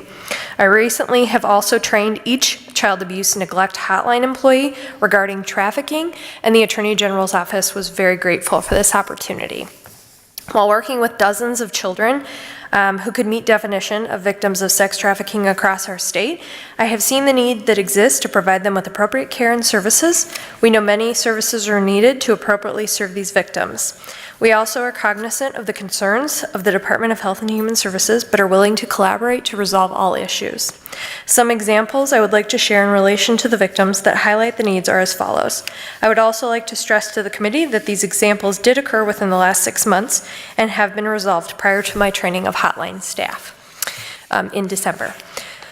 One such victim's abuse began around the age of 8 years old. She was a witness to drug abuse, domestic violence, and eventually was sexually assaulted herself. At the age of 12, she began running away from home and exhibited signs of being at risk of trafficking, beginning with a missing for days at a time, missing school, coming back with objects that the victim could not afford to purchase on her own.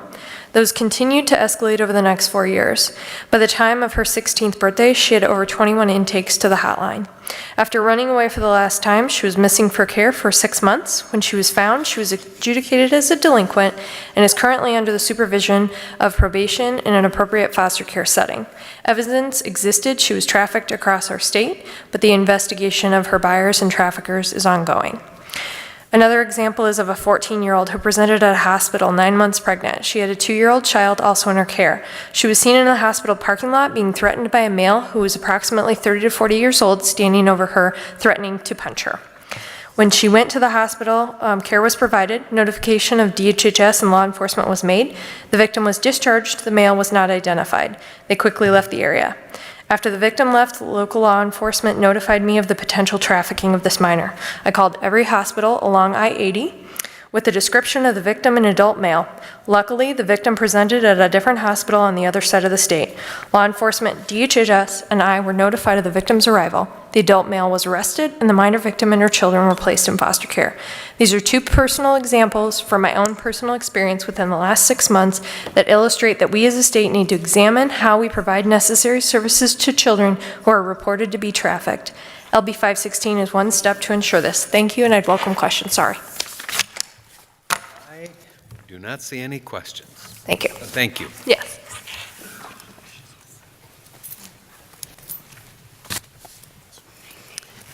I don't think I'll be able to talk as fast as Ann. But good evening. You can talk briefly, too. Okay, yes. That'll pass. I will do that. You got to read it all. Okay. Fair enough. Good evening, Senator Lathrop and members of the Judiciary Committee. I'm Karen Bowling, Karenbowling, and I'm the Executive Director at Nebraska Family Alliance. And I want to thank Senator Patty Pansing Brooks for bringing LB 516, and we are here in support. And also, it is great to see Senator Amanda McGill Johnson once again. In 2007, NFA started advocating for traffic victims through public policy efforts and community awareness initiatives after meeting a traffic survivor from Lincoln, Nebraska. Her story was heartbreaking. To honor her privacy, I will refer to her as Maggie. Maggie was a minor and graduated early from Lincoln Southwest after receiving a full-ride scholarship to Southeast Community College. Before entering SCC, she became a victim of trafficking and was advertised for sex online, quote, as young and fresh, for more than 7 months. Based upon research conducted by Creighton University Human Trafficking Initiative, 20% of individuals advertised online for sex in Nebraska are marketed as very young, based on keywords or in their posted age. Sadly, Maggie was one of those victims. Maggie is more than a statistic to me. She was a daughter of a single mom that had reached out to me following a parenting class that I was teaching at the church we attended. At that time, there were no services, and we were able to provide services for her to go to New York.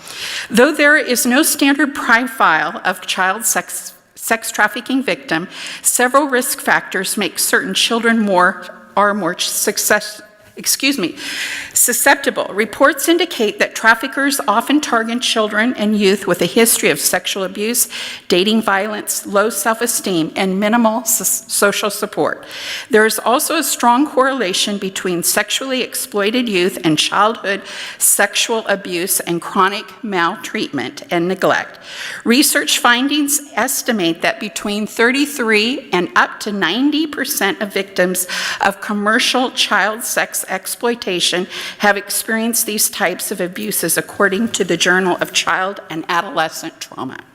We're grateful for Senator Patty Pansing Brooks and her staff's commitment to work with Department of Human Services and find solutions, because these traffic victims deserve our protection and care. Thank you for your time. Thank you. I don't think anybody here argues with that, right? Thank you.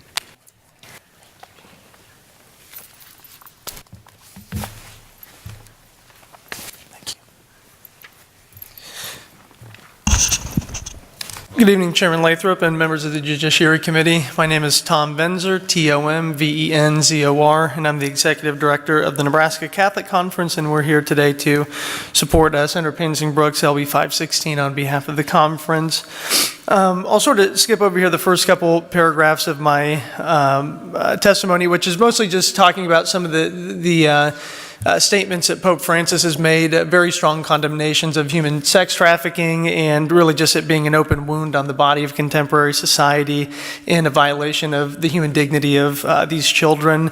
And step in here to the fourth paragraph. Our state's public policy has come a long way the last several years in recognizing the evil and crime of human trafficking, and this has been certainly a noble effort on the part of many. And though we have a long way to go, we believe that 516 is a step in the right direction to make sure that we can provide important services to those who've been trafficked. And again, here a quote from Pope Francis where he says, you know, we need to ensure that our institutions are truly effective in the struggle against this scourge, and we do believe that LB 516 really equips our state and our state institutions to make sure that they have the infrastructure and the capacity to truly be effective as they encounter these trafficking victims and their families and their circumstances. As well, I do want to note another thing too here.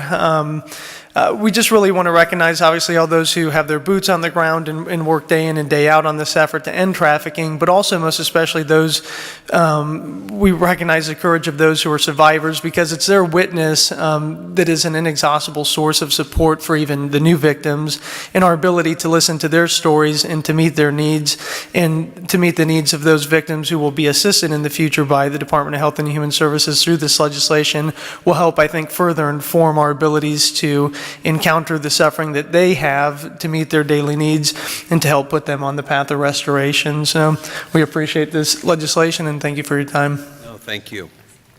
I don't see any questions. Thanks. Thanks.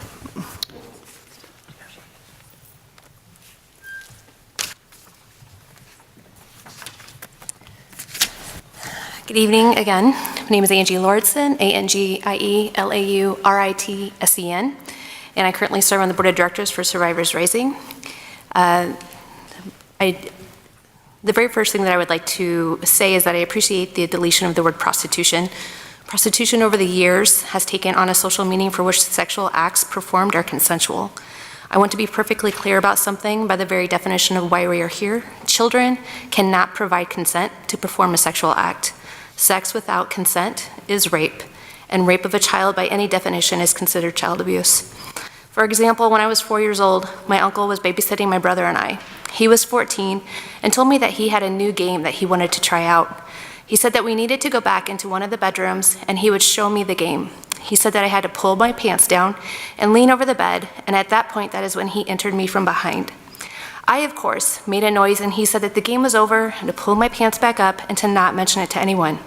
We went back out to the living room, and I told him that it hurt whatever he did to me, and he just told me to be quiet and that I could not say a word or he would get in a lot of trouble. I was not a victim of human trafficking. This is a story about rape and consent with children. Did I walk into the room with him? Yes. Did I pull down my own pants? Yes. But as a 4-year-old little girl, could I have provided consent? Absolutely not. And under Nebraska law, I could have been 8 or 12 or 15 years old in this story, and the result is the same. I was raped that day, and rape of a child is child abuse. I hope that fact is never up for debate. Human trafficking of children is rape. These children deserve and desperately need the same support as any victim of child abuse. I'll admit that even as a survivor myself, I didn't truly understand the horrific realities of human trafficking. Shortly before being elected to Gretna City Council, I attended the Women's Fund annual luncheon, where one of the things provided was a map of the state of Nebraska. On this map, there was a large red circle over Gretna, indicating that we had a high prevalence of human trafficking in our town. This was a surprise to me. So I started asking questions, and fortunately, at the time I had a cousin who worked as a child sex crimes detective for Douglas County Sheriff's Department. And when I asked him about human trafficking in our area, his first response was, "Are you sure you want to know?" And I'll skip everything that he told me to conserve time. But imagine a 12-year-old girl or boy that you know. Imagine that they made one bad decision that trapped them into a cycle of being repeatedly raped. Imagine that they are finally rescued from this horror. Would you want them to have the same support of any victim of child abuse? Today, without this legislation, that's not what would happen. We need HHS to step up and provide the same services to traffic survivors as they currently provide to victims of child abuse. They are one and the same and need to be treated as such. Our job here today is to make sure that we are protecting the victims of sex trafficking to the best of our abilities. We need to provide these victims the necessary tools in order to become successful humans in our society. We need to look past any excuses there might be in preventing this piece of legislation from moving forward. And I thank you, and I appreciate your time, and I can answer any questions that you may have. I don't see any questions, but thanks for being here. Thank you.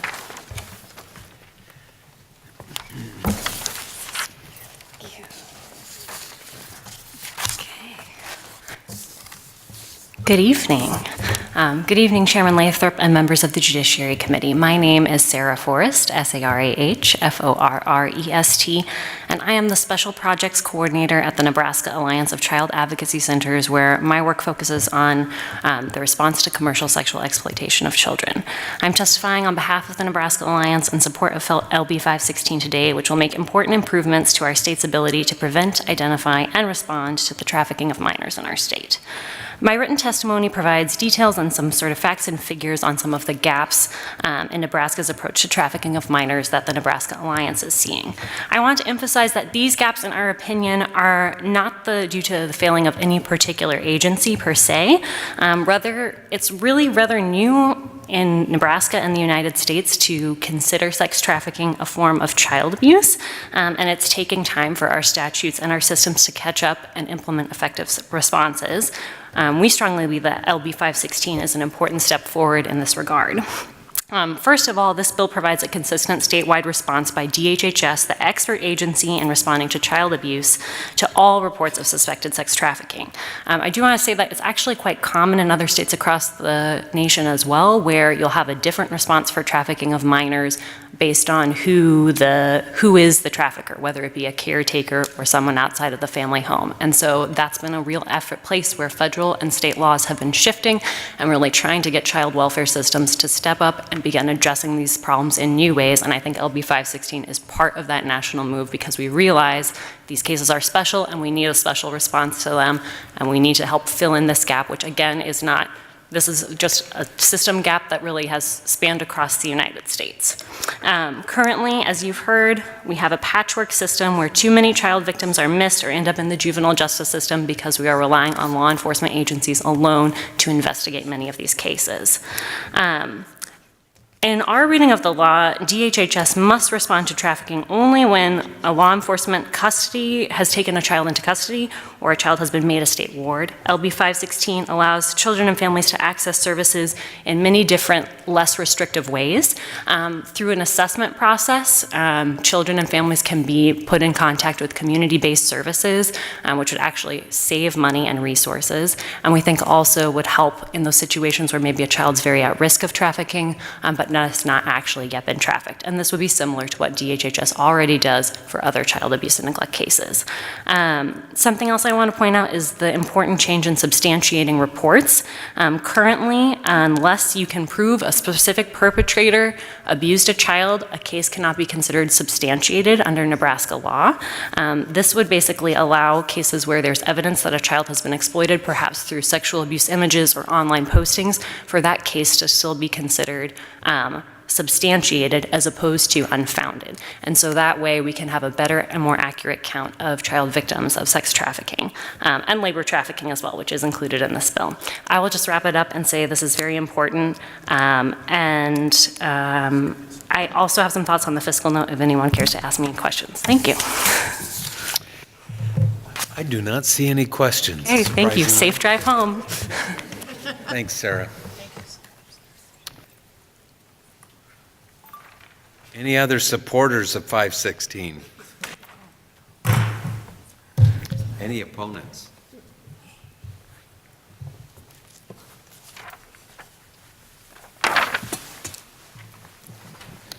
Good evening, Chairman Lathrop and members of the committee. My name is Spike Eicholt, S-P-I-K-E.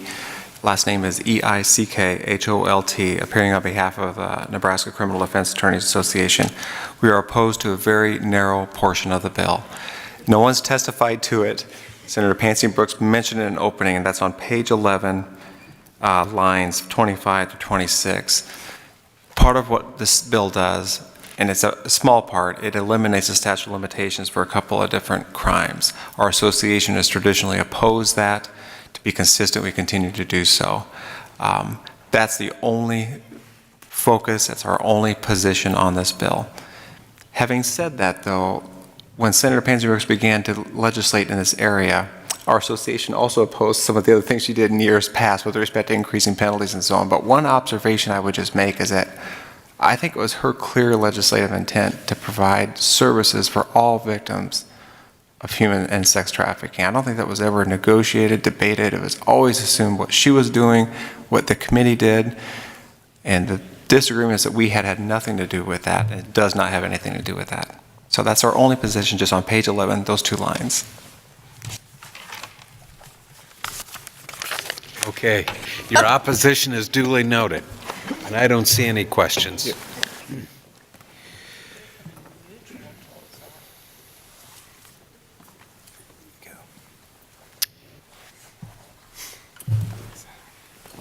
Welcome. Good afternoon, Chairman Lathrop and members of the Judiciary Committee. My name is Matt Wallen, M-A-T-T-W-A-L-L-E-N, and I serve as the Director of the Division of Children and Family Services in the Department of Health and Human Services. I am here to testify in opposition to LB 516 on behalf of the department. To be clear, DHHS supports efforts to prevent human trafficking and other services to the victims of such awful crimes. Furthermore, DHHS believes LB 516 in concept is a positive step for the state of Nebraska in bringing awareness to human trafficking and providing support for victims. However, I have serious concerns with our ability to implement LB 516 based on the green copy. DHHS met with Senator Pansy Brooks, the Women's Fund of Omaha, and the Attorney General's office expressing concerns with the bill as introduced. In a meeting this morning with the Senator and the Women's Fund, it is the department's understanding an amendment is forthcoming that will alleviate much of the fiscal and statutory concerns of the department with regards to LB 516 as provided in the green copy. As was discussed this morning, the amendment will address concerns around the definition, timing of some of the requirements set forth in the bill, and clarify and provide flexibility around services. I appreciate the collaborative effort, and I look forward to reviewing this amendment. Again, I am thankful for the opportunity to collaborate with Senator Pansy Brooks, the Women's Fund, and the Attorney General's office regarding such a critical issue. Currently, DHHS serves youth involved in the child welfare system, which are identified as victims of trafficking. CFS regularly reviews current programs and procedures to ensure best practices are developed regarding this important issue. For instance, trafficking training was provided to the hotline teammates in December of 2018 by the members of the Nebraska Human Trafficking Task Force. In addition, CFS is developing desk aids for teammates to better identify possible signs of trafficking when a report comes into the hotline, updates to the CFS intake manual that include relevant definitions for labor and sex trafficking, and collaborating with NHTTF to develop and implement a statewide screening tool for trafficking. DHHS believes efforts to end human trafficking serve the common good and should be an absolute priority for Nebraska. I welcome the opportunity to continue to collaborate with the Nebraska Human Trafficking Task Force, the Legislature, and advocacy organizations to further improve our practice to better prevent and respond to human trafficking in the state. I'd just like to note one thing. I'd like to thank our hotline workers. They are dedicated, committed, and passionate about assuring child safety and pursuing reports that come into the hotline. There's not a team that's more dedicated and cares more deeply about serving the families and children of Nebraska than the folks at our hotline. So with that, I thank the committee the opportunity to testify before you today. I'm happy to answer any questions that you might have. Are you really? Just remember, it's storming outside. No, yeah, now you're worried about. All right, thank you. I'm astonished. I really am astonished that if there are kids whose parents have put them in sex trafficking and we recognize that they're victims and they need services, that when these dedicated people on the hotlines find out that somebody else is sex trafficking them, our answer is to turn them into criminals instead of giving them the same services the very same victim would get if their mom or dad put them up to it. And I really am. I'm disappointed that we have to have a bill to make you guys treat these kids that are similarly situated in a similar manner and provide them with services.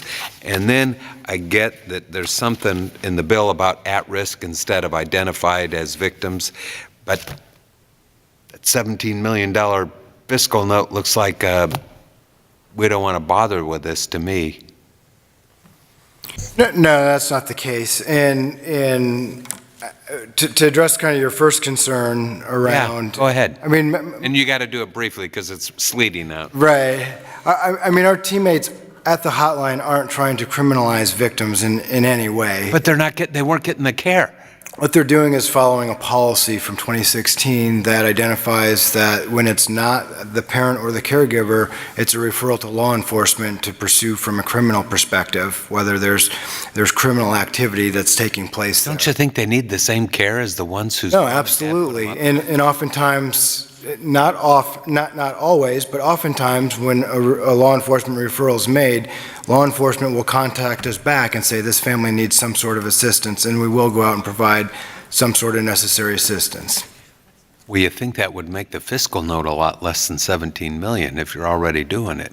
Well, when it says at risk and may be at risk of trafficking, that... So if we take that out, can we look forward to and that's what, zero fiscal impact? That's what the amendment we worked on is looking at that definition, and it has to do with a confirmed report to the hotline of trafficking that we can go out, and not just anyone that may be at risk. That may be at risk really opens up, like it said, like 10,000 or so cases. Okay. Well, we're working on an once amendment. we get the at-risk out of there and we get back to reported cases, then we'll look forward to no fiscal impact. It will certainly address several aspects and no fiscal and impact. a pretty significant amount of the fiscal impact. Okay. I think that's it. Thank you. Thank you. Neutral testimony.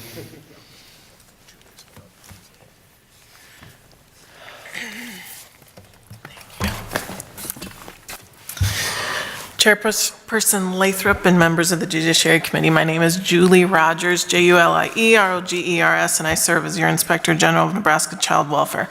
December 2017, we released a report on sexual abuse of state wards, youth in adoptive and guardian homes, and youth in residential placements. You will receive a copy. Our chapter on investigations by DHHS is tabbed for you. A lot of the points that have already been made are covered in our report. I wanted to make sure the committee has the report. And LB 516 is a step in the right direction. Thank you. We got the report. Thank you. Any questions for the Inspector General? I see none. Julie, thanks for being here. We appreciate it. We do appreciate, by the way, I know we appreciate the testimony of everybody who had insight into this issue, believe me, and I certainly appreciate Senator Pansy Brooks's work in this area, and we do have, before we have Senator Pansy Brooks waive closing, thank you, we have 13 letters of support, none in opposition. I just wanted to get on the record with something. Yeah. Question. I'm sorry. I'll make it brief, sorry.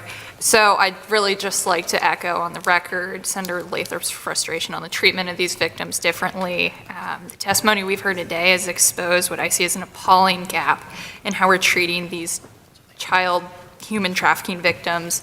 It's an honor to work with you on this, Senator Pansy Brooks, and thank you for your leadership on this issue and for this bill. Thank you very much, Senator Slama. Appreciate it. Thank you.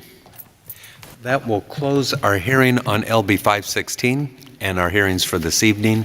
Thank you, everyone. Safe travels. Yeah.